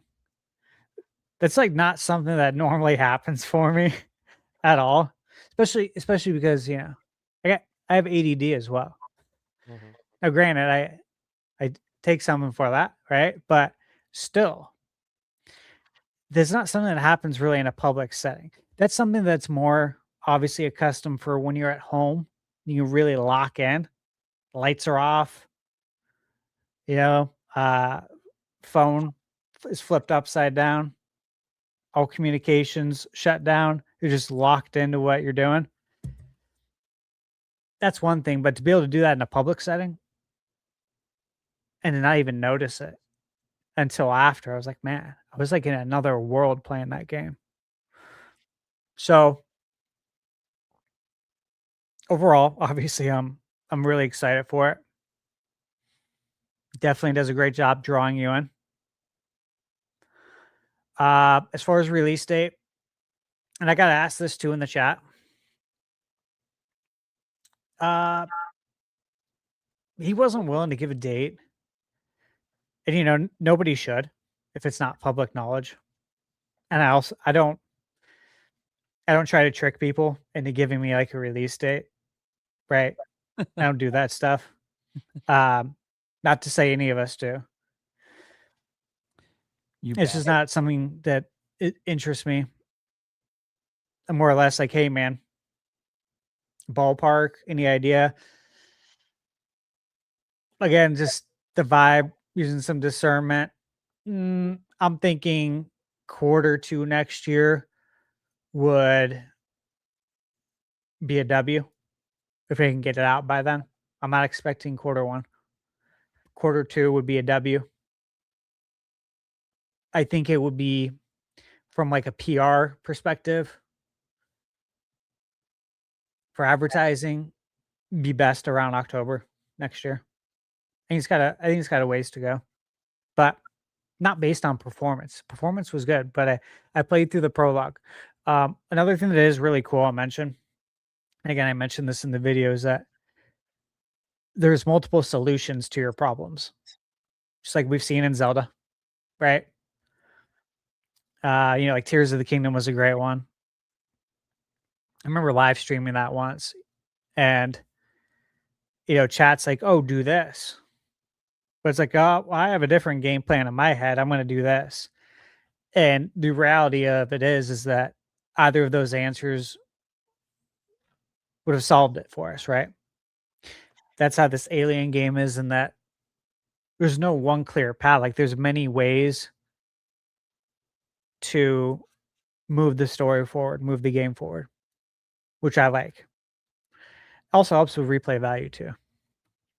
All right, so that's what I played as far as like what is coming to Switch 2. Oh, also played Shinobi on Switch 2. I didn't do a preview video on it because I'm going to be reviewing it on the channel, and it's coming so soon. I didn't feel the need to do it. I'll be reviewing it though on the channel. And then obviously Persona 4 was there. Played that for over an hour, and Stranger Than Heaven. And both those videos are up, but neither game's confirmed for Switch 2. But I do say in my Persona video that I 100% without a doubt expect Persona 4 to come to Switch 2 soon. It uses the same engine as Persona 3, which is on Switch 2. So again, common sense, use some logic. It's obviously coming. They got big plans for Persona on Nintendo. I can't say anything more about that part. Okay, next up, hey, The Witcher 3 remastered. Can I take my victory lap? Go for it. Go. How many years? Take it. Enjoy your lap. Nah, I did a nice little Twitter post earlier, but again, for everyone in chat, remember, I've been saying for over a year, buy this when it goes on sale for $10. I gave you explicit instructions. I said, look, put it on your wish list. You'll get an email when it goes on sale. When it's $10, pull the trigger. It's going to get a Switch 2 update, and it's going to be free. So here we are. It all happened. I'm really excited about that. Even bigger than that, because it's a full remaster and it's on badass. every platform for free. That's crazy. What was it? Running 120 hertz? Yeah, they use 120 hertz. We don't know what it means yet. Yeah, we don't know what it means yet. We haven't seen Switch 2 gameplay yet. There's been some whispers out there. I guess it's targeting 60. We'll see. Yeah. So obviously we haven't seen the gameplay yet. That's the thing. Like, we can't confirm it till we see it with our own eyes, right? But Yeah, and I should hopefully know about that soon. Yeah, they released screenshots for the Switch 2 version. That's the only thing we've seen of that version. That looks beautiful too. I mean, guys, it's next month. It's a month from now. Mm-hmm. So Yeah. like we should be getting hit pretty hard with stuff for this pretty soon. Like I think the Switch 2 version, as an example, will be in the general direct next month. Mm-hmm. Yeah, 100%. I expect it to be 60. I have a contact at CDPR that I could ask as well, but I don't even feel like it's worth asking. I don't think it's worth a bother, and I think Yeah. they're at Gamescom right now. Yeah, But they are I at believe it to be 60. Yeah, in I think my opinion, but that's not fact, guys. Yeah. Well, it's one of those. They could also have multiple modes because Yeah. they do that. So there could be like a 60 performance, and like in Mhm. in handheld with the 120 hertz, you can have like a 40 quality setting. You can aim for 40 FPS. Look, hey, this game is going to be really cool to have this on Switch 2. They are doing a solo release, $60. The file size It's like is 40. under 64 gigs. Yeah, it's like 43 something. Yeah, so CDPR. It's gonna be They physical. saw a lot of success with Cyberpunk. Yeah. That's that physical. So They've been for a year, long before Switch 2 guys. They've been talking about how much they love physical. They always put everything out physically. So yeah, and I think some of these publishers who have these big, expansive open world games, they really like to see them get a physical release, if at all possible. Some are not, right? Final Fantasy VII, Remake, Rebirth. yeah, No matter how much you optimize, you're not going to get under 64. Call of Duty. I mean, I'm just shocked that they got it down to 83. Mm-hmm. For Switch like that. Like I saw people being like, "Oh, it takes up so much." I'm like, "Do you understand? This is like a 200 to 300 gig game on every other platform. Like, this is insane that they even got it down to that." So Yeah. So I think that if you can get it below it, which again it already is, and with the expansion, I presume it's going to be as well. Good chance that might go physical. So keep an eye on that. It's coming out September 29th. And I'm sure that they'll make some sort of grand announcement if that's the case. And yeah, should be a lot of fun there.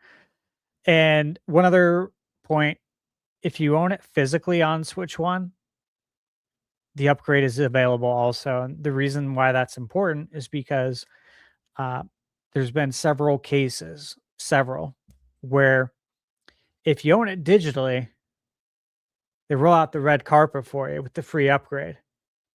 If you own it physically, it's like, wait a second. We're not doing that for physical owners. You got to buy it again. And it's like, well, what? This has happened so many times, though.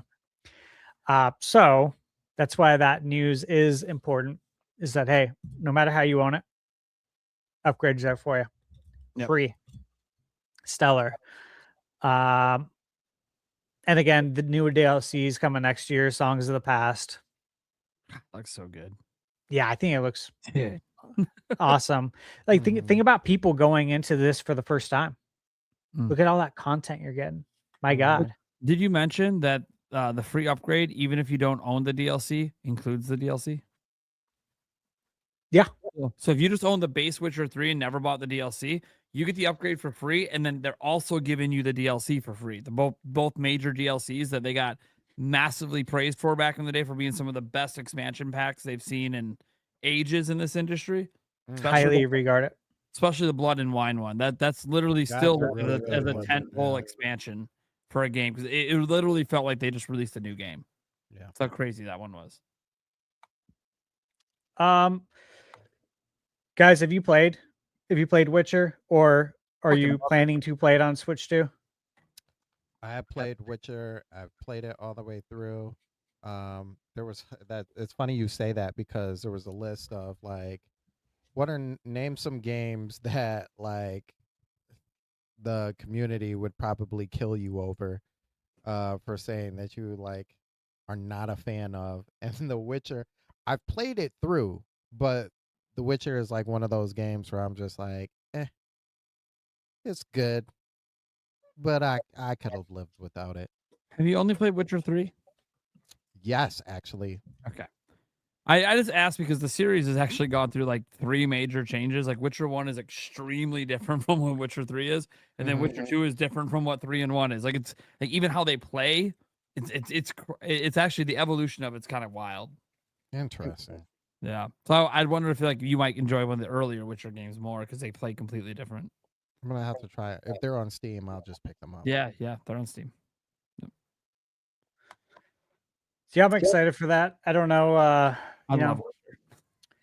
I've been playing this franchise since the very first one on PC back in the day when it was more like a bit more top down and kind of a wild out there. I mean, the story has obviously always been based on the books that I've never really read the books. I probably should get them up, pick them up sometime and actually read them because I really enjoy the games.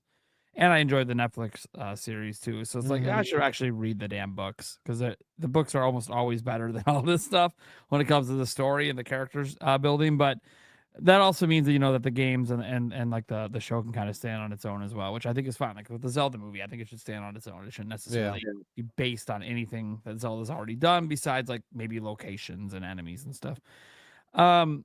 But yeah, I love the Witcher series. This was a huge announcement for me. I was really excited, especially when they said for free. Of course, it's CD Projekt Red. Of course, it's for free.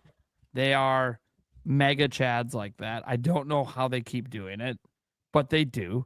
And it creates customer loyalty. I mean, look at all the backlash they had at Cyberpunk at launch for being broken on like PS4 and all. Now it's like over 40 million in sales and a massive success for them. It's like they just know what they're doing. And when they screw up, they try to do their best to make up for it as best as they can. And there, look, obviously, there's been that, people getting a little perturbed, because Witcher 4, when it was first announced, like, oh, it's going to be Ciri, but how does that even make sense? If you look at the end of the DLC in Witcher, like, how the hell did we go from that to now it's Ciri in the lead? Like, this doesn't really even make sense based on how Witcher 3 ended. And that DLC was supposed to be the end of the story of Geralt, or Geralt, however you want to pronounce it. I always fuck it up. Geralt, yeah. See, I always fuck it up. And I'm like, okay, so how does that end and lead to that? Well, duh, they created brand new DLC to finally tie it into 4 that will probably make sense. It's not like he's dead at the end of the DLC, guys. It's not like one of those things where like he dies. No, he's still alive. He's still in the world. And like they would very much tease that back when they announced Witcher 4, like, hey, he's still in the world. You're gonna see him in the game. It's not like he died. You're not playing as him, right? Like he's just not the protagonist anymore, which is fine. I mean, based on the story wrapped up, it kind of makes sense that he would kind of be mostly done with things. But obviously something else happened, leads to him obviously leading to passing the torch to Ciri. And I'm really excited for all the entire future of Witcher. Like one of the big thing I said this at the time of my live reaction is, this is all really badass. This also tells me Witcher 4 is on Switch 2 and we don't got to worry about it. Because they wouldn't be doing this and bringing the new DLC and all this to Switch 2 if they weren't bringing 4. Because this DLC is specifically to tie to 4. So 4 is going to be on Switch 2. Like it's being developed for Switch 2 right now. Like maybe even it's been that way from the beginning of it being developed. I don't know how long they've had dev kits for. A while, because they had it with Cyberpunk, right? Yeah. So they're one of the studios that's had the dev kits the longest. So they probably been really planning for Witcher 4 to be a big thing on Switch 2. And I think I'm very curious.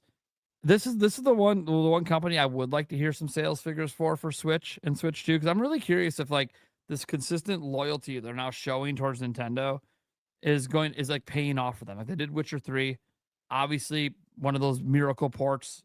Doesn't look that great on Switch 1. Not arguing it's super enjoyable, but what was really cool about it at the time is when it came out, it has cross saves with PC. So PC gamers were picking up switches to play Witcher 3 on the go, then come home and keep playing on their PC. This is before portable PCs were like a bigger deal. So it was actually like a really big deal and a really cool thing, and it ended up becoming like a companion to hardcore Witcher fans that wanted to play when they weren't at home or when they didn't have their gaming laptop with them. And the save, and even if it plays like shit, doesn't matter. You made a little progress, it saves, and you can bring it right back to PC. So that was really, really cool of them. And then obviously we saw them day 1, Switch 2, Cyberpunk, full DLC. Like running pretty decent, looking pretty decent, surprising people at how well it works, ray tracing in it. Like, they were really big supporters of Switch 2 going in. And obviously now, CD Projekt Red has spoken at length publicly about their love of physical games and how they don't want it to die. I am going to tell you right now, they're going to try to do everything they fucking can to get Witcher 4 to be 64 gigs on Switch 2. They're going to try so fucking hard to make it happen. And that's exciting to think that, like, they're going to try to optimize it that much that they can maybe get it on a cartridge. Or knowing them, if it is going to be like a crazy size, would they have the balls to contact Nintendo and be like, hey, can you make a 128 just for us? I think they would. Like, CD Projekt Red's that crazy. That's how much they believe in physical. And because it's very obvious Witcher 4 probably won't be physical anywhere else. Because it's not even an option, right? Like, I know Xbox hasn't technically made that announcement, so you never know. It would be kind of funny if for some reason Helix has a disc drive. Makes no sense because they're the platform that has the most digital users in terms of the percentages. Right. But like, okay, it would be kind of funny if they just wanted to get kind of that one up on PlayStation off the news. Hey, look, you can convert your games. Also, you don't have to because we have a physical disc drive. Like, wait, what? Okay, so why can we convert our games again? I'm confused. All right, whatever. Again. Just so I don't have to put the disc in, I guess. Okay, cool, whatever. And they have the Xbox Play Anywhere, which is really neat because for the games that support that, literally you can just play it on everything, everywhere, all the time. It's kind of crazy, except competing platforms, of course. But your phone, you can stream it, you can play it on PC. People don't pay attention to what's going on over at Xbox. They actually have some pretty consumer-friendly things going on, which is kind of wild. But the bottom line is they haven't been delivering the goods. And that's why they are where they are, right? Like, they haven't delivered the goods, bad marketing, bad lots of things. Lots of decisions they make and go back on. Oh, all games will be on Game Pass. Oh, no, all games but Call of Duty. Oh, Game Pass is going to go up in price. No, actually, we're going to drop it. We're going to do this. No, we're going to do that. No, it's like every 6 months they change their mind. And I'm not blaming Asha, by the way, for any of that. She's new management, right? So she hasn't gone back on anything she said yet. But we'll see. We'll see what happens moving forward. It's easy to make the decisions now. Now the rumors float out there that, hey, if Helix goes bad, they're going to sell off all of it. And it's like, well, okay. I don't know if that's good or bad. I'm not really sure. Having a full sale auction of all those studios, I don't know. I don't know if that's good or not. I'm not really sure. Like, some of them might go to places where they go to die. So I don't really know. But what I will say is I'm really excited for Witcher 4 and Witcher 3 and the Songs of the Past. I will be playing the remaster, and I am, especially if they're targeting 60, I am going to be playing it on Switch 2. I assume they'll still have full cross saves and everything if I want to move it over to PC, or I also have a copy of the game and can play it on my nice giant ultra wide 49-inch, 1440p, 240 hertz beast. Yeah, I'll do that too, just because The Witcher is a beautiful game to just look at. Like, it just is gorgeous, and it's just about to get even more gorgeous. And then Witcher 4. So to me, the most exciting news is I don't have to worry. Witcher 4 is coming. I wasn't quite sure, I wasn't sure. They weren't really talking about Nintendo platforms when they first teased it. But the moment this remaster dropped and the DLC, I'm like, okay, yeah, they ain't going anywhere. They're going to be right here on Nintendo, and they probably plan to stay here. So I'm really curious if they are actually starting to see, like, hey, we launched Witcher 3. That went okay for us on Nintendo. Did maybe better than we thought, because maybe we thought it wouldn't sell at all. Maybe we sold like 500,000 copies. I don't know. Oh, shit. We launched Cyberpunk on Switch 2. We were expecting to maybe do 100K for launch. Maybe we did 300. And we exceeded expectations because we were a big physical supporter, and people were going out and buying those physical copies because other third parties decided, hey, we ain't going to do physical at launch. So I know a lot of people, and there's people in the chat watching right now. You picked up Cyberpunk day one just because it was physical and still haven't put it in your console. You just wanted to support the fact a major AAA publisher was supporting physical at launch. I think that's crazy work. Yeah, there's people that do that. I know people that did that. Like, it's like, yeah, they just want to send a message. You come to Nintendo, bring it physically, we will buy. And look what Capcom's been doing. Physical releases. Their game's getting highly praised, highly reviewed on Switch 2. Just saying, like, there's something to it. And look, we had the stats come out of the United States. What was it, like 63% of sales this year physically for physical sales are Nintendo stuff? PlayStation 32%, everyone else basically non-existent. 4% Xbox, 1% PC. It's like, and PC, by the way, for like physical on PC, yes, they still do like collectors, physical copies and stuff like that. You could still use disc drives on PCs. Like if they never took it away per se. You just, most people don't own one anymore. They still make them. Also, if you didn't know, on PC, there's a lot of DRM free versions of games you can get, and you can literally take those installers and burn them on any media you want, or you can make your own physical media. That's what I'm trying to say. Not for every game. Good luck finding a Ubisoft game without DRM on PC. But not every game, and not every game platform. Like Steam has games that are some DRM free, but a lot of them have DRM. So yeah, it's one of those. It's one of those things where they're such a believer. I think they just want to ride the physical wave till it no longer exists. So as long as Nintendo's doing physical, I kind of think CD Projekt Red's just going to be here, no matter what they're doing. They're just going to make it work. Also, to their advantage, and to everyone who's been paying attention, we see all these late Switch 2 ports come, and they're like highly optimized on Switch 2, and then they're like, oh, by the way, we learned something, and now we're going to make all the other versions better. So, yeah, they're pretty cool. And obviously, CD Projekt Red has a lot of experience now with Switch 2, doing the Witcher 3 stuff now, doing obviously CD Projekt, that's CD Projekt Red, that's the company, the Cyberpunk. So I'm just really excited, and I love the Witcher series, and I'm very curious how they're going to get him from the end of Blood and Wine to what they're doing in Songs of the Past. But that's why you got to play. That's why you got to play 2027. So, anyone else like True Dude? Do you like The Witcher at all? Have you ever played this series? I honestly know nothing about it. Do you like RPGs? Yeah. Like action adventure style ones? Yeah, I like the Mario and Luigi, Paper Mario. I started like in Fire Emblem with 3 houses. Sure. Yeah, that's like all I got. Yeah, that's a tactical. So you wouldn't know because you haven't played anything even close. That's okay. That's okay though. Like you gotta start somewhere. I'm gonna say start with Witcher. Pretty intense. It's a pretty intense game. But yeah, I was gonna say, like, hey, if you like Zelda, you can argue a little correlation because live action combat, but it is still very different even from Zelda. But yeah, okay, cool. I just wanted to. I figured you maybe didn't have experience with it because I didn't see you really get like pepped up when he was talking about it. I'm like, God, please say well, at least Sandstorm played the damn thing. I will say Right. too, I'm actually excited for Witcher 4. When I'm usually lukewarm about games, I always, if there's a sequel to that game, I always buy that game because you never know what happens. Like I was lukewarm with Bayonetta for the longest, and that might be because of bias of like Devil May Cry. Like I was a hardcore Devil May Cry guy, and I was like, Bayonetta's all right. And then it got to Bayo 2, and I was like, nah, this is good. This is definitely good. So yeah, I am still hyped for Witcher 4, and if and when we see it show up for Switch 2, I'll definitely be picking it up. So, and just to correct the record, I did say physical and Capcom. I know they're game key cards. My bad. I haven't been able to buy any games this year, so I didn't.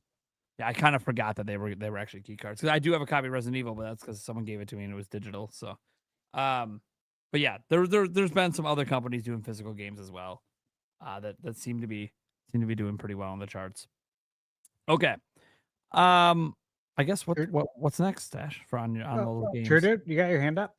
Oh, True Dude, you got tap Yeah, out? sorry. I hate to cut y'all off, but I do have to head out for tonight. All good, man. Thanks for coming in. I hope you had a good time. I see the shirt. I was going to comment on it before the end. Yeah, great shirt. Yeah. You have a good Yeah, it day? was really nice to meet you all, and I hope maybe one day I can come back if that's all right with Prime. But yeah, I had a ton of fun talking about Zelda. Heck yeah, man. Yeah, just gotta let me know, like privately. Hey, what series are you really into? And then if we have like an episode with that, I can maybe reach out. All right, sure. I'll message you what I do- on Discord, I guess. Joyce's like, hey, when the Zelda blowout happens, I have to be on that epised. I'm like, okay, Joyce, okay, Joyce, we on, relax. I don't care if I'm not on the schedule. I'm on the schedule. I'm like, okay. Got it. You will not miss the big Zelda Ocarina of Time discussion after the direct. I promise. Is it alright if I talk about what I got coming up or what Yeah, I've been go for it, working on? man. Advertise your stuff. Yeah. All right, cool. So what I do on my YouTube was very small. Only got like 200 subs. So that was making me worried about not being able to make it on the When you show. joined the show. But yeah, I make couple video game remixes. Yesterday I uploaded volume 6. Got 4 new remixes there, and I'm planning to stream Fire Emblem, Ocarina of Time, and all the retro achievements for Paper Mario 64. Hell yeah. Do you like Donkey Kong games? I'm just curious. Like if you did the DK challenge. I still need to finish it. Like I did all the retro ones. I need to finish up Bonanza. Yeah, you got to do it soon. You got to get the physical cards. I know. I gotta get on that. There you go. All right, Did you man. guys see what the last one is? No, I haven't looked. Just so you guys know, before you make a time investment, it's a disclaimer for everybody. Okay. How many are there? There's 39, right? 39. I don't remember off the top challenges. of my head. Yeah, something like that. Yeah. I have 38. The last one, before you can even be granted entrance to the challenge, you need at least 600 bananas. Wow. A lot of bananas. It's a lot of honestly, it's Okay. bananas that you need that many. How many are in the game? 777. Oh my god! Yeah. So they expect you to find like 3/4 of them. I Right. mean, I already 100% of the game, so I'm good. Yeah. Yeah, he's good over there. He's got it already. Damn. I cannot allocate that time to that with my review schedule. And I'm just How like, many son of a bitch. Are you kidding me? Yeah. It's like I can't. Well, it sounds like I'm Junior good will luck. probably pull it off because he has the hardest Yeah. one done already. So, that's awesome. Well, All dude, right, well, once again, thanks for letting me be on the show, and I'll see y'all next time. all right, later, man. Good, I'm sure everyone. I'll see you Bye. at another stream. Bye, man. Bye. All right. Yeah, you need basically 80% of the bananas is what it breaks down to. Yeah, dude, that's a lot. Yeah. Yeah. I still don't have time for that. I knew I was never gonna 100% the game because of how many bananas there were, but I'm like, Jesus. If I gamed as a hobby only, like back Yeah. before I Yeah, did this, Yeah. I'd be all over it. But yeah, no, No, I can't don't do it. have time. Yeah, I knew that as soon as I started looking at some of the DK because I wasn't doing any of the DK challenge, and then they're like, "Oh, by the way, you can get." Oh my, oh dude, I do want those cards. I was And just then, sick. and then I was like, I'm looking at all the challenges, and I'm like, oh my god, I'm never gonna find the time. There's like 3 in particular. I'm just never gonna find the time. I'll beat all the rest, and I'll just be pissed. I'll just be pissed because the only reason I wanted to do it is for the physical cards, and I got to be clear. I think it's really cool Nintendo's doing that at all. Yeah. They're giving It's you awesome, something yeah. physical for playing video games. Like it's fucking sick. Yeah. Like, People talking about complain it, about it. You know, It's I think amazing. Complain about achievements, and they're actually giving out something real. yeah, and I think DK challenge is just the beginning. I think we're going to see other sort of challenges for other IPs coming in the future. And now that I'm like, oh, there might be a physical reward attached eventually, even though they don't announce it right away. Shit, I might start actually just casually doing this shit until I see what happens. You know? Yeah. Yeah. Agreed. Yeah. Yeah, I swear, if they make it, if they're like, if there's a Zelda one and they're like, you have to 3 heart run Zelda 2, I'm like, you son of a bitch. You son of a fucking bitch. I've only done that once in my life and I swore I'd never fucking do it again. You fucking make me 3 heart run Zelda 2. God, it's not about the final fight. You can cheese the final fight. That doesn't matter. Yeah, It's getting to that fight I know. without increasing my health. Well, It naturally increases when you level, but you can, dude, I don't see them doing that. fuck that shit. The hardest thing that we had to do for the classic was like beating Don't grind. Sticker Brush Symphony.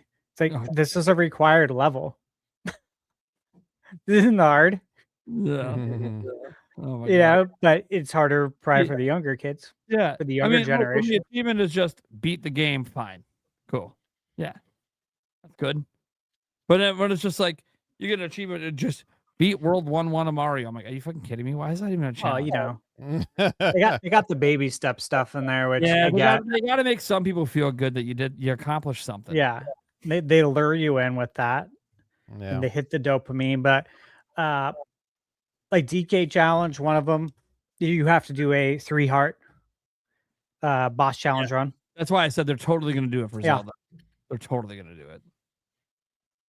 I did it on my first try. Like honestly, it's not hard, but something like Zelda 2, Dude, if they let you do You know. 3-hour Cave of Ordeals in Twilight Princess, I'm gonna be like, yeah, dude, that's a son of a dude. What if they made you do? Oh, dude, they would definitely do it for the fucking tower shit. And was it Tears of the Kingdom or Breath of the Wild? well, it's interesting because the next logical thing would be Zelda or Mario Mhm. for the challenges, and obviously Zelda, as far as timing, makes the most sense.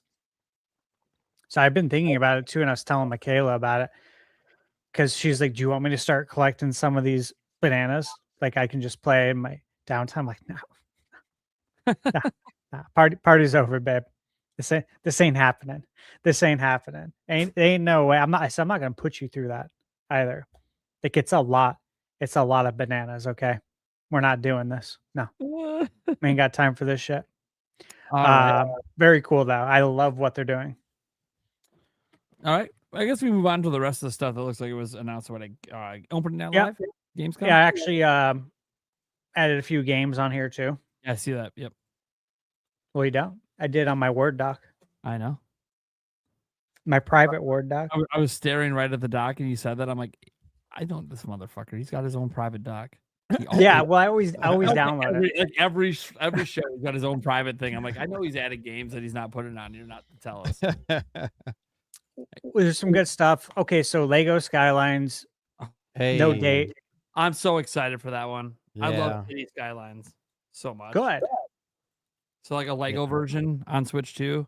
Mouse support, I'm assuming. It's gonna be great. I'm hyped for my daughter. She's gonna absolutely.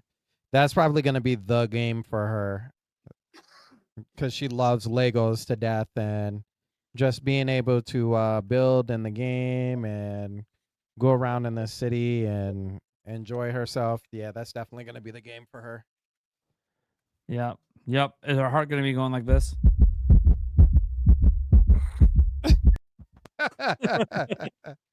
I just realized there's sound effects on the back end of the actual StreamYard that I could use. All right, so yeah, that Final Fantasy VII Revelation trailer that was at Gamescom opening night live, which of course was the daytime for us, and look, that was really exciting, guys. Final Fantasy VII is my favorite RPG of all time. I've been very clear about that. It always has been. And the remake, I absolutely am in love with. Rebirth, just a masterpiece for me. So I'm like super, super excited for this. And Michaela and I were live in the audience at Summer Game Fest, opening night live, to see the trailer. So it was awesome. So watching it, here, seeing all the fans in the audience, I'm like, oh man, they're probably so excited. I think it looks absolutely amazing. I love the open air travel, the traversal. It's starting to obviously become a thing in video games, thanks to Zelda. I don't like to speculate too much, and I know there's more stuff to come. Yeah, we're about to learn Soon. a bunch of new information. So Yeah. But yeah, I think it looks amazing. looks great. I mean, that's really all I was gonna say on it is like it looks so good. I just can't wait to see what they're gonna do that's different. Everything about how they're gonna end it all.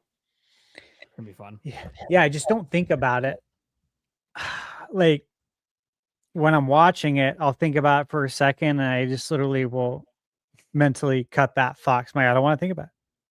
I just want to go in and experience their creation when it's ready. Yeah, it's Because so I'm weird. ready. I never played the original Final Fantasy VII, so this is how I've been experiencing it. Oh, And so, like I know how it ends because I've known forever. Right? I've been on the internet forever. It's not like I know every popular game that's ever existed. I know how they end. Apparently, except for Ocarina of Time. That's right. I could self burn on that one. But yeah, no. So that's why I'm like curious. Like, oh, are they gonna do some different things to make the ending a little bit different, or how we get to? There's already been a lot of different things, right? With what they're doing. I mean, you can play the Yeah. first one, you find out why it's different than the original. I think they will. They have a really clever explanation for it. That's actually pretty Mhm. neat. But you have to play the game to find out. Yeah, and I reviewed 7 Rebirth and Final Fantasy 7 Reunion, which in my review for Reunion, I think the way I worded it is I feel like it's a required reading. I really do. Like it's required to fully experience, fully embrace the Final Fantasy 7 remake treatment. You should play that game. It is very much consequential narratively, and it only makes things better. It enriches your experience. So, man, it's special stuff. I can't wait. I can't wait for it. Obviously, Q1, more to come. Yeah, I do think things are going to change there.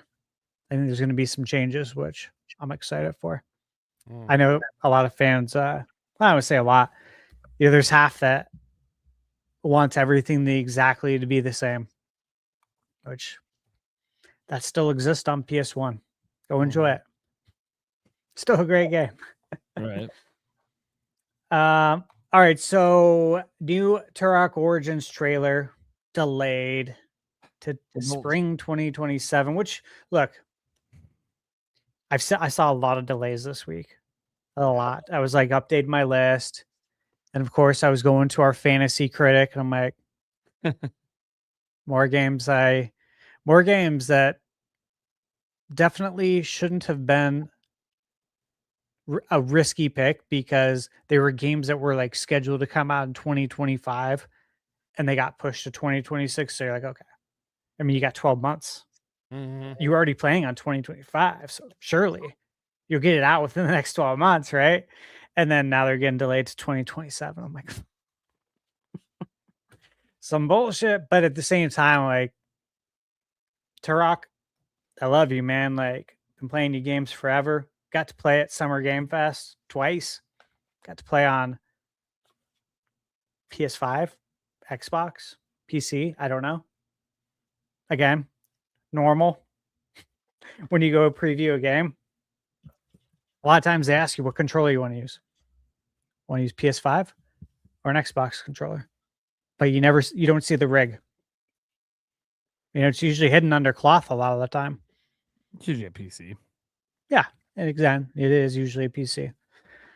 So yeah, I played it on that. I played it on Nintendo Switch too. At the Nintendo meeting, and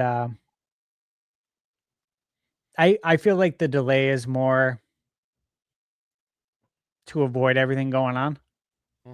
Probably not be a casualty of basically right now till shoot. There's a lot of reasons. What are people going to be spending their money on this holiday season? Yeah. GTA, right? Zelda. What's the hierarchy here? Where does Turok fall into this? How much are they wanting to charge for Turok? And you got to look at Saber Interactive too. I met with them at Summer Game Fest. I played what do you call it? Hellraiser. That's also added that to the list. That's coming to Switch 2 now.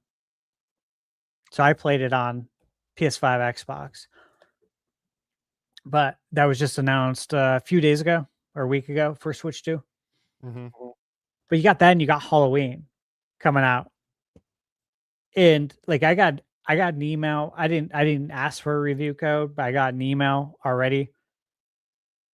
On the 18th, I see in my notes for a review code for Halloween. I wasn't really planning on reviewing it. I'm like, okay, yeah, send it on over. I'll check it out.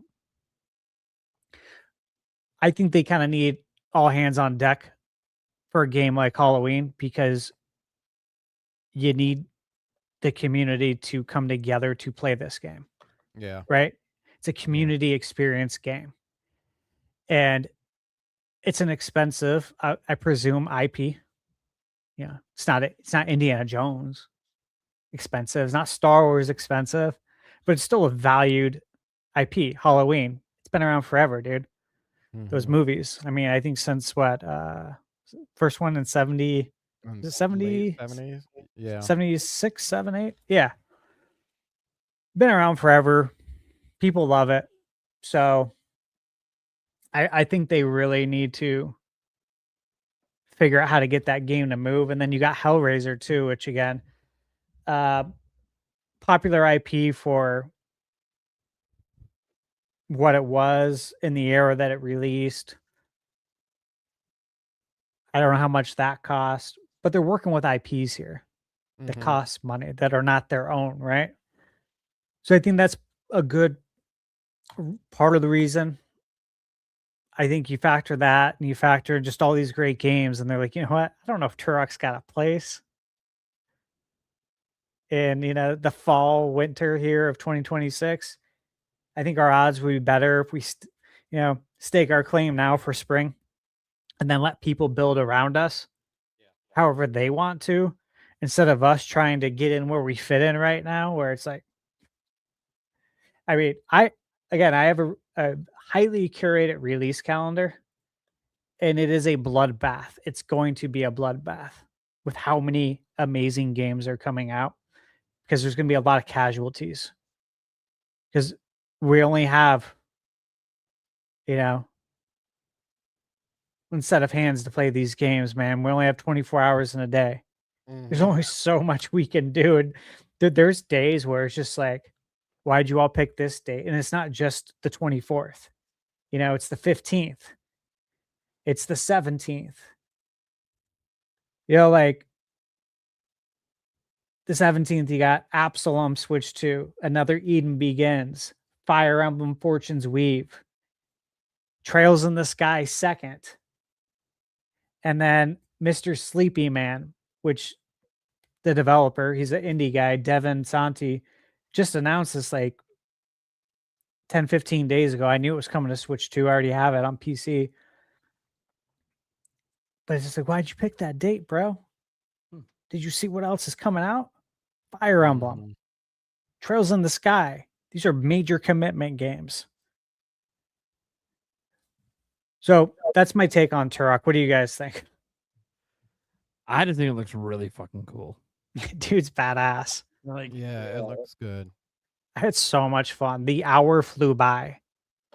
So you guys know, it's always a good thing, especially in an event. Mhm. yeah. Yeah, it looks I mean, it looks really good and I can understand it. There's just way too many games that are still cramped together in this timeline towards the end of the year, and I think it's ridiculous. I think this is probably the first time in a very, very long time where I've had to look at my wallet and be like, somebody's not getting bought. Somebody's not getting bought until the other side of this thing, till this whole crampage is over with. Um, and having a whole conversation with my wife, like, listen, these are the games that we're buying. Like these right here, these are the games that we're buying. So if you ever hear me say, "Hey, I want this game," and it ain't in that list, please remind me that Refer these were me back the to that list. right. I get that. If you It's ever probably hear good to do. if you ever hear me, no, you didn't. Right. Oh my god. Yeah, so Turok rocks. It is really good. I really enjoyed it. One thing I added yesterday, the Onimusha demo came out for Switch 2. Haven't played it yet. I'll be reviewing it. I should be getting my review code very soon. It'll be on Switch 2. And I'm excited for it. it's coming out while we're at PAX. So, I'll see how quick I can get it out. I have no idea. But I'm very excited for it. I was in a developer meeting on let's say last Thursday when I was at the airport with Capcom and with the Onimusha director and with the mocap team. And they showed us a bunch of like behind the scenes stuff, like actual video footage of them doing the mocap. And we weren't allowed to record it. And that happens a lot where there's stuff I can't talk about and obviously stuff I can't record. And I knew what it was going to be. So I'm like, oh, that's fine. I'm like at the airport taking some notes while I'm watching it. Because I'm like, there's probably going to be some good material maybe for my review. And then they show the mocap and I'm like, dude, this is badass. I was shocked of how cool it looks. And then I'm like, I really wish we could record this actually, or at least show it.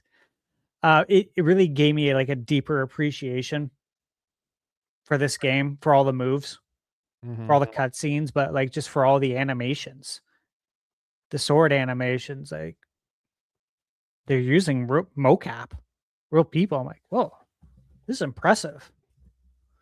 So yeah, there's a bunch of stuff too at Summer Game Fest that I got to do and see that can't talk about, but man, I'm telling you guys, if you are remotely interested in it, from what I've seen, again, you got to play through the game to actually know. But from what I have seen, from what they've showed us, the curated stuff looks very good. Like Onimusha fans are going to be excited. I believe Gamebird is going to be like over the moon excited. This whole time, I've just been kind of thinking about the game for him because he loves this IP.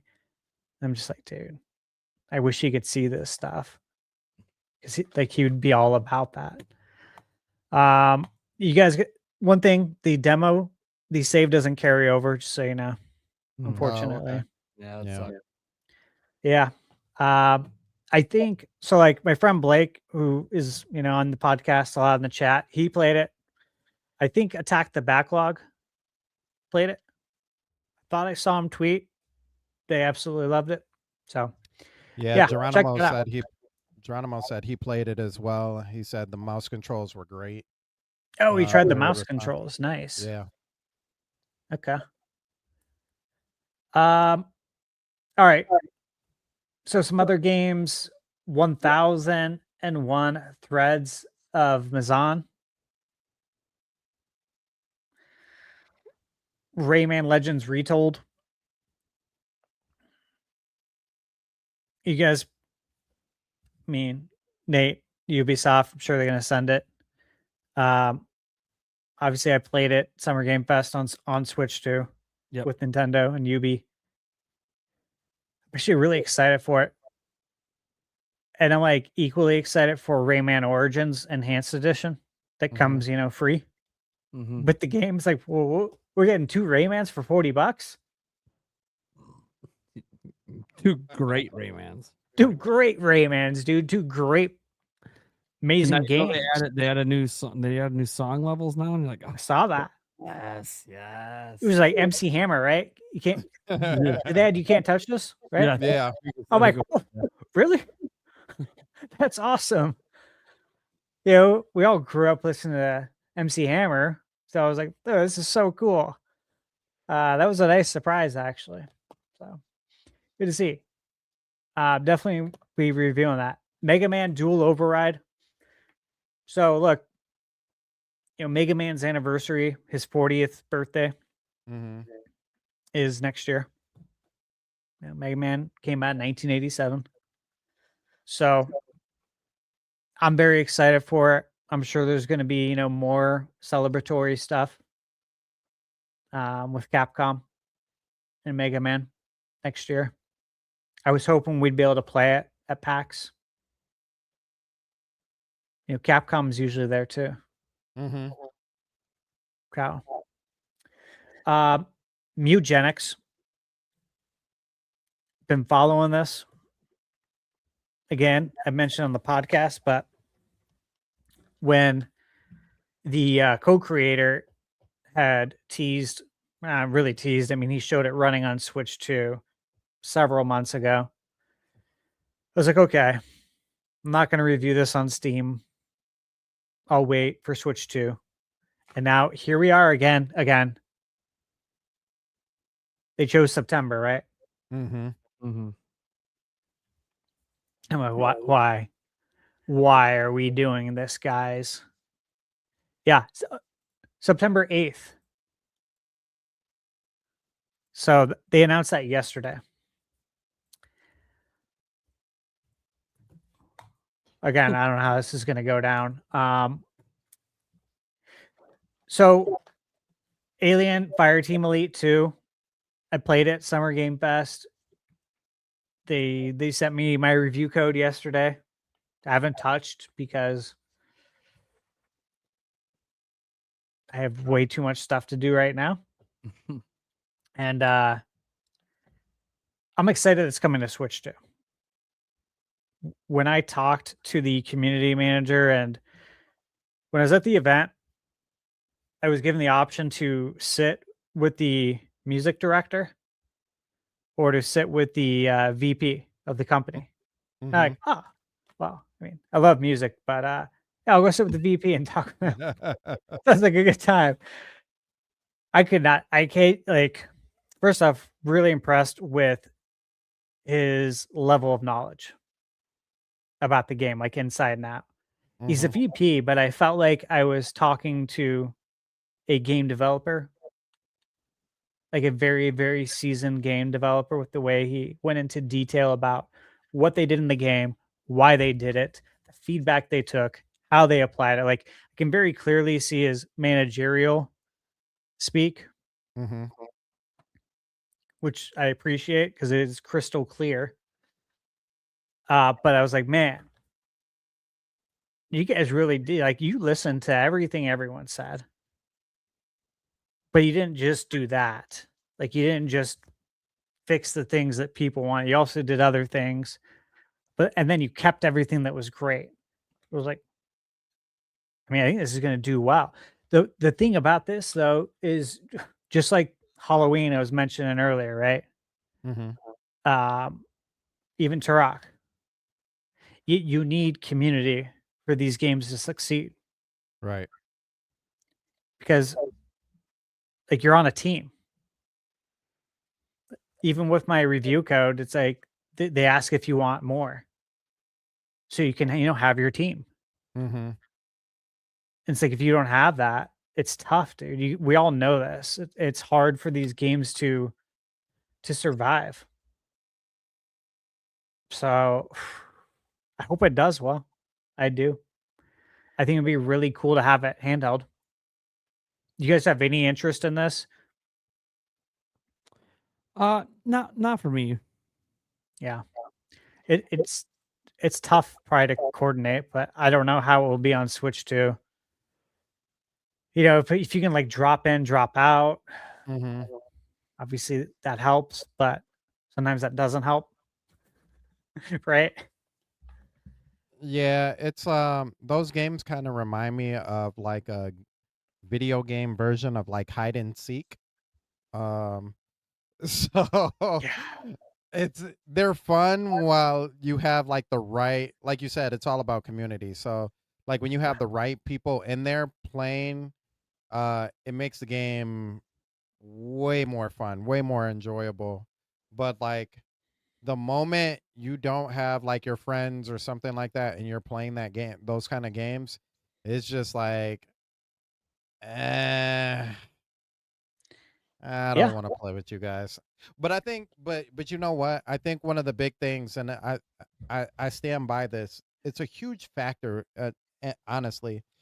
But one of the things that doesn't really often get talked about, especially when it comes to like community games or online games with Nintendo, is the camera now is being able to have I forgot what we call it with game chat now. Jumping Yeah. into game chat, it entirely changes everything, especially when you're trying to work with, because that game is designed for it to be like I said, it's like um tag or hide and go seek.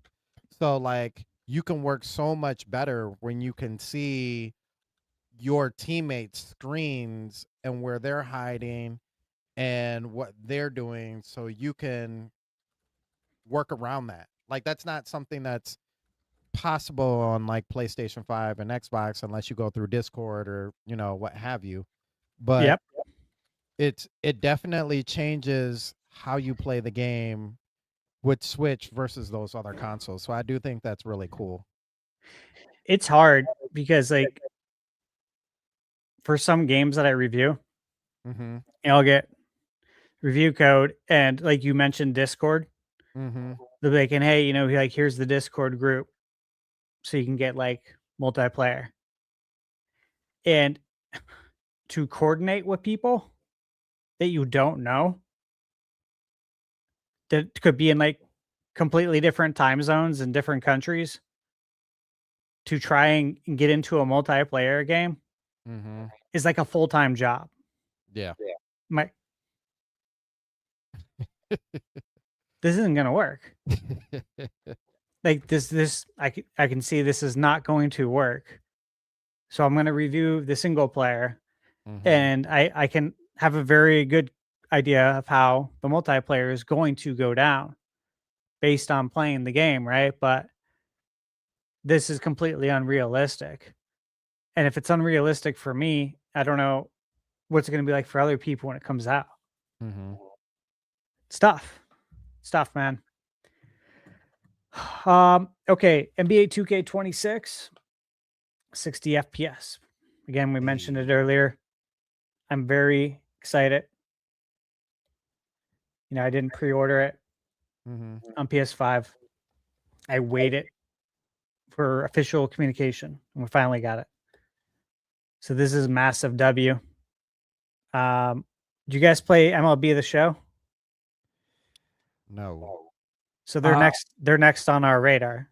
Yeah, see, I've played it on PlayStation and stuff back in the day. I enjoy Yeah. it. It's really good. Too. But the Switch version isn't great. No, it's not. That's why they're the next. I'm hopeful. They're on our radar now. If they Gotta don't start calling them then- out. Like if EA gets FC there as well, then it's like, okay. If EA is able to do it with all their games at some point, you got to stop being lazy. Mm-hmm. Yeah. Because we know EA can get lazy. Yeah. They They're the one that I didn't expect to actually do it. And then watch Madden have crossplay next year, and it's like just full feature. And you're like, well, okay. What's the excuse? That won't be the show. Come on. Mm-hmm. Well, so the show released March 17th. The release is during spring training every year. Mm-hmm. Yep. So they got time. You would presume. I think we're all a little surprised. I don't know about you. I was a little surprised. Like, where's the Switch 2 version this year? I figured they would have waited a year, to be honest. Yeah. So I think we get it now, right? This March. Have plenty of time. All right, Pipistrella. You guys heard of this game? Mm-mm. So I was given a review code for it like right before Switch 2 was coming out. And I got halfway through it and then Switch 2 came out. I'm like, then life changes. And you got to tackle those games. And I enjoyed the game so much though from what I played that I bought it physically to like support them. Mm-hmm. And also because they gave me a review code and I didn't review it because I got too busy. And so I also kind of was like, I'm going to buy this game physically so I can help support them since I didn't do a review for this yet. And then I saw like 3-4 months ago that they're working on a Switch 2 version. Oh, nice. So Good news is free upgrade. We all love the free upgrades. I'm sure if you look it up on Open Critic, you'll see tons of positive reviews. I like thoroughly enjoyed my time with it and was really trying to get through it before Switch 2. And it was probably 10 hours away. And it was a pretty long game. Warhammer 40K Bolt Gun 2 coming to Switch 2. That was just announced like a day or two ago. Godzilla Destroy All Monsters Melee Remastered. I only bring this up because, yeah, it's coming to Switch 2, but there's a physical version coming on cart. And for those who know, Godzilla games, keep your eye on Godzilla games. Yeah, for some reason, these games become almost every time and like super, super rare and super expensive. So, like, if you wanted to hypothetically make an investment like that, this is not investment advice, but if you wanted to buy a game like that, chances are it's going to go up in value. Even if you open it up and play it and beat it, it'll probably double in value. I don't know what it would be sealed, but I think I'm going to get one to keep it. Another crab treasure. Remember that? Yeah, it's a free upgrade on Switch 2, right? Free upgrade, baby. Yeah. I might actually pick the game up now. I know I'm gonna love the game, but I was like, I wasn't quite loving how it looked and performed on Switch, and I was like, hey, no, I'm gonna wait for the Switch 2. I bet you there'll be a Switch 2 something with it. That one excited me. Same here. So I bought it physically from I Am 8-Bit, and it comes like in like a sleeve. It's nice. Wasn't very much. Wasn't like too expensive. Wasn't much more than a digital game when I had bought it, and I couldn't remember if I had also bought it digitally. So I was looking. I grabbed the upgrade off the shop. Saw that okay. I didn't buy it digitally. All right. So I'm like, do I open this? I'm thinking, I'll open it when I'm ready to review it. Then I looked it up online on eBay. People are selling it for like 80 to 140 bucks. And I saw the digital price. If you want to buy it right now on Switch 2, it's like $11.99 digital. I'm like, oh wow, I'll just keep this sealed and buy it for $11.99. Yeah, That'd be the best move here. At any rate, this is I hadn't played it, but obviously I watched the previews and I wanted to review it. It's like a Souls-like combat, but you're a crab. Obviously it takes place in the ocean. I'm like, this is bonkers. I like it. This is weird. Like this feels like a video game. You know what I mean? Like when you're in the realm where you can just do anything and get away with it. That's what I love about video games. Mr. Records was announced today for Switch 2 at the Future Game Show. Yep. I played this game at Summer Game Fest, and then I played it like 2 weeks ago on a playtest forum on PC. This game's really cool. I'm really glad it's coming to Switch 2, and I think it's going to do really well. It's a perfect kind of quirky game that will probably find success on Nintendo. And then Well Dweller finally got a release date. So Well Dweller was first shown as far as like to the Nintendo community at the Indie World in 2025. The one I think in August. Metroidvania. Comes from the guy who did like Crypt Custodian. And of the Indie World, I think when we were watching it, like that was the game I was most excited for. That went on my review list immediately. So I've been following this for a long time now. And yeah, finally coming out September 22nd. September again. September strikes back, man. Hellraiser Switch 2, I mentioned that earlier. And then Sin Reloaded was announced for Switch 2. That is a Night Dive Studios game. So that'll be also at PAX West. Sin Reloaded. Not sure if the Switch 2 edition will be playable. And then Thief is also coming to Switch 2. Again, don't know if it'll be playable, but I'm expecting 60 FPS and HD Rumble too. And then Stage Tour, right? Which we briefly mentioned earlier. So if you're a fan of Rock Band and Guitar Hero, this is something you want to check out. So lots of games, guys. No shortage of them. I don't want to hear from anyone. There's nothing to play. It's always something to play. And September is just it's a brutal month just on my list alone for September. There's 37 games. Stash, when does Diablo 4 come out? Diablo 4, I have it on my list for September 15th. Okay. So, yeah, like, just listen to this, guys. You got Diablo 4, September 15th. You also have Wolverine the same day. Then you got 2 days later, Absalom, another Eden Begins, Fire Emblem, Trails in the Sky 2nd. Then one more day later, so the 18th, 007. Oh, actually, no.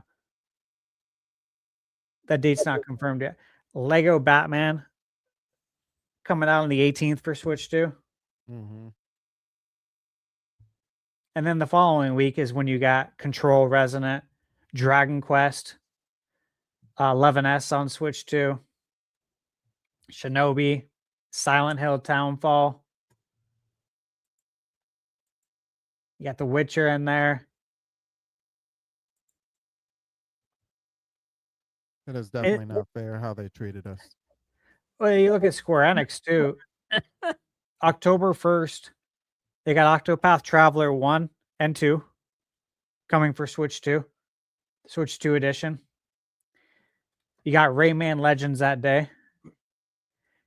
Ace Combat 8.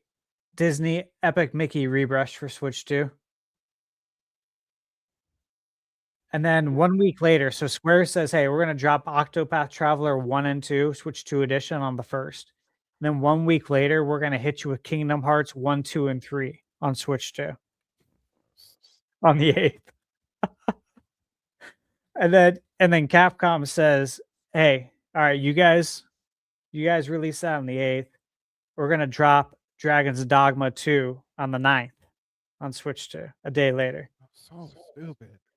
And then a week later, Konami's like, hold on, we want to get in on this. We got Castlevania. It's our 40th anniversary. We're releasing our game on that day. And you got Tales of Eternia. I'm just like, and then even Capcom or Square Enix again. They're like, you know what? We're going to drop Final Fantasy Resonance. Hey, Square Enix has Octopath 1, 2, Kingdom Hearts 1, 2, 3, Final Fantasy Resonance. If you do a 30-day look back, you got Dragon Quest in there as well. So in a 30-day span, they're releasing all those games. Dragon Quest, Octopath 1, 2, Kingdom Hearts 1 through 3, Final Fantasy Resonance. That's insane. Yeah, it's ridiculous. Nobody can do this. Nobody. And then GTA is like in the background. Zelda's in the background just waiting. How can anyone do this? Yeah. I need 48 hours in a day. I had double the amount of time. I could chip away a lot better at this. This might be a good year for me to be on a game buying freeze. Dude, it probably is. It sucks. There's so many great games. Also, like, I'm not gonna get to play them all anyways. So Yeah. At least you'll now be able to kind of pick and choose the best of the best then. Yeah. Yeah, but picking and choosing is the hard part. Yeah, there's that, that's yeah. the problem. Yeah. And that was just a high level overview. Right. Okay, And like I wait. mentioned 10% of what's coming. That's on my list. I just love that we're getting all these games. That's where I'm at with this. This is just crazy. Yeah, it's ironic because I would say like one of the last, at least for me, one of the last like really good years in gaming was it Tears of when did Tears of the Kingdom come out? Was that 22 or 23? 3. Right? 3. So that was the year like Hogwarts Legacy drop, Jedi drop. We started off with Forspoken, which a lot of people don't like that game. I think it was decent. We got Tears of the Kingdom coming out that year. And I felt like even the back end was like still pretty strong. And I'm like, man, that was a really good year. But this year, 2026, I think as far as I can remember in like gaming period, there hasn't been this many like big hitters so scrunched up together, like so closely where you're like, Yeah. even if this was your job to play video games, like Stash said, there's not enough time in the day realistically to give a real opinion about all of these games because there's so many games out there. Yeah. I can't play, beat, take notes, record, capture the footage, write a coherent review, record a coherent review, edit the review, sequence the gameplay to go along with the words in my review, create a thumbnail, publish it, put it on social media, wash, rinse, repeat. And, obviously do other things in life too. You mean try to live a life that's not in front of Right. Yeah. It's just like, I love video games. I really do. And honestly, I'm trying to get more time to play them.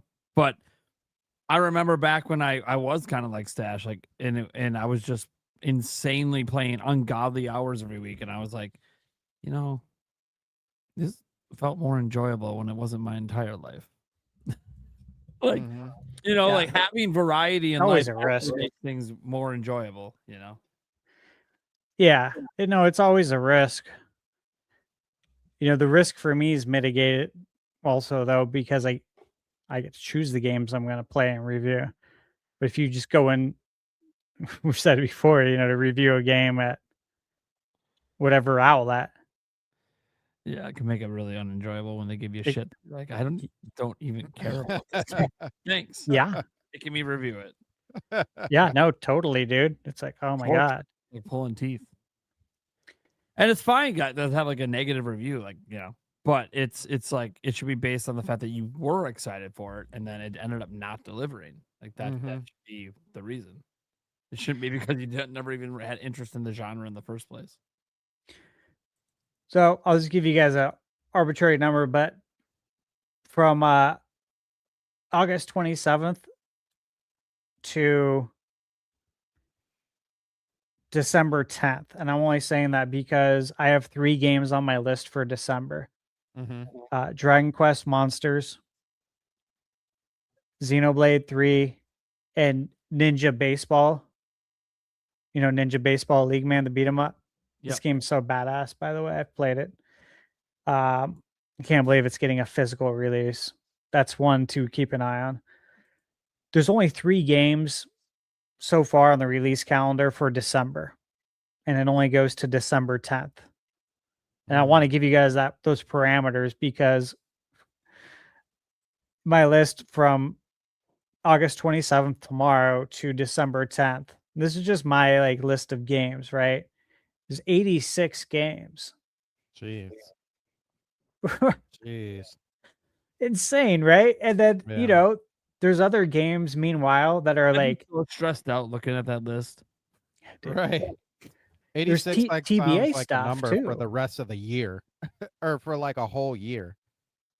Well, there's TBA stuff like, you know, Backyard Baseball and Switch 2. I know that's coming this year. Barcore, I'm going to play at PAX. I know that's coming. It might be this year. But like the TBA stuff, like Hella of Mice and Magic, I know that's coming this year. I talked to the creators, but it's not dated. Maybe it is, and I missed it. Edge of Memories is coming. That's on my Fantasy Critic. They're releasing this year. That's an RPG. Like, there's definitely games on here that are releasing this year. There's obviously some that I'm just waiting for them to delay it at this point because they've been so quiet. But maybe they won't. And then there's the wild cards, right? The companies that say, "Hey, we're releasing this new game today." You know, like what's going on with the Eternal Life of Goldman? Oh my gosh. Had it That pre-ordered game. for 2 years. Yeah, that's ridiculous. Dust Bloods. I have it on my list as TBA 2026, so I'm not counting it. Those 86 games are only games with dates. So, like, you know, there's games Zelda's not on the list because it doesn't have a date. Like, it's on my list, but it's TBA. So unless it has a date, I am not counting it until it has a date. So, like, you know, that 86 is probably going to turn into 100. Yeah. You know, there's like a state of play and a direct coming, and it's about to just Yeah, there's gonna be more. There's gonna be more Switch 2 editions as well. Tokyo Game Show. There'll be that date that Yeah. Shadow Drop. Well, TGS, I am expecting, fully expecting, to get an update on Professor Layton Yeah, at TGS. There has to be. That's where it's gonna supposed to be happen. this year. Yeah, Like, that's if their it's backyard. delayed, then okay, that's the news, but something. We got to hear something about it. Yeah. Yeah, there's stuff like that though. Did the Wolf Among Us remastered? Didn't it just get a date? I think so. See, like that's in my TBA. But again, because I pulled an all-nighter to get through my editing videos. Yeah, October 29th. I haven't done it yet, right? And very fitting October 29th for that game. Yeah. You know, Good date for that. sure we could have guessed that. Mm-hmm. But I figured it was late October, you know. so, you know, there we go. So there's a date. Now we're up to 87. And before you know it, yeah. You know, Toxic Crusaders, what are we doing? Yeah. Oh, Is that game yeah. pushed back again? Like, I hope not. Well, I talked to Justin maybe 3 or 4 weeks ago, and he said it was still coming this year. He did not say that about the Transylvania Adventure of Simon Quest, and I do not believe that's coming this year. Yeah, because the developer program Mancer will not release it until it's damn near perfect, which is cool. More power to you, man. I like that. Like the work ethic, respect it. I will wait for that. When it comes, the time will be right. It'll work out. But yeah, there's just so many games on this list that are like, I know you're coming out. Just when are you going to give that date? How we're going to do it? Yeah. But that's why you said Sandstorm. You know, give that list to your wife. Be like, these are the games we're buying. Yeah. If I step out of line, let me know. I don't want to hear, but I want, and you say okay. All right. Yeah.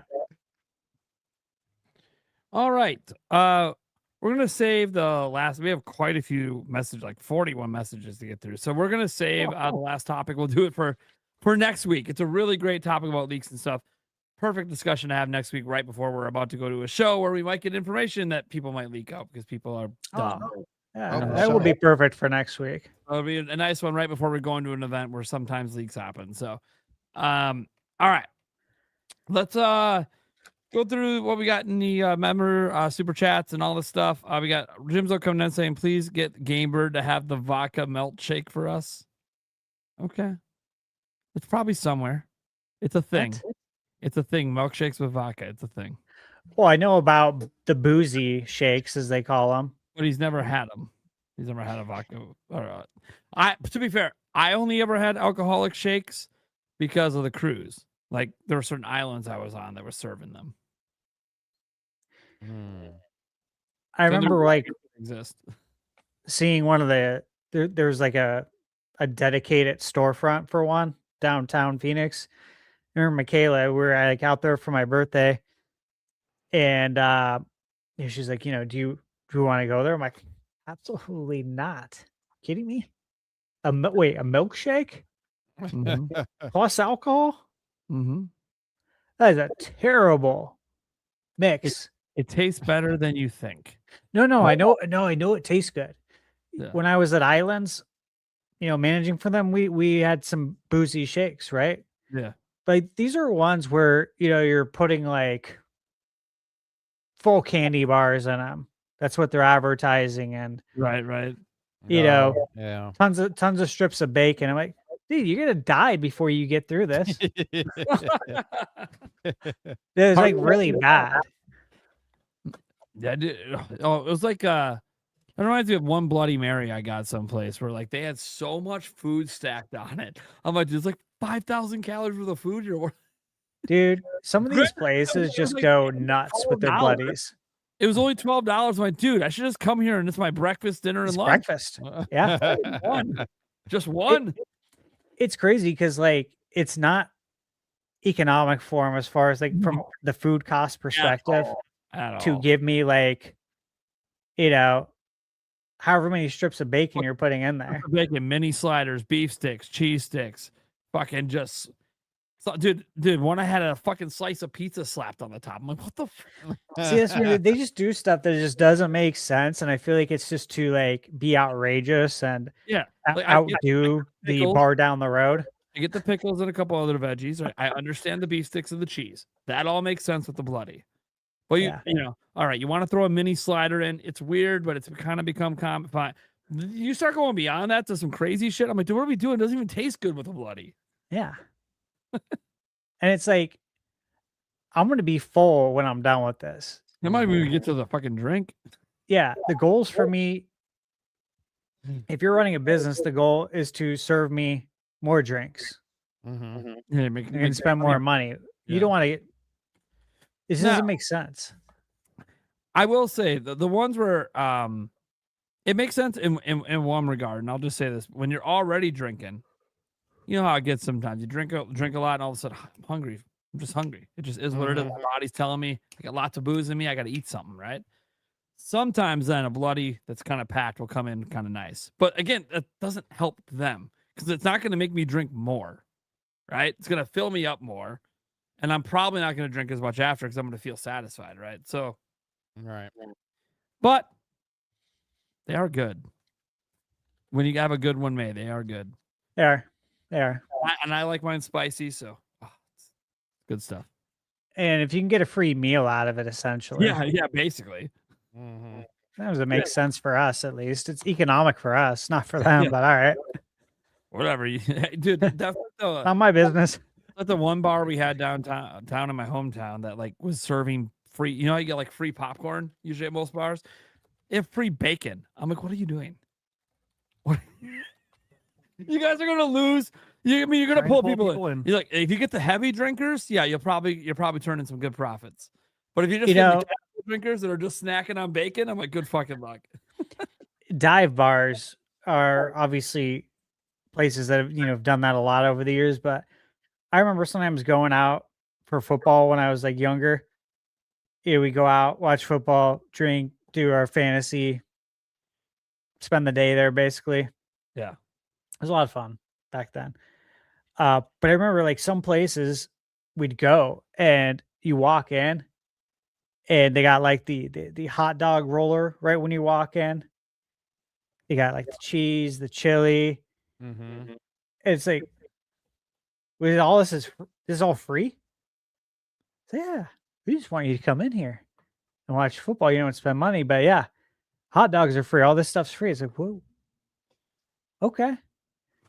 Yeah, like it must make sense, obviously. Yeah. The profit margin. Yeah. I mean, obviously it worked out, you know. Jimza says, please keep an eye on Prime's hernia so it doesn't worsen. That's always a concern when I'm at these events. I do wear a binder that helps hide it, but I can't actually wear it like all fucking day because I get bruises. So it's one of those things where, yeah, there's gonna be certain times I gotta be really careful. But it is what it is. I survived last year, I'll survive this year. I'm skinnier this year, which in theory means it should be harder to hit me, but Yeah. Yeah, that's what's in up. theory, it actually sticks out more, but technically I am a smaller in size. So hopefully it balances. I don't know. We'll find out when I get there, I guess. I'm telling you right now, when I actually have the band down and the hernias push it doesn't, I look fine. But throughout the day, it's gonna come out. It is what it is. I can't handle doing it twice a day because like pushing it back in twice a day is just so painful. Because that's what it has to happen. All right, Steak dropping the bird in the milk. Of course, we all miss the bird, man. Pokey91, give me CM on NSO, Nintendo, or right. I know. I don't care personally because I just don't really play NSO, but for your sake, I hope it happens before the end of the year. I'll leave it at that. It's been announced, and it's just I don't know what's going on. Dude, GameCube NSO, they're so weird. They're so slow at bringing things out. The Pokemon GBA games that are coming out Mm-hmm. that aren't out yet, you know, Yeah. I presume, obviously. Hopefully they come sooner than later because I'm those leaving are it my alone. favorite. We'll see. Yeah. Maybe the Pokemon Presents coming as well at some point. Yeah. That's when you should get your Coliseum though, Pokey. Same Hopefully. time. Demonic Brawler, gifted a membership over here. Thank you so much, man. Tall Show did 67 jewels. The whole 6-7. Demonic Brawler gifted Stash a member. Thank you. He gifted Birdman a couple. He'd say thank you as well if he was here. And he gifted one extra to Stash as well. The Polito Dojo says, just saw the message about needing guests, but just got back from dinner. You'll be in the chat. Yeah. Yeah, we had a last minute cancellation that was supposed to be our big talker for the Zelda topic. Then suddenly the podcast turned into everyone I messaged decided to show up. And we love it. And it was awesome. Even Gabe was like, dude, he's probably sad he had to dip out. We haven't had a show with that many people in a while. And granted, you wonder why they all dipped out. Well, I mean, they weren't supposed to be here. So we're just lucky that they showed up at all. Like, look at Sandstorm sticking out to the end. Imagine if it was just the Prime Stash and Eric show. It'd be dangerous. It's never happened before. It'd be very dangerous. I don't, maybe we should have let it happen. I don't know. Maybe it'd be a better show. I don't know. It literally never happened. Demonic Brawler. There has been obviously like Game Bird Stash and about me. I don't know about the guests on those episodes when I was gone, but Demonic Brawler gifted me another membership. Thank you so much. I do appreciate that as always. AJ Rax saying good evening to Stash specifically. Good evening. Cleveland Dojo said I can't freaking wait for Alien Isolation 2. And you watched Stash's video on earlier today. Hell yeah. Thank you. I haven't seen it yet, but it's on my to watch list for the morning. I only one I saw today was Metaphor. So nice. But I do have it on my watch list for tomorrow. I'll watch videos or at least listen to them when I'm doing work and research because I'm doing a lot of reading and I just need background noise sometimes. Yep. Good. Demonic Brawler says this is for Poke91, but Pokemon Coliseum on NSA. That's right. That's right. Demonic Brawler says bring back NFL Blitz, NBA Jam, NHL hits. Thank God. Hey, you know what? Because I just thought of this literally. Again, sometimes I like to read you guys conversations. My cousin Jim sends me this Facebook reel, and it's of like Michael Jordan in NBA Jam. It looks like it's a mod of the Yeah. NBA Jam on Fire edition, Okay. maybe a PC mod. I said, shame we don't have a new one. He said, get it to happen. Is Mark Turmel still alive? Oh god. You guys remember Mark Turmel, right? Yeah. He was a secret character in the game. Yeah. Guy with the red hair, the long hair. Yeah. I think he created it. So he pulls up his LinkedIn. He said he works for Zynga, I guess now. Or he's like, or is he a free agent now? And I said, yeah. I was like, he's still alive, Jim. And then I explained to him that EA bought the rights to Jam back in 2004.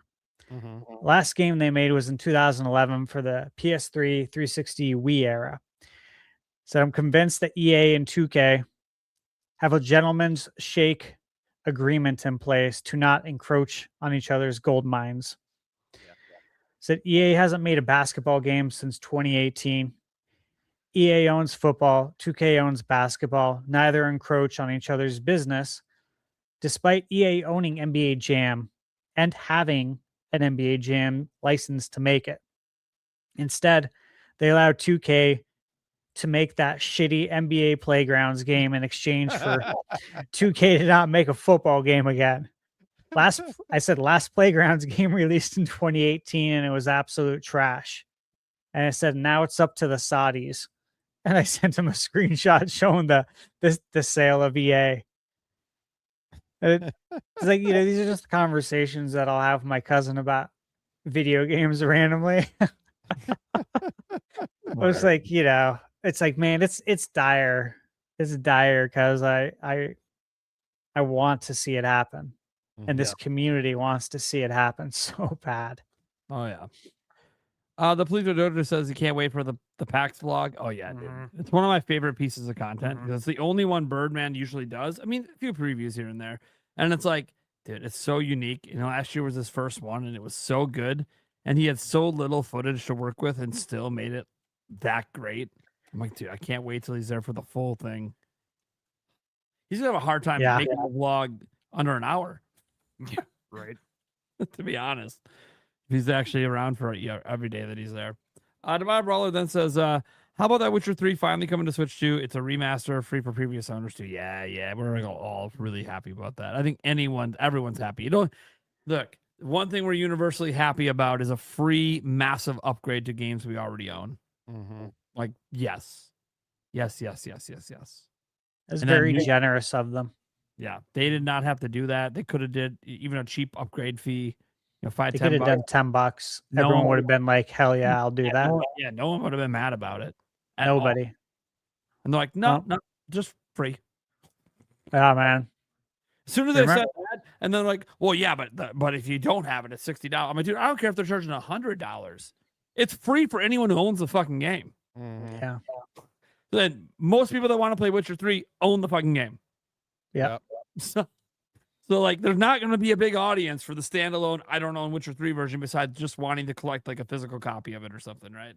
So yeah, and if you buy it for $60 on Switch 2, I mean, you're certainly getting more than $60 worth of content. It's such a good game.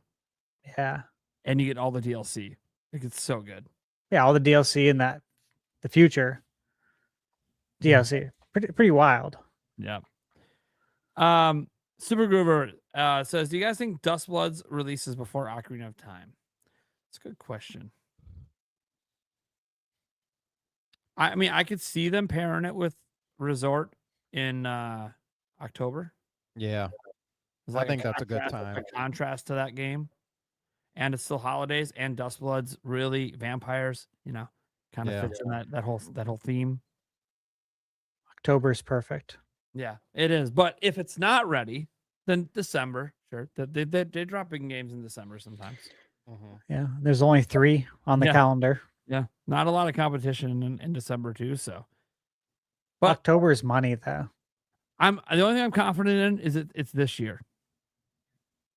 And look, that test fire played way too well for this game not to be ready to go. And Nintendo still has, time to release it. The performance was great. Yeah. For me. I enjoyed it. I really enjoyed it. I'm like, oh, okay. I've seen what I need to see. I cannot afford to be sucked in. I have work to do. But when you come out, man, I'm gonna be spending a lot of time with you is what I was thinking. Like, okay, I saw what I needed to see. Yeah. Yeah, I'm very happy with that game right now. Me So too. yeah. I'm like, I know a lot of people didn't know what to expect. They were all scared. That's why you trust in who's making the game. This Yep. was an Exactly. idea from Miyazaki, who hates multiplayer games. So he's not going to make something that's like anything you've ever played. Yeah. And just wait and see what his vision is, and it is awesome. Yeah. So Graphics are very nice too. The skybox, like the art direction and the like, opening of the game Mm-hmm. with Oh. the moon, like I'm walking through it and I'm just like, man, getting major Castlevania vibes. Oh, Like this dude. is legit. I Yeah. was like, oh my god, can you imagine if you get another 3D Castlevania and it's looking Yeah. great? I was thinking that too. I'm like, man, like, hey, God, here's hire your template. like, okay, maybe they don't do the same kind of gameplay. I don't care. This is Yeah. so good. Do Castlevania gameplay, not Souls combat. Like just take this game, maybe use it as some source of inspiration. Yeah, Yeah. it's Agreed. so good. I can't wait. And very interesting that there was more people signed up to play it than Night Rain when it was in the same stage on all the other platforms. Very interesting because I had the Elden Ring Yeah. brand help push it. And and some people say, well, maybe the mystery of not knowing what it is made people want to try it out. Sure, that's true, but you could only try it out if you own a Switch too. Right. So like that's the thing. So it had to be current Switch 2 owners showing interest. That was a very fun fact. Like that's the definition to me of a fun fact when it comes to video game data. I was scrolling Twitter and I think I saw Player Essence, right? Yep. And I was scrolling, then I went back up real quick. I was like, really? Yeah. Yeah. And that was Wow. From Software themselves said it. And then they were like, just so you're aware, we think long haul more people will be playing Night Rain than this game. Well, even we were shocked. Yeah. Even we were shocked. So you know what? We don't really know what this game's going to do anymore. We don't think it's going to be bigger than Night Rain, but Yeah.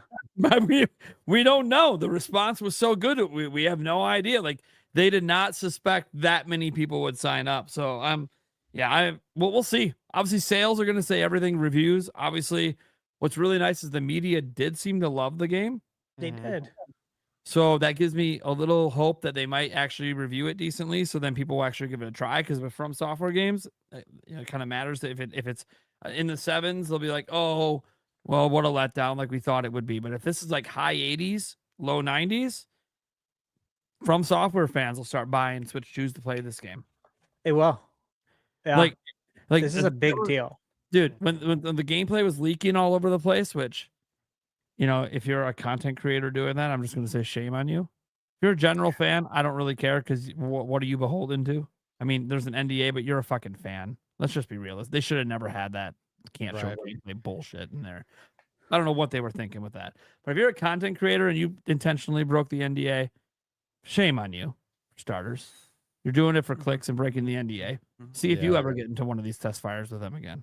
See if you get invited to media shit. You're being dumb. You shouldn't do that shit. Listen to the opportunity to build your network. Build your ability. But I knew there'd be league gameplay everywhere, and there was. So it just frustrated me seeing certain content creators do that. I'm like, come on, guys. Same. I knew there would be. And, what I was telling Michaela about it too, because she knew that the play test, obviously can't stream it. And I saw people streaming it. I said, like the thing that irritates me, babe, is that they don't look at the big picture, right? And it's that when you do this, you F things up for the rest of us. Okay, we followed instructions. We respect it, your request. We didn't sign anything. And we shouldn't have to. You asked us. we should comply because, like in this scenario, because it's like, hey, you're letting us play this game for free. We're all getting to test it out right now. Back in the day, we used to have to rent a game to do this and pay money. Right. Or get a demo disc in a magazine. Yeah, like this is a win-win situation. I get to play this for free and see if I'm actually going to like it without spending money. Because once I buy it and open it, I'm not going to be able to return it, and I'll have to trade it into GameStop for nothing, for pennies on the dollar. And then it helps you too to test the network to make sure you can release the best product. And we should all just look at it like, hey, this is a nice win-win situation. Respect the request, just be respectful. And then, people are out streaming it. And it's like, the thing is, when you do this, you F things up for everybody else. And this is why we can't have nice things. Yep. This always happens. This happens in the workplace to everybody, right? Things get taken away because one person abused something. It's like, the thing is, it's a poor reflection on all of us. It's a poor reflection on if they drill down on it and say, hey, we have, results from social media of 1,000 people streaming it, hypothetically.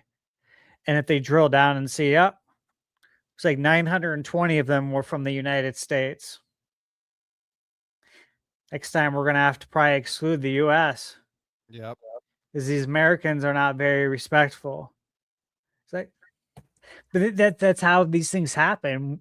Yeah. You're old enough, you live long enough, you've seen this movie play out plenty of times. It's like, that's what irritates me, Nate, is that it's like, you heard everybody else and you don't seem to give a F. On the other side, I always say when I was reading the NDA part of it, I was like, you know what, guys? Why did you invite the public to sign up to something that we can't show? Yeah. Like, that was already a mistake because it was obviously going to leak all over the place regardless.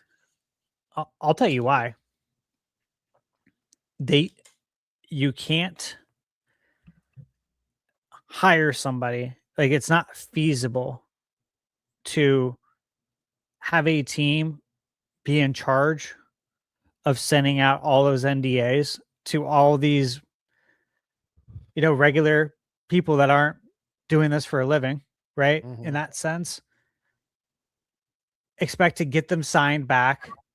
Like, it's a whole project. It's a project management job to do that with just your everyday gamers. I don't know what we want to call it, but regular gaming consumers that aren't familiar with signing NDAs for this stuff.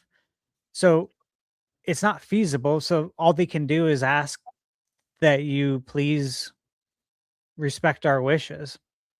Yeah. Otherwise, it's going to cost money and time. If I were them, I wouldn't even ask. The moment you want people to publicly sign up, be confident. Let them show your game. Because, by the way, I know a lot of you guys saw the leaked footage. I saw some of it, and I played the damn thing. It's like, because it was all over social media. All it did was make the game look good. Yeah. That's all it did. It made people that weren't interested in the game get interested. It made people be like, wait a second, you can do quad air dashes? Like, yes, you can in a FromSoft game. Yes, you can. Yeah. It's pretty crazy. I know. This freedom of movement. You've never seen this with From Software style combat. It's pretty nuts. And look at all the additional stuff. And look at this. And look at this multiplayer. It actually is different. It actually is unique. It actually is really fun.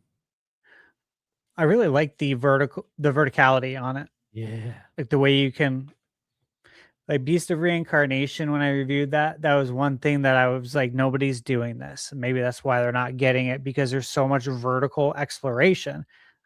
They're like, I can't find anything. Like there's no good, loot to find. It's like, well, you're not vertically exploring. Probably because you're not used to that, because your brain's not used to doing this in Souls-like games, right? Yeah. And yeah, with this, I was like, dude, you can jump 4 times? Yeah, dude. I was like trying to see like where's the invisible wall at, like trying to get a lay of the land. Yeah. Yeah, It's guys. cool. So it's exciting. It's really exciting. This is a nice joke on Supergirl. When is Mario Titans release date? I laughed when I saw that come up. Yeah, the people that are doing are still making more and more fake AI images of it, and I just find it to be funny. Like, dude, everyone knows the jig is up, but keep it going. Right. They're gonna keep it going until 3D Mario is announced, I'm sure, which might not be till next year. So, Yu Ganyu did 10 jewels. He's apparently hiding on us all. But then, not only that, Brandon OGS. I was gonna pronounce that way differently, and I realized it's really inappropriate the way I was gonna pronounce it. So I'm like, nope, just read it as it says. Don't try to pronounce things. 10 jewels. He's also hiding. Janky Kong. Always love to see a fellow Kong in the chat. Time for Square Enix to make a new Mario Hoops. Fuck yeah, dude.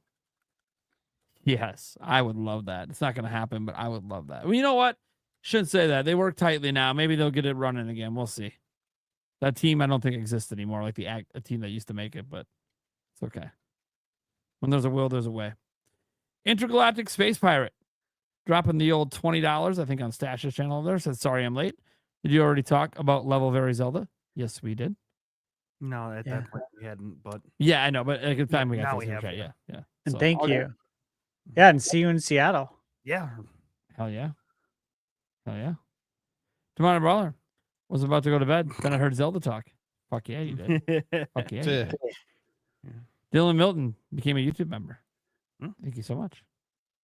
Then he just had a super chat. Enjoy my favorite podcast of the week. Hell yeah. Nice. Hold on. I got a cheer thing for that. Where is it? Where is it? Hold on. Dude, that was really short. Cool. I kind of like that. I've never hit that one, but I don't know what happens. Keep up the great work, guys. Looking forward to seeing what you get up to at PAX West. Lots of shenanigans. Look forward to it.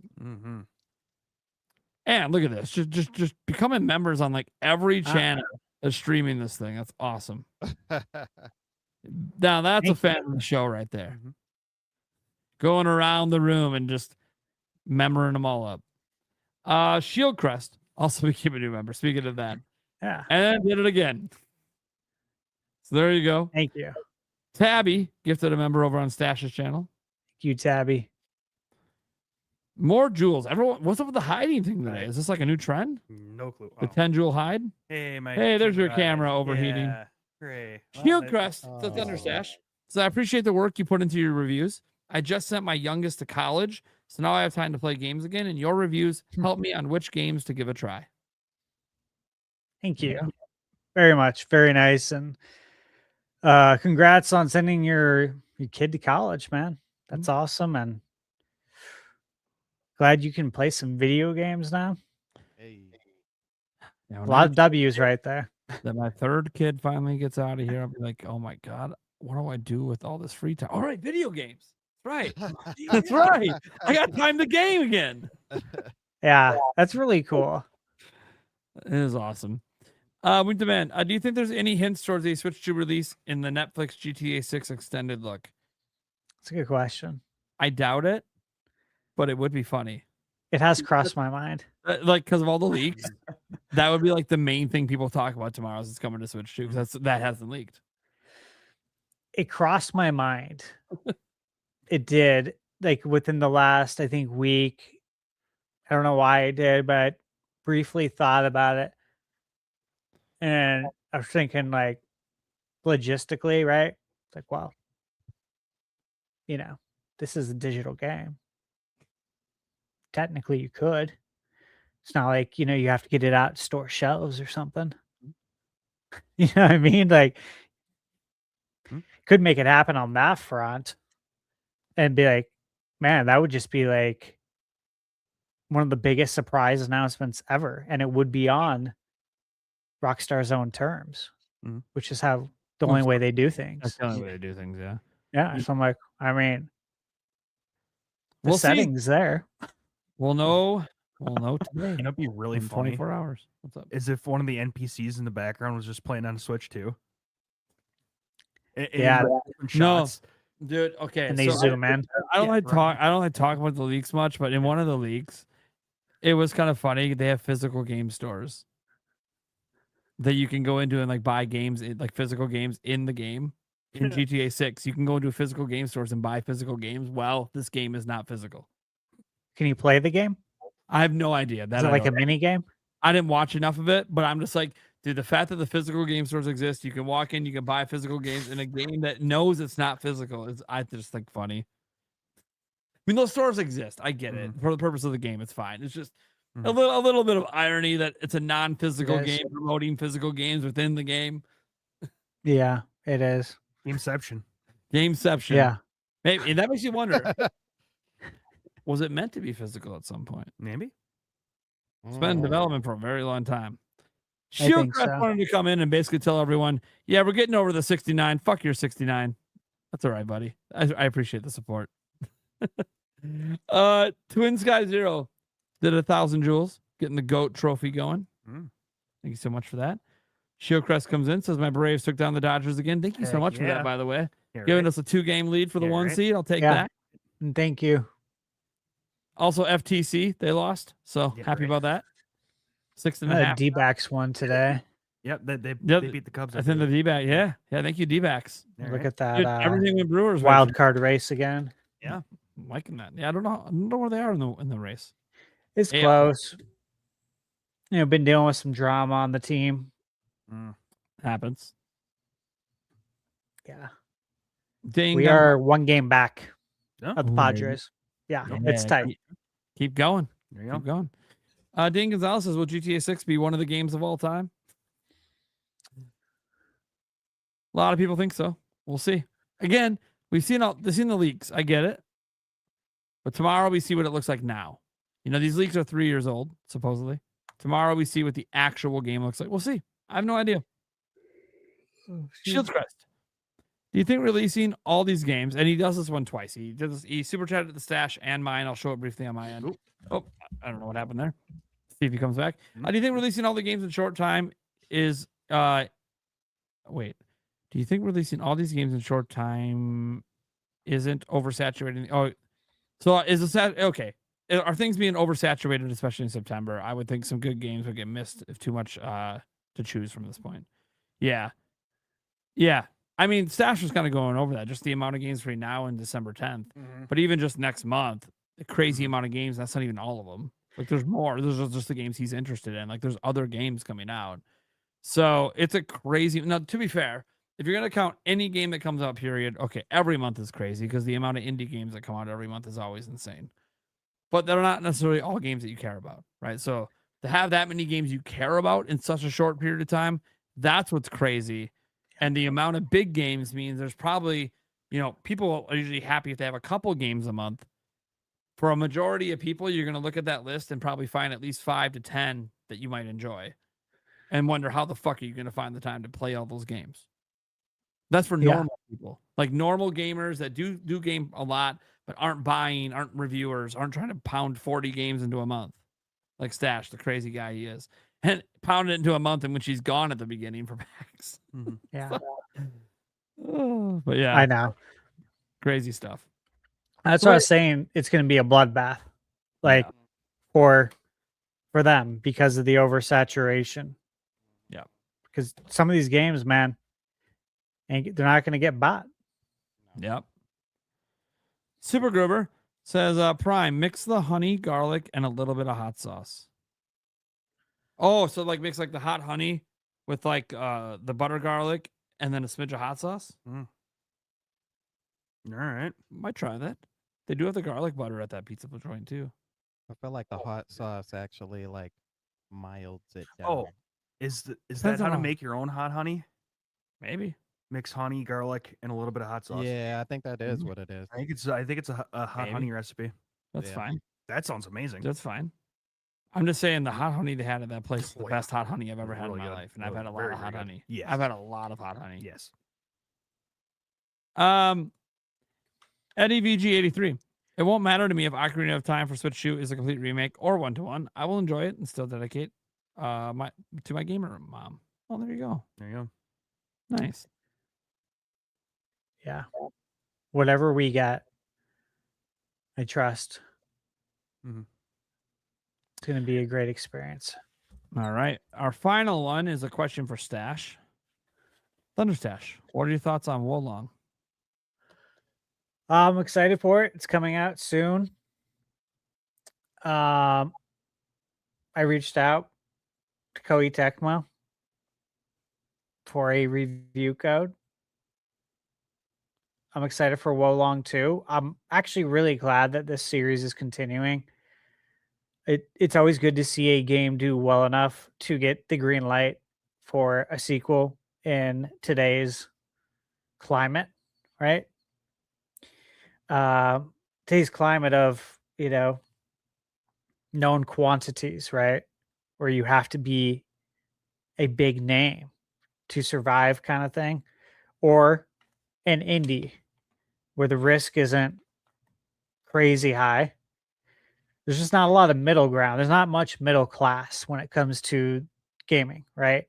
And Wolong's kind of in that double A, triple A, So it's nice to see it doing well. I'm excited to play it on Switch too.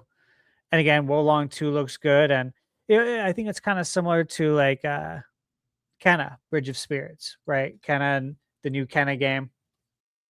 It's not full on AAA by any means. It's not really indie. It's more double A.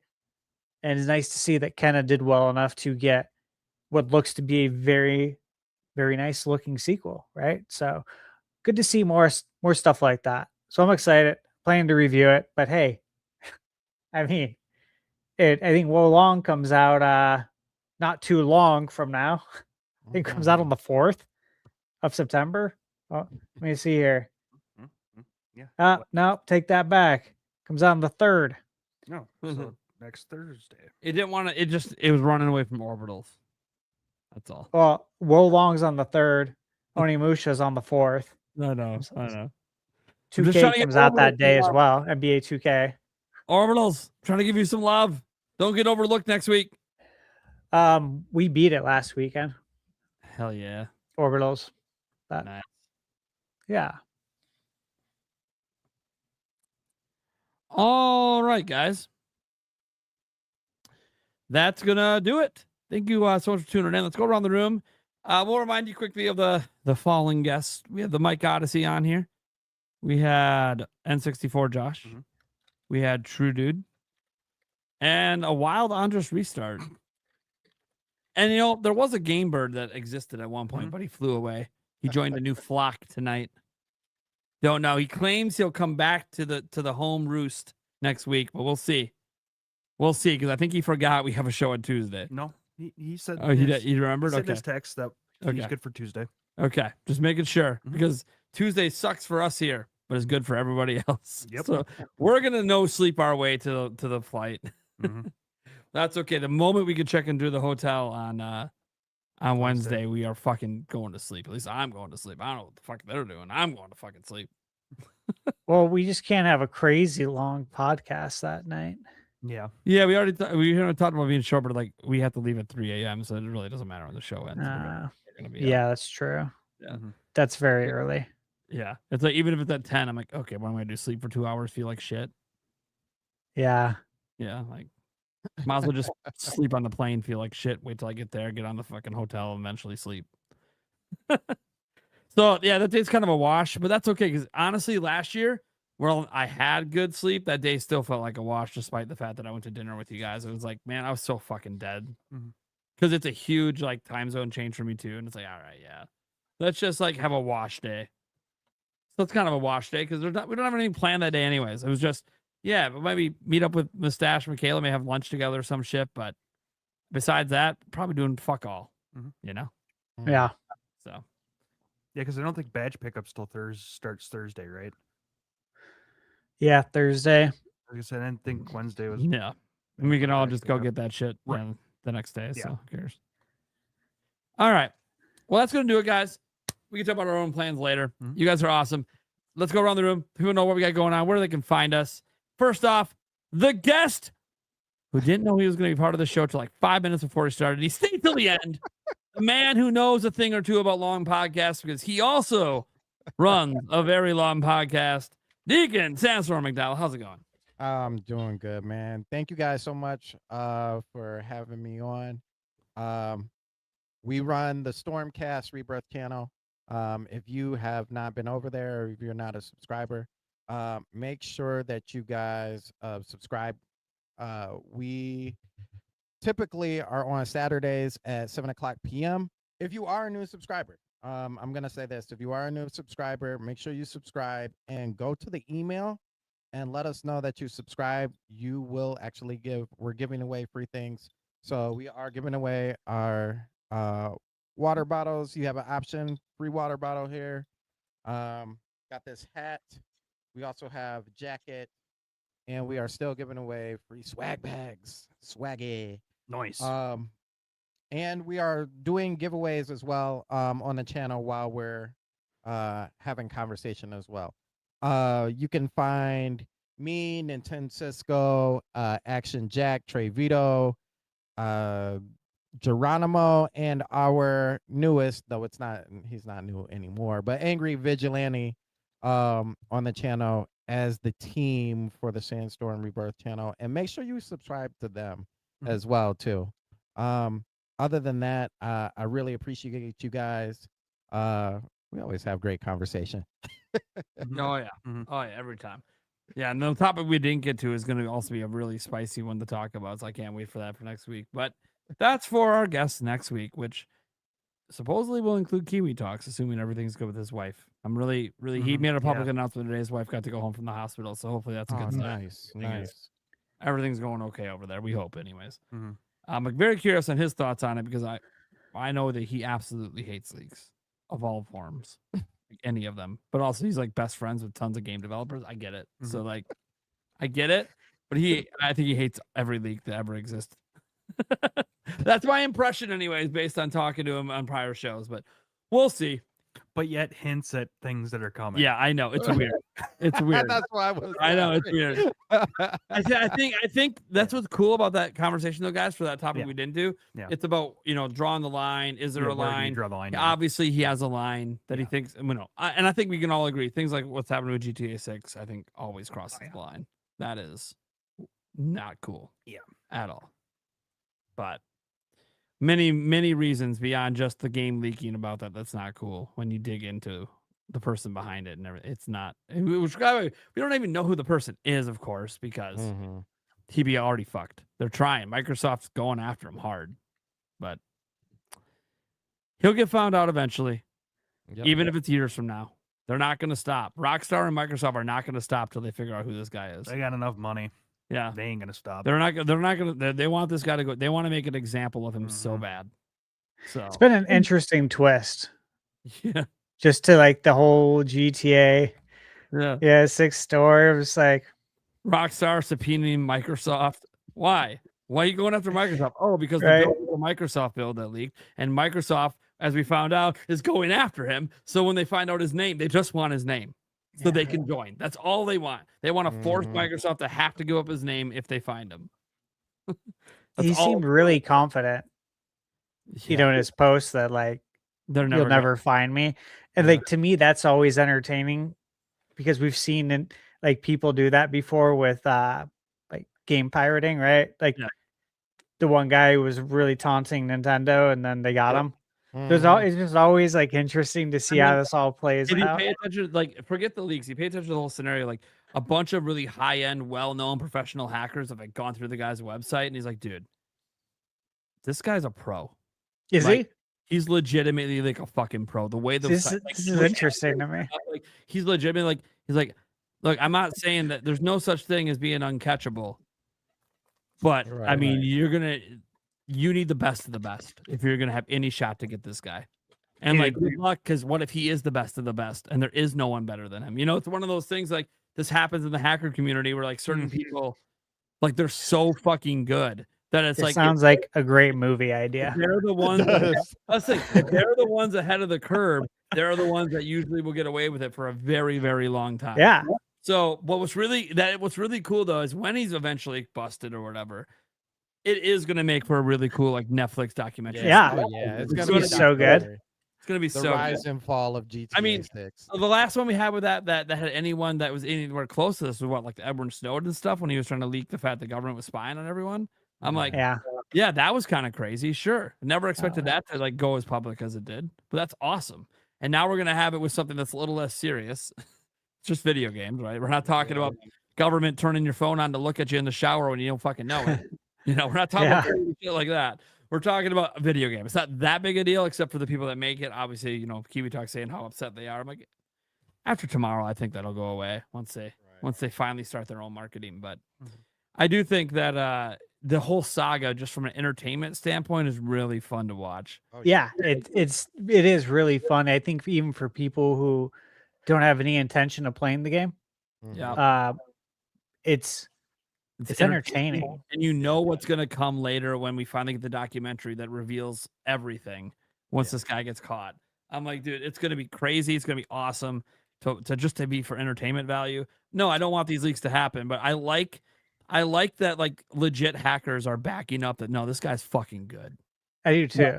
Like he's that makes being, it so much he's being- better. He's being cocky about not being to be caught because he legitimately thinks he can't get caught because he's so fucking good. So it's like, Yeah. And the funny thing is, ballsy, I like it. Here's the thing: when you are this good, if it does take them and government agencies and a whole bunch of shit getting together to finally catch this guy, dude, he's probably not going to spend his life in jail, guys. He's going to be hired. Yeah. When you're this fucking good, Oh no, he'll spend his life in jail. yeah, in jail, Yeah. But he'll in jail, but he'll be hidden away somewhere. it'll be some bougie ass apartment building with full time security. His life's not going to be that bad, and he's going to be doing government work. Ah, yeah. You can basically do a remake of Catch Me If You Can, Oh yeah. but for modern audiences. We're not trying to All the ways they make try to fake get him. checks now. We're hacking. You know, that's the modern day version of it. All the ways they try to get him, and then the new fucking ways that he did. Did he ever have a panic moment? Did he ever go on the run? Did he switch couries? You know? Yeah, dude. I can see all the entertainment drama. value is Watch, the he's potential fucking sky high. somehow he originated on the fucking international space stations where he started it all, and we had no fucking idea. Yeah. You get like some of the best known actors out there, and like the trailers like, I want blood. I don't care what it costs. I want blood. You know, like Rockstar's going crazy, and Microsoft's like, we just can't give out that kind of information. I don't care what you can give out. Yeah, dude. Like, this has so much potential because what if it went to court? And I know that If they they've catch him. requested it, but what if they fight it? And now you have the court aspect of the entertainment value that could go into the documentary, right? Mhm. Yeah. You got Yeah. that. You got, inside those four walls of Rockstar. Put a camera in there, and then obviously you got the villain, right? Dude. It's like, man, hey, we have so many angles here. Like, there's already stuff that happened too, like the crypto wallet. Like, we discovered the crypto wallet thing. We're gonna be able to track them and everything because normally you could, and then it turns out fucking dead end. Dead end. Like, dude, he Fix- fucking knew you were gonna find that shit. He was the fuck out of there before anyone knew what the fuck happened. Like, Took dude, them all the way to this guy, Japan. And I can't wait till he's small house. caught just because I want to hear his side. Like, he's so brilliant at what he's doing. And yeah, obviously, guys, I'm not saying it's not scummy as fuck. The guy is like making money and all sorts of shit, right? Like, I get it, but God, it's entertaining, man. It is It'd be entertaining. funny- He's making money off idiots giving him money. So whatever. You want to It'd be give him funny money if he because you had want to a vote the twin. fucking poll for what he leaks next. Whatever. You want to drive his meme coin to whatever value he says to drive it to for the next leak. Hey man, you guys are the ones driving this at this point. I think he'd be done by now if people would stop giving him attention. But Right.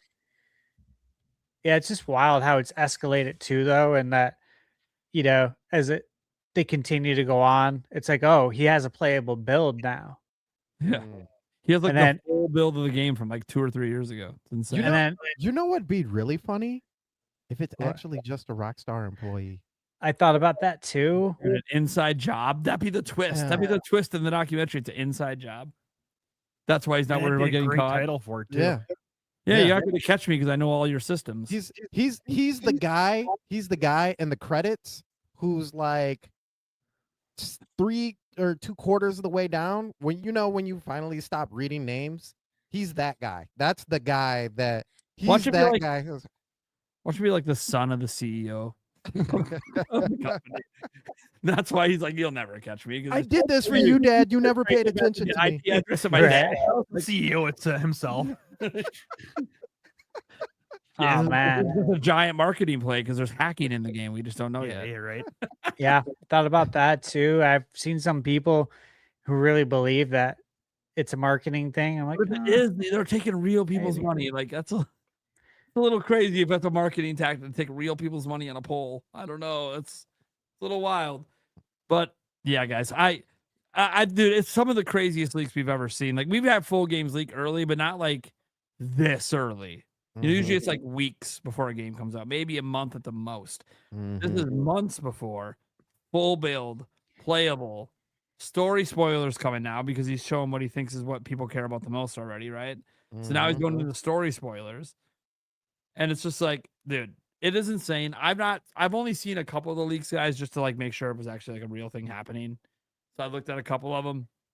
I'm like, okay, yeah, that's GTA 6. That's definitely GTA 6. Okay, cool. Yep. I've And just then seen it in passing. Yeah. And it's just kind of like, dude, this Thankfully. I am very entertained at the moment. I was most entertained when he said that I have to manually put in, like a code or whatever to Yeah. make sure that all the copies of the game that I've sent out around the world Yeah. don't go live. Because every day I was telling Michaela, I'm like, babe, you understand, like, he's basically saying every day he sets a bomb to go off. And the only way it's not going to go off is if he manually turns the bomb off, right? Yeah, And that in the code. Yeah. yeah, It's so like Die if the Hard cops come 3. and get him, exactly. Die Yeah. Hard. Totally, He's- dude. he- Die he Hard with literally- a vengeance, right? Dude, he Yeah. literally is Die Hard, and he's saying, "Look, even if you do fucking catch me, you're dying." I love that movie. Whole fucking game's available to everyone. If you even if you do catch me, you're fucked either way. He's like, "Yeah, I get it. I'm gonna be in a prisoner for life or whatever, but if I go down, just so you know, the whole game's on the internet for everyone. Have a good Yeah. fucking day." And when he put that out, I was just like, that's when I was just like, man, like Dude, the entertainment value here. Like I feel like I am watching a movie like play out live, and I don't know what's gonna happen next. Yeah. And if like, he's working this with is entertaining. anyone, like if he's working with anyone, that'll add to the whole fucking thing. Like the plan behind it, they've been going through the planning of it, like being able to predict what they're going to do and then fucking laughing when they do exactly what you think they're gonna do to catch you. Yeah. Oh, yeah. Yeah, this is Like being able to predict every single fucking chess move. Like they're so dude, it's like as I said, it's like right now, Microsoft, government agencies, whatever's going after them are playing like checkers, and this guy's playing Chinese Go. He's Yeah. so far ahead of them. Yeah. But as always, people that are like this, that are this cocky because they're proving they can be this cocky, they always usually eventually get caught. And that's why he has the ticking time bomb, because he probably knows deep down, yeah, okay, we might get busted one day. They might figure it out. It might be after the game comes out, but they might figure it out. Mm-hmm. He knows. if I'm Hollywood, I'm Well, I'm dude. trying to get my cameras in there right now and start getting Hollywood's footage. They're probably already negotiating by this. All right, who's going to cover this as a documentary? Who's making the movie? Who's doing this? Because this is the Netflix. biggest fucking thing ever. If we could do this off a GameStop stock, and a guy, diamond hands, saving GameStop single-handedly by telling people, "I just believe in games." Legitimately, he just believed in GameStop. That's it. He held his stock, told everyone else to hold. Now the company is saved, for better or worse, right? And it's Yeah. like, that was a really, really fucking cool thing. And it's a thing that happened in reality. It's a real thing. People knew about it. It made all the news. And then it made it for a really entertaining little mini series. And I'm like, dude, if they fucking, this is going to be great. Yeah, they'll probably have something. I don't know how many years down the line. I think we'll get a documentary on Sony and the end of physical media. That's going to happen for sure. Oh, yeah. Which, these are all things we're experiencing right now. Leave Sony and are willing to tell some of the behind the scenes stories about how they were reacting to what was happening publicly. Yeah. Yeah. Yeah, I want that documentary Gonna on happen. this though. Like, I think I want it more than the game. Because it's entertainment. This is highly entertaining. Like this would be a really fun series to watch. I literally just pay attention. I literally go to Gaming Leaks and Rumors subreddit every day just to see what the fuck, not to see what leaked, just to see. Well, okay, did he say something else crazy? Did his Yeah. I refuse to go to his website. This guy's as good. I don't even want him touching my IP. Yeah, I wouldn't. Because he's probably rerouting everything through everyone's fucking IPs that go to his website. That's what he should be doing anyways. Oh yeah. Oh yeah. So I'm not gonna go to his website, but I'll listen to everyone else's updates on it because this is fucking entertaining. Yeah. I love how cocky he is. It's gonna It's, make it sweeter for the people hunting him when they catch him. But what if they never do and he actually does get away with it? Oh, that'll be glorious. If he actually gets away with it, then everyone's like, shit, what the fuck is he gonna do next? That'll be glorious. Because he's gonna vanish for a bit and then do something else fucking crazy later. Like take down all of Sony's servers permanently. Lao Fei is coming next. Something like that, just to protest against the physical games going away. Like That's true. January 2028, they'll just be like, "Oh yeah, guys, ending physical games this month," and then he'll be like, "Yeah, I just ended you. Your shop doesn't work anymore. So good luck selling digital games, fuckers." I could see you mentioned Lafe. I could see Intergalactic getting hit. Ooh. Yeah. It's already on people's list for a variety of reasons. Like, Good. yeah. Yeah, obviously, you know, Good looks or like bad. once he's done with GTA, I think Intergalactic would be the target. Yeah, right. Because he did cockily say, "If I can get GTA, you think I can't get anything?" Yeah. And now, That to be would- fair, proof's in the pudding. You could have got lucky, and that doesn't mean you can get everything. But if you know you weren't lucky, and you're literally just doing this as a protest, and you've been able to hack into anything and get anyone's game shit, that is okay. That's some This scary is the beginning. Then, if you don't get caught, this is just the beginning. Because if you're really protesting, Yeah. you got to go after Sony eventually. You got to go after them because they're the ones ending physical. So Yeah. you got to go after them at some point. I don't know. Intergalactic would probably be the target, I would suppose, since they never even bothered to get that game out this generation. Mm-hmm. You figure that would probably be the target. Like if he can legitimately get access and get, and if you, God, And if he can get that game, I just feel about imagine what games are Sony still like working on that we don't know about. He's just like, I'm glad we're "Oh, talking about this now because Kiwi talks and freak out. We were talking about this next one. I'll just say this: I would like to shake his hand and thank him for the entertainment, Yeah. and the future entertainment that's about to come. Yeah. Oh yeah. Yeah. Yeah. Eric, what you got going on? Where can they find you? You can find me here and on our Clips channel and the audio Podcast. Yeah. He's also technically on X. If you ping him, emo 8790, he'll probably respond if you have like a question or something. He checks his noties when people are pinging him. Stashman, look, I don't think you need to go over to your list of reviews. It's a lot. We've No. been doing it an hour. So, No, I'm not. Yeah, you guys find me on YouTube at Thunderstash Gaming, and just high level. Put out 5 videos today: Persona 4 Revival, Alien, ISO 2, Stranger Than Heaven, Metaphor, Refantasio on Switch 2, and Crazy Taxi. Upcoming stuff off the top of my head is just Orbitals. You know, gonna work on that review. Blood of Dawn Walker, Elden Ring, Switch 2. And if there's anything extra I can get out before then, before PAX. all right. Guys, I am Nintendo Prime, Nate from Nintendo Prime. I do daily news videos. So you can look forward to me covering Nintendo news. Lots of Zelda coverage coming.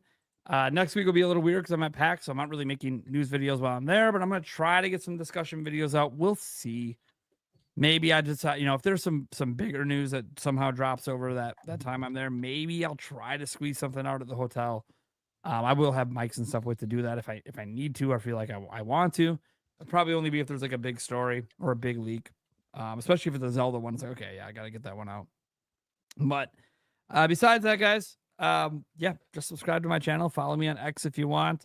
Eventually going to be trying to get the TikTok going a little bit as well and get this podcast streaming over there and some other stuff. So, be sure to mark your calendars for not this weekend, but the following weekend on Sunday, first Sunday of September, because we will be doing a special live in-person bonus episode that day. Time TBA, but we'll get that out and announced and set up so you guys will know plenty of time. Hopefully, have it set up days ahead of time, so you guys can go get your noties set wherever you want to watch it, because we're going to try to get it up on all the YouTube channels just like we do normally, and it's going to be in person with some special stuff that you don't know about, and you'll find out when you show up. So, all right, catch you guys all same time, different day. Tuesday next week, guys. Tuesday, not Wednesday. So September 1st, not September 2nd. Mark that down because it is a change. It's a legit change. So, all right, guys. Peace. Good night. Peace.